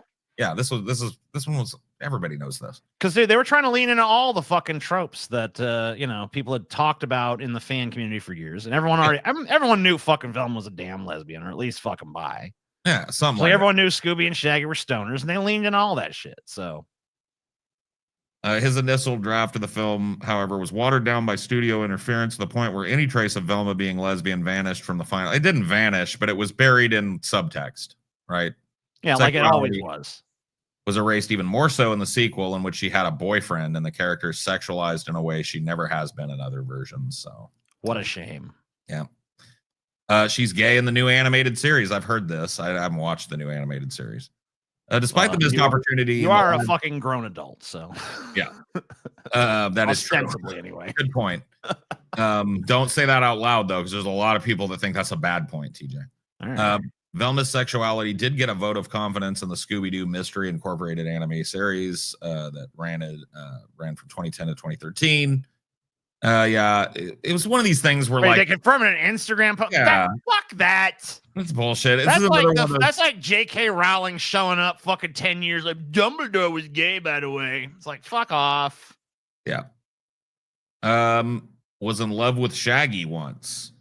The revelation about Velma's sexuality in Scooby-Doo Mystery Incorporated anime series may have caught some fans off guard because a big feature of the show's first season was Velma's romance with Shaggy. Well, maybe that's what made her fucking gay. Maybe. This is a big change from past versions in and of itself and not entirely popular, but her determined efforts to woo Shaggy, which were shown not being too different from her dogged desire to solve mysteries, was actually intended to show off how off course Velma was, according to Cervone, afterwards. Yeah, bullshit. Fucking retcon shit. Oh, actually, our show was way more progressive than you thought it was. So fuck you. Her middle name is Daisy. I hadn't heard this. I didn't know her middle name was Daisy. Well, where was that revealed? Scooby-Doo has never been a show super into details about its characters, preferring to just show them and throw them into the mystery of the week. But once in a while, a little nugget comes out about one of the gang. In the made-for-TV film Scooby-Doo Curse of the Lake Monster, fans find out her middle name is Daisy. Bullshit. That don't count. Look at this. I mean, it's proper Scooby-Doo licensed shit. All right. I don't buy it. I mean, how do you say it ain't canon? How do you say it ain't canon? Look how shitty Scooby looks. He looks shitty in all of them. Yeah, that's true. Scooby's never looked good in any of these live-action movies, so. That's definitely true. Haley Kiyoko plays Velma in that installment in which the gang tries to solve the mystery of, surprisingly, a lake monster. In the story, Velma is possessed by a witch, but freed through the magic of song. Wow. Wow. Oh, my. Another bit of neat in-universe information about Velma came in the form of this series of animated shorts that ran on Cartoon Network, Scooby-Doo Behind the Scenes, which was also known as Those Meddling Kids. spotlit each member of the Scooby Gang and added some additional information about them. In case 5, Velma, that meddling brain, we find out that before Velma said her trademark phrase, jinkies, she just said, oh my. Jinkies, it turns out, was originally something Shaggy said. Bullshit. Damn, they fucking took jinkies from her? Yeah, they trying to fucking take jinkies from Velma. Oh, actually, that was Shaggy came up with that. That's problematic. Yeah. Fuck that. Fact. Yeah, they retconning a strong woman and putting it on Shaggy. That's putting bullshit. On fucking Shaggy's dumbass. He has enough fucking catchphrases, bro. Now, this one I could say is probably not canon. This is gay as fuck. She was a villain. Come on. In some stupid fucking reboot cartoon thing for homestuck adults. Get out. Velma didn't have any choice being possessed by a witch, but one time she broke bad, as many heroes do. It's in the 2nd season of Mystery Incorporated. Fans so she was possessed. Don't even count. Yeah, okay. So she don't even count. Super strong. Velma, without a doubt, the brains of the Scooby Gang, but she's also apparently, she does do this shit quite a bit. Yeah, she's lifted up these motherfuckers more than once. I think she even did that in the original show a few times. She did, yeah. Shifting backstory. Sometime hard for fans. Shit. These characters are not consistently written. I mean, how many fucking iterations of these motherfuckers are there? Like, how many different fucking Scooby-Doo shows have there fucking been? Like hundreds. Too many. Not hundreds, but there's been dozens. At least dozens. Let's see. Some comic book characters like Wolverine go through long periods without a whole lot of definition in their backstory. But Wolverine, anyway, never mind. I'm not going to be a comic book nerd, but Wolverine has a lot of fucking backstory. While Velma isn't Wolverine, her backstory is a little fuzzy. Been a student with the others at the same school and not. She has siblings and she doesn't.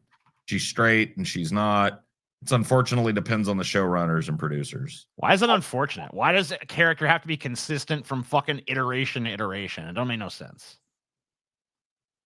I guess the look and character of Velma was inspired by a character probably unfamiliar to audiences today. Back in the 60s, Zelda Gilroy, played by Sheila James, was popular and recognizable character from the hit sitcom The Many Loves of Dobie Gillis. Gillis? Fuck all that shit. Yeah, that sounds pretty bad. Zelda's penchant for plaid skirts, her manifest intelligence, especially in contrast to Dobie and the other characters, provided an early template for the brainy book nerd / hero Velma would pioneer, and later characters like Willow from Buffy and the Vampire Slayer would build upon. Jinkies. Those Scooby-Doo behind the scenes assigns credit. Remember how Shaggy fucking originally came up with that? Yeah. Jinkies to Shaggy. The legendary catchphrase is actually a product entirely of Velma, or rather the actress who played her. Yeah. The original voice actress for Velma, Nicole Jaffe, portrayed the character in both Scooby-Doo, Where Are You? Those are the classics, 1969 to 72. And new Scooby-Doo movies from 1972 to 74. That's the classic Velma right there. Yeah. She ad-libbed the phrase early on in the production of the first series, inadvertently creating an instant classic that would be quoted back for the rest of her life. There you go. So I knew about half of these. So it wasn't Shaggy bad. didn't come up with that fucking bullshit cartoon. Yeah, some of that shit I agree is non-canon. That's horse shit. Oh, Shaggy actually came up with that. Velma's kind of undefinable, man. You gotta chill and just kind of go with the flow with Velma. She's gay and she's like the fucking bearded lesbians. You can't put her in a fucking box. Yeah, you can't put her in a box. She don't fit your little fucking confines of your stupid little fucking brain. All right? No, she doesn't want to either. Yeah. Doesn't want to either. Velma is beyond your comprehension. Okay. All right, we have at least one more spin. Then I'll take a look at some information and see if we've earned any others. But we'll do our tabulations. We'll do a tabulation and machinations. Machination, tabulation, machination, tabulation. What do we got? Round it goes. The one we dodged last time. Oh no. Jordan Peterson don't like him no homos. Oh well. Here we go again with this shit. Here we go again on our own. Jordan Peterson, you piece of fucking shit. the dichotomy of the chain reaction that was created in Dostoevsky's masterpiece is actually... Ugh. Tragic and disgusting. Horrible that we have to watch this. Jordan Peterson hates me. Well, I guess a broken clock is right. Twice a day, ain't it, Spino? Here it is. Here it is in all its fucking glory. Let's see what he... I'm excited for this. You should be. Yeah, having this interview in Pride Month. And so what are my thoughts about Pride Month? Well, the first thing I would say is that you should be very careful what you name things. Okay. And pride is not a virtue. And I've brought that up with people before, and their objection always is, well, they don't really mean pride. People are just trying to affirm their own identities. And, you know, fair enough, I suppose, to some degree, but that was the name. Why is that not the end of it then? Wait, hold up. That should be the whole fucking thing then. No. Fair enough, I suppose. The end. No, he's got more, of course. Name that's stuck, and pride is a cardinal sin, and there's a reason for that. And the reason is that pride means something like stubborn refusal to change when evidence of error is accruing. And it's not a good thing. Then, like, do I even need to say it? I don't even need to say it, do I? So let's see. Let's go down the 7 for a second here. Wait a minute.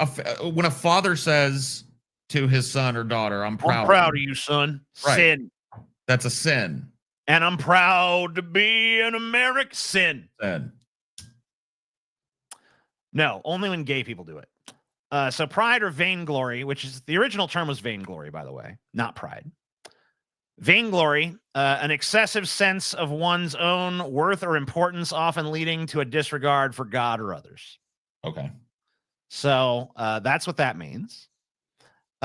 Greed, of course, excessive desire for material possessions or wealth. Wrath, uncontrollable feelings of anger. We know this. Envy, strong desire to have what others have. Lust, excessive or illicit sexual desire. Gluttony, overindulgence or overconsumption. Sloth, laziness, indolence, whatever.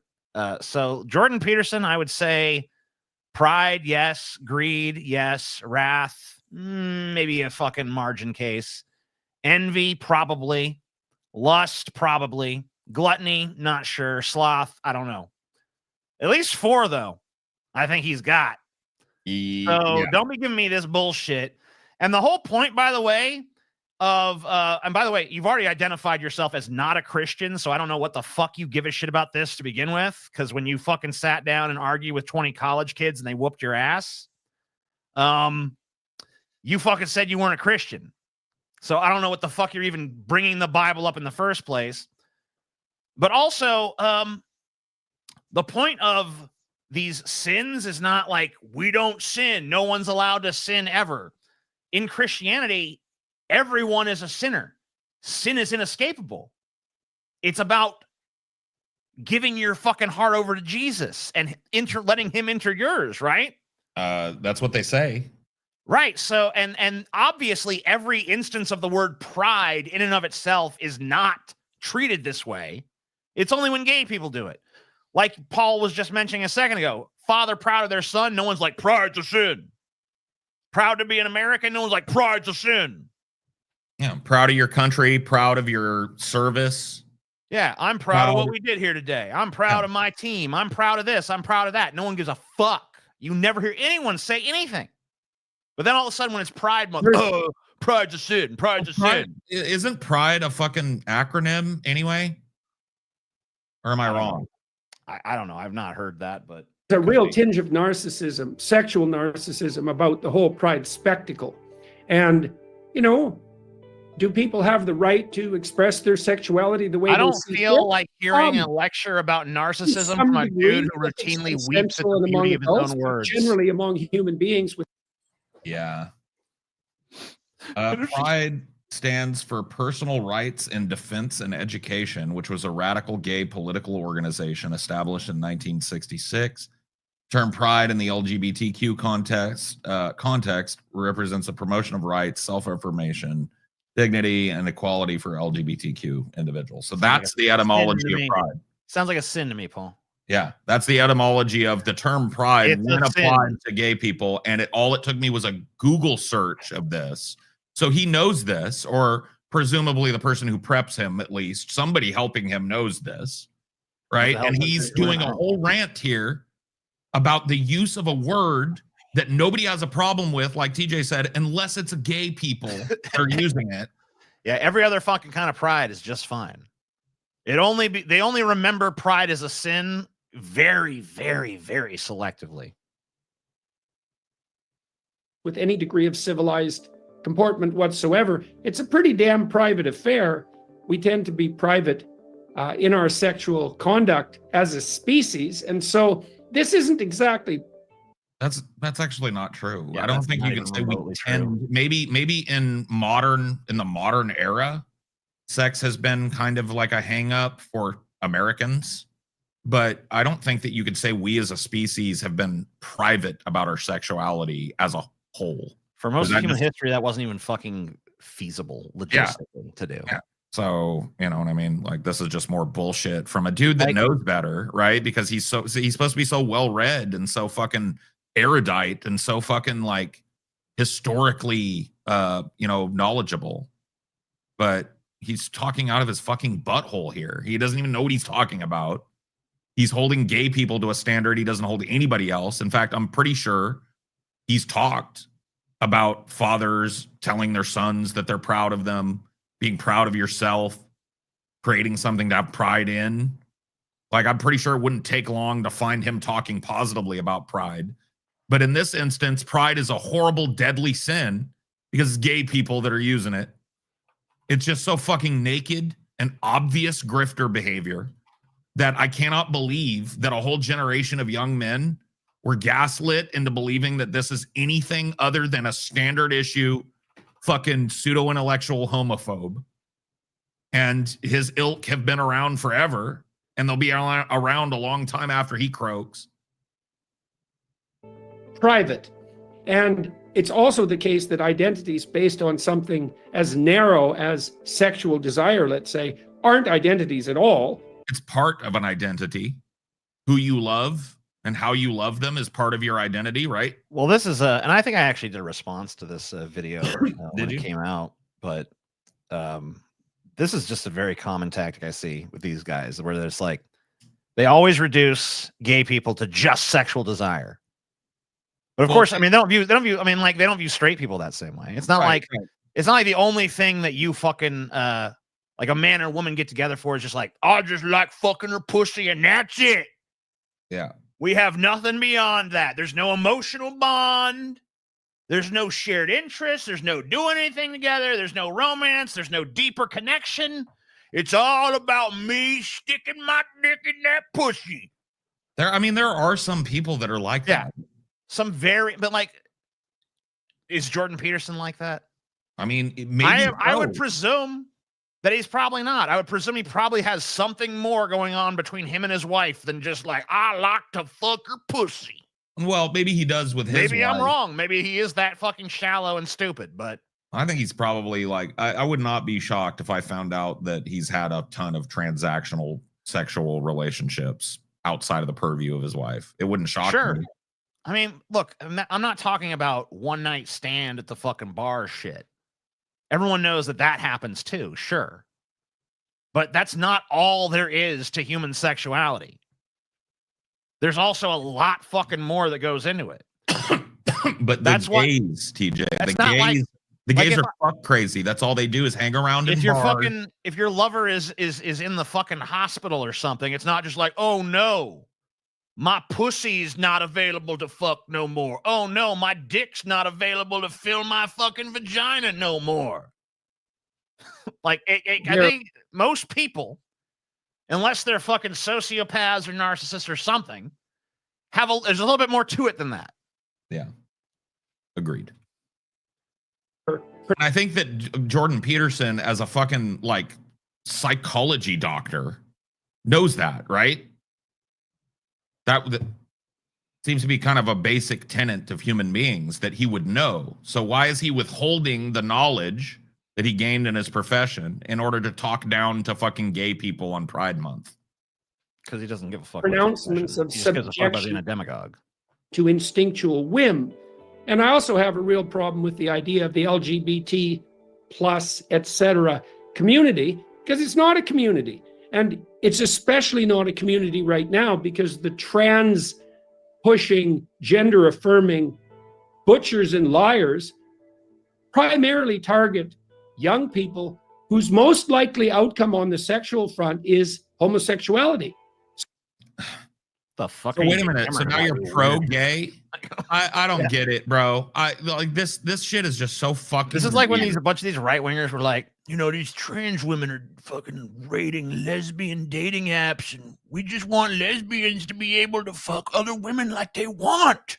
Listen, dude. It's like there's a community of grown men that like to fuck My Little Pony dolls. Okay, you don't get to define what a community is. You don't get to say that this isn't or is a community. A community exists by its membership. And, you know, I don't know what numbers you look at, but a significant portion of humanity is on the LGBTQ spectrum. So this is not a community that you can deny the existence of. It just is. It's not really a community because I don't like them. Well, it's not Things a community. I don't like are not a community. It's not a community because there's infighting. It's like, yeah. What community doesn't have infighting? Yeah, bullshit, bro. So it's like all these special exceptional thinking, like logic problems, but only for gays. Yeah, I mean, like, there's just so many fucking special pleading cases here with this. It's like every fucking standard goes out the window and a whole new set is created for fucking gay people and it's just lesbians, bullshit. etc. Look at what the crux of his whole argument was. It's not a community. It's like, based on what? Trans people existing and there being a disagreement within that community as to whether or not trans people should be included in the space?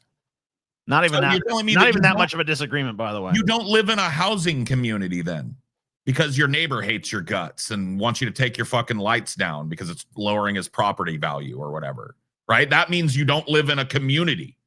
That means you don't live in. So wait a minute. Never mind, dude. I'm not following him down the fucking goddamn benzo rabbit hole. This dude is fried, absolutely fried, full of shit. Clearly has some hangups about his own personal sexuality. I think this guy has lusted after cock his whole fucking life, maybe even indulged a few times, and it's probably something he's at war with. People that hate gay people on this level, where they'll make all these special exceptions for gay people. Gay people can't be proud. Gay people can't have a community. But people that are like that are typically trying to run from a feeling inside of themselves, and they want to be as just absolutely against gayness to the extent that they possibly can, right? Because they think it makes them look like a paragon of straightness. But what a lot of people, myself included, and a lot of the audience realize is that oftentimes the loudest fucking squeakiest wheel is the one that's getting the grease, if you know what I mean. Methinketh thou dost protest. The dude that just has to talk about how awful gayness is every second of the day is probably beating his cock nightly to gay porn at the very least, if not cheating on his wife constantly with men. There's no other fucking reason that a dude that calls himself intelligent, that's been to school, that's read books, that got a doctorate, would not know this basic shit. He knows what special pleading is. He knows he can't look at the gay community and hold it up to some standard that doesn't apply to any community on the planet except gay people, right? You can have a community of furries. You can have a community of people who lick each other's feet and shit diapers and shit. You can have a community of that, but no gays. That's not a community. Well, fuck you. How about that? How about that? How about we make a fuck Jordan Peterson community? I like Will it. that be a community? Sure.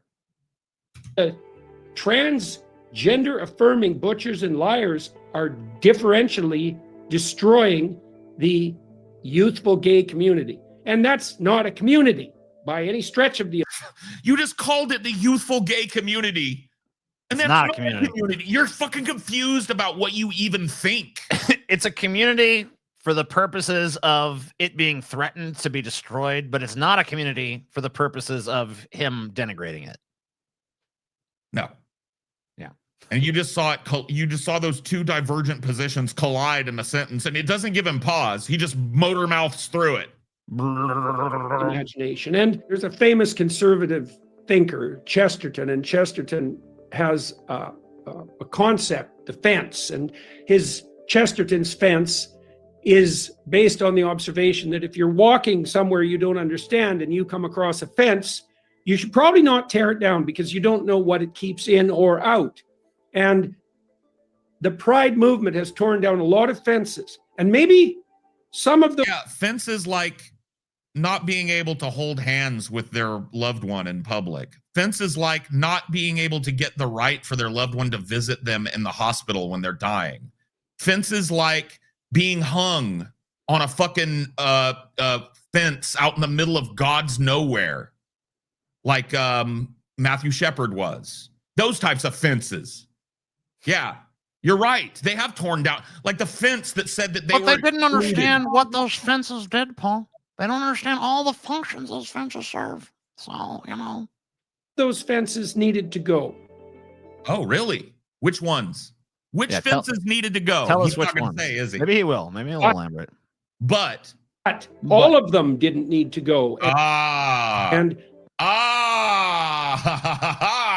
right, look.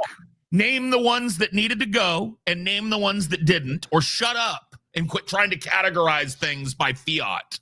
You don't get to do that. And I love how you don't this very statement implies that he, as an individual, understands better which fences needed to go and which ones needed to stay up more than the people actually affected by the fucking fences. Yes. Of course he sussed it out. He knows. And he gets to make all the special exceptions.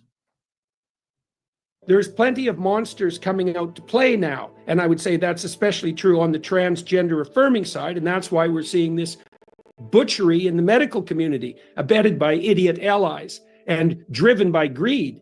And those aren't the worst monsters that exist.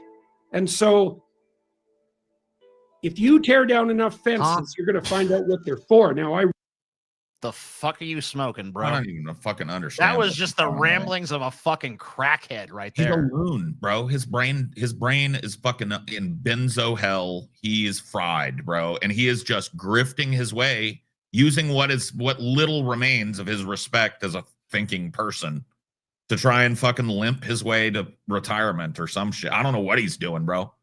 But this is just goofy talk. This is like freshman philosophical discourse shit. This would be ripped apart by a freshman college student. I mean, their first very recently it was. Like we saw that happen. Like he got his ass handed to him by a bunch of fucking nobodies. He's just a goofball. And anybody that's fucking like saying his name with anything other than derision at this point just paints themselves a goofball. If you're too stupid to call out the multiple special pleading fallacies that he's engaged in with the gay community here, the multiple times where he's made a declarative statement and then just moved past it, like it's when the declarative statement he just made is the whole point of what you want to hear him talk about. Oh, there is no gay community anyway. Yeah, he treats things as he treats it as it's just self-evident, right? It's just gobbledygook, dude. You could get the same type of shit out of any fucking drunk hillbilly down at the bar on a Saturday night. Let me tell you the way things really work, boy. I don't have no fucking perspective on shit, but motoring off at the mouth. That's what this dude is. And if you hold him up in your life, this dude helped me. I think Dr. Peterson has some good points sometimes. You know what I think of you? I think you're a dipshit just like him that can't get past kindergarten philosophy, doesn't know what a fallacy is, doesn't know what special pleading is, doesn't know a fucking gay guy trying to mask his homosexual feelings when they see one, which leads me to believe there's a lot of you in the same boat. I don't think highly of you when you invoke this person's name, and this is why. This is tragic. This is dog shit. You have to be so sold out, slack-jawed, and programmed to take this at face value and go, ooh, and nod your big dumb empty dome along to it? You got to be so fucking gone. I don't know if there's any helping you. Well, you know, we don't, I hate to point it out because it's a very frequently misused term, but it's called begging the question. And it's a form of circular reasoning. And basically, it's when you consistently, I mean, you don't have to consistently do it. If you do it even once, you're doing it. But begging the question just means that your argument hinges upon its own conclusions. In other words, it treats the conclusions as self-evidence as part of the argument itself. I think you're 2 layers deep with and this he does that concept. shit fucking nonstop. This circular fucking reasoning shit. It's true because it is. Because it's true because it is. Circular reasoning, circular conclusions, begging the question. Infinite special fucking pleading. Infinite special pleading. Just immediately, the gay community is held to some rigors that he's come up in his mind that no other community of human beings has ever been held to in the history of humanity.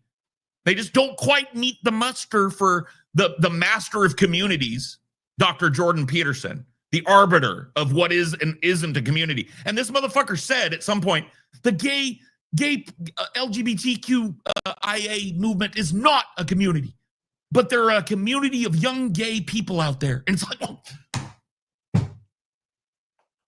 self-evident huckster piece of shit. And if you think he's smart, you need to keep it to yourself, because most people know what that means, bro. And it doesn't mean you're smart like him, like you think he is. It means you're a dunce, bro. Literal fucking dunce cap level shit. You couldn't sneak this by one of my nieces or nephews. I got a little fucking 5, 6, 7-year-old niece that would be like, but wait a minute.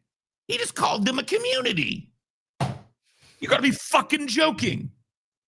I hate this motherfucker, and I hate people that follow him. And I don't wish death on people, but when this motherfucker has a stroke or some shit and just disappears because he's all half paralyzed or some shit, I ain't gonna weep a single salty tear. I'm so sick of him, bro. I'm so sick of his shit. I'm so sick of the people that fucking like treat him like he's a worthy thing to bring on an interview. He's a fucking garden variety huckster, dime a dozen huckster, piece of fucking filth, hateful, self-loathing gay bigot. Give me a break. I read recently, like this week, that support for gay marriage is plummeting. Right. It's like, well, keep pushing. You're going to lose everything you've gained. And I'm not celebrating that. Yeah, you are. Yeah, you are. Yeah, the gays are getting uppity, boys. This dude fucking drives me. Yeah, we gave them their right to marry, and look what they doing there, huh? Keep on pushing, homos. Keep on pushing. See what we do next. I don't mean to be mean, gays, but if you push it too far, and you're going to get your fundamental human rights stripped away. Look, I'm not celebrating that. I'm just supporting it. Fuck off, bitch. At all. That's not the point at all. But oh, dude, I got PDS worse than any. Dude, my VDS is a mild case compared to this. Dude, I am so dead sick of this motherfucker. So dead sick of this motherfucker, bro. Like, I'm just done with it. I don't like the flag. I think it's a piece of idiocy. I don't understand why it changes every bloody week. I don't know who makes those decisions. I don't like the acronym and all the mystery surrounding it. I don't like the fact that. Do I let my anger spill out onto a member, or do I just let this one float? I'm gonna leave it up to you because I can't make the decision right now. Just let it float, dude. Okay. I don't think that's egregious enough to. Never mind. Okay, you said let it float. I will. The LGBT agenda, whatever that is, increasingly dominates the school system. I don't like the fact that it's targeted at young people. And I think the surgery, the gender affirming care movement, I think it is Nazi Auschwitz level awful.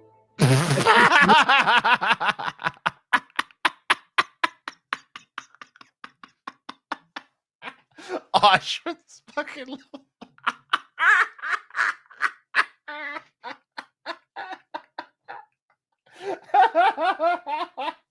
guy's a fucking moron, bro. What a twat! Total fucking barefaced, bald-faced idiot. Auschwitz, dude. Fuck me. Not only stopped, but now, as they've decided to do in the UK and in most places in Europe, but I think all the people that were involved in the surgical transition of minors should be imprisoned. Never happens.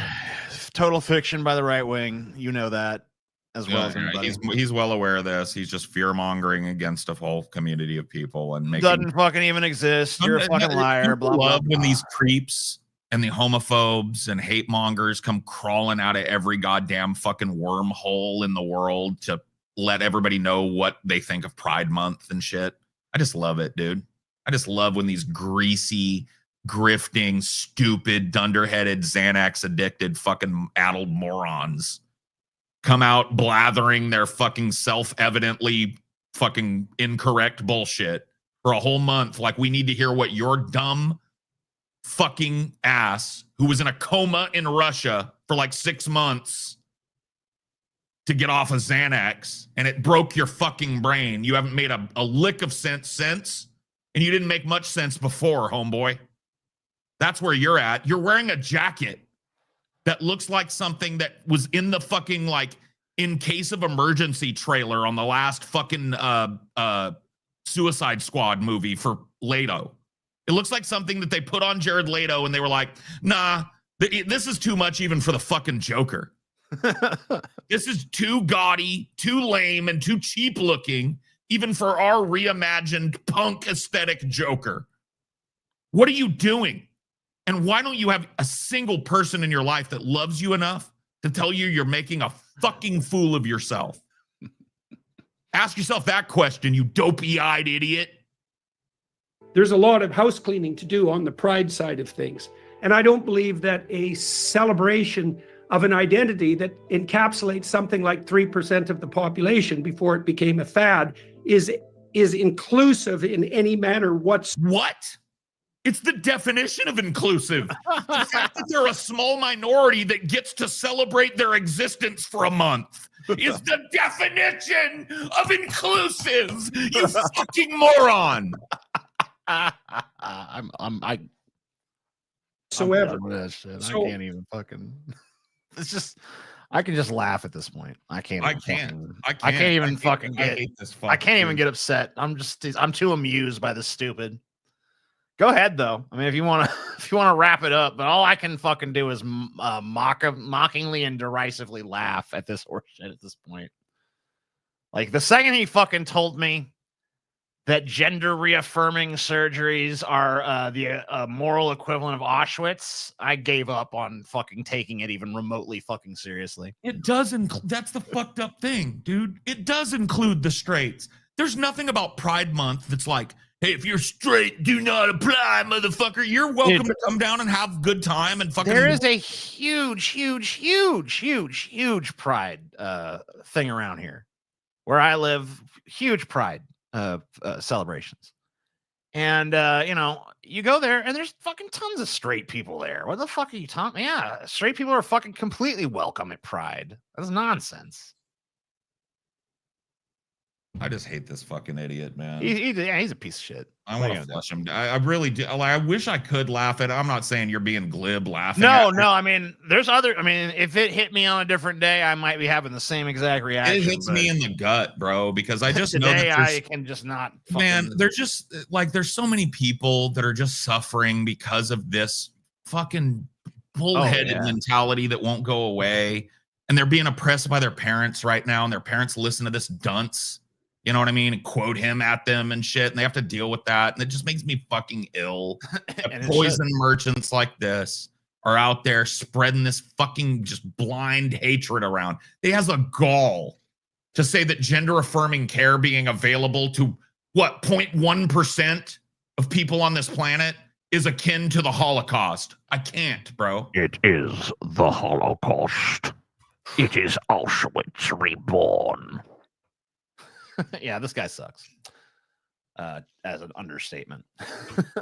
And bro, and that's the fucked up thing, dude, is like, I hate when you talk to people that are on the spectrum all they want. They don't want to shove it in your face. You fucking butt fucking you like. They just want to be able to be normal out in public with the people that they love. That's it. They want to be average fucking people. They want to be not misgendered. They want to be not treated like they have to go hide what they do.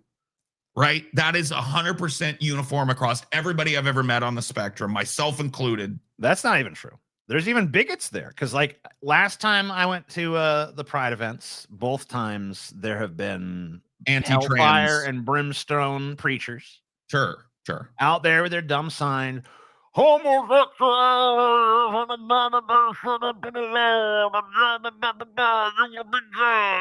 you know how many fucking people I've seen beating the shit out of that preacher man or that priest?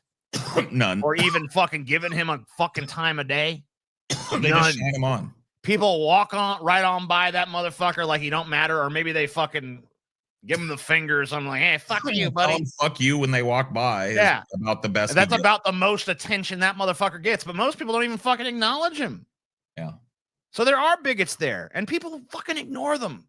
There are straight people there. Fuck that guy. There are tons of straight people that go there because they have gay people in their lives that they support, or they just want to have fun. Or yeah, they're or not it's just it's a big fucking festival event with a parade and fucking attractions and stuff and food and things, and so they just go there for fun.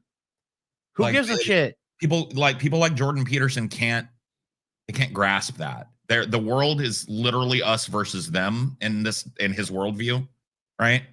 Yeah. And them is anybody that doesn't conform to gender norms and sexual norms. It's because he's a barely sentient pile of shit. Yeah. Like, who gives a fuck? Yeah, you're right. I just wish. I mean, he just fucking look. I mean, I understand why we have to give a fuck because, like you said, people actually find him intelligent, influential, and there's tons of people like him that are cut from the same piece of shit cloth.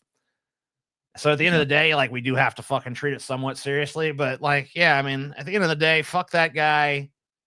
I mean, I despise him, but what are you gonna do? I mean, he's out there, and if he's not doing it, some other motherfucker take his place and do the same exact grift.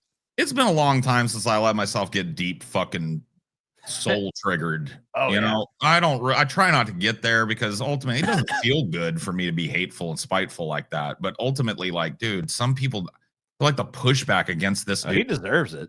I feel like, and maybe I'm wrong about this, but I feel like the pushback that he receives is just so mild and meek sometimes. I'm not saying us, I'm just saying in general. For the type of fucking retarded, self-evidently stupid shit that he says constantly, he gets such minor, minimalistic pushback, you know? It just bubbles up with me. I just would love for him to hear what I had to say about him here today. I would love the chance to interview this fucking guy and give him that to his face. Absolutely. Nobody's going to do it, right? Everybody treats him like he's somebody that's fucking worth respect.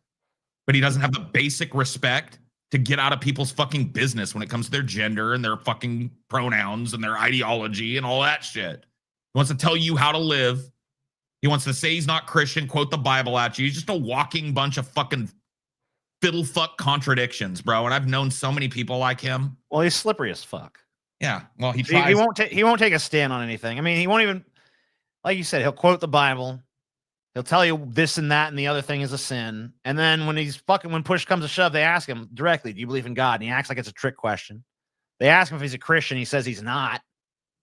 Or at least, I never said I was a Christian. He won't even fucking deny or confirm it. It's like even the most basic things about him, he will neither confirm nor deny. Yeah. So I mean, he does that because he wants to be a slippery, fucking unpinnable, shape-shifty, fucking slithery, fucking serpent fuck. And to a certain extent, dude, when I actually start feeling deeply like that I need to say some shit, and even if it's just angry, spiteful shit, bro, maybe we need a little bit more of that these days. Maybe people have gotten too polite and too fucking like. There was a dude in here that was like, dude, the meltdown is real. The fucking the crash out is real, bro. And it's just like, man, you fucking passion is a crash out, bro. Passion. So what? People love crash outs. Yeah, but I hate that it's like a sideshow to people, right? And that's not why I'm doing it. And I get it. I'm not unaware that people are goofing on me when I'm yelling and screaming and Yeah, stuff. but what I'm saying is, like, you know, if it gets attention, you know, who cares? Yeah, I don't really care about if they that. heard the truth, then they heard the truth. I mean, like, people make fun of Jordan Peterson, people make fun of us, people make fun of everybody. I just feel like we're like, dude, I saw that video that we watched, I think a couple shows ago, where they punched that old grandpa that was wearing an SS shirt at that punk show. They just kicked him out of the show. And I was like, man, we need more of that shit in this fucking country, bro. Like, when did Nazis get comfortable with putting red fucking shiesties on and walking around with fucking swastikas in America, bro? When did that happen? Because it wasn't my childhood. You didn't see that shit. You know, when you saw a fucking Nazi flag or some shit, when you in the deep back country somewhere, you pulled past some dumb motherfucker's house that nobody ever drives by because it's the middle of nowhere. And that motherfucker sometimes has the balls to fly a Nazi flag out of one of the windows of his house or some shit. that when I was growing, I'm dead ass serious. That when I was growing up, that's when you saw Nazis. And now these motherfuckers have got the balls. They load up in a fucking U-Haul truck with 82 Nazi flags and a dream, and they just parade around American cities, and nobody's showing up to stomp these fucks out. I guarantee you, bro, you do it one time, they're not going to come again. They won't come to your city again after you beat the fucking brakes off them one time. And that's what Nazis deserve, by the way. Sometimes violence does solve problems. And sometimes people's ideas are worthy of getting bitch slapped for. And Nazism is one of those ideologies. And Jordan Peterson is dangerously adjacent to Nazism. They feel the same way about the gay community. It's not, it shouldn't exist. It's a perversion of God's word. All that shit. Well, you know, what I know is Jordan Peterson took a bold stand against Auschwitz when he compared the moral atrocities there to the moral atrocity of gender reassignment surgery. So he obviously takes the Holocaust very seriously. Yeah. He's obviously somebody you should take really seriously and quote in your life, please. Yes. Let me know you like this fucking guy so I can absolutely ghost you. Amen. All right. Well, we have not met our donation goals or any other thing right now. Thank you guys for the spins that you did get us today. I was particularly fond of the Andy Dick one. Yep. We are off next week, but patrons, you're going to get a fresh helping of some new shows that we recorded for you. And you're going to get a new Hey Paul, What You Watching? Cinema for Cynics video here in the next couple of days. Keep your eyes peeled for that. And we are all going to kind of rest and recoup. And we don't want to say too much, but TJ, you got a big project going on that I think eventually people will understand, right? Oh, yeah. During the week off, you might, tackle a little bit. Irons in the fire. Oh, man, there's tons of irons in the fire. Stay tuned. Hopefully, we hope to be able to announce this week a meetup, but we've been ghosted by this venue that was all interested. So I don't know. I wouldn't say we've been ghosted, but well, whatever's happening, we're just communication has been a little slower. But that's as soon as we get an answer and a firm date, we'll be announcing a meetup. So do that. Consider becoming a patron. Consider becoming a member. Buy some merch. Thank you guys for watching. Thank you for donating. We'll see you guys next time. Bye.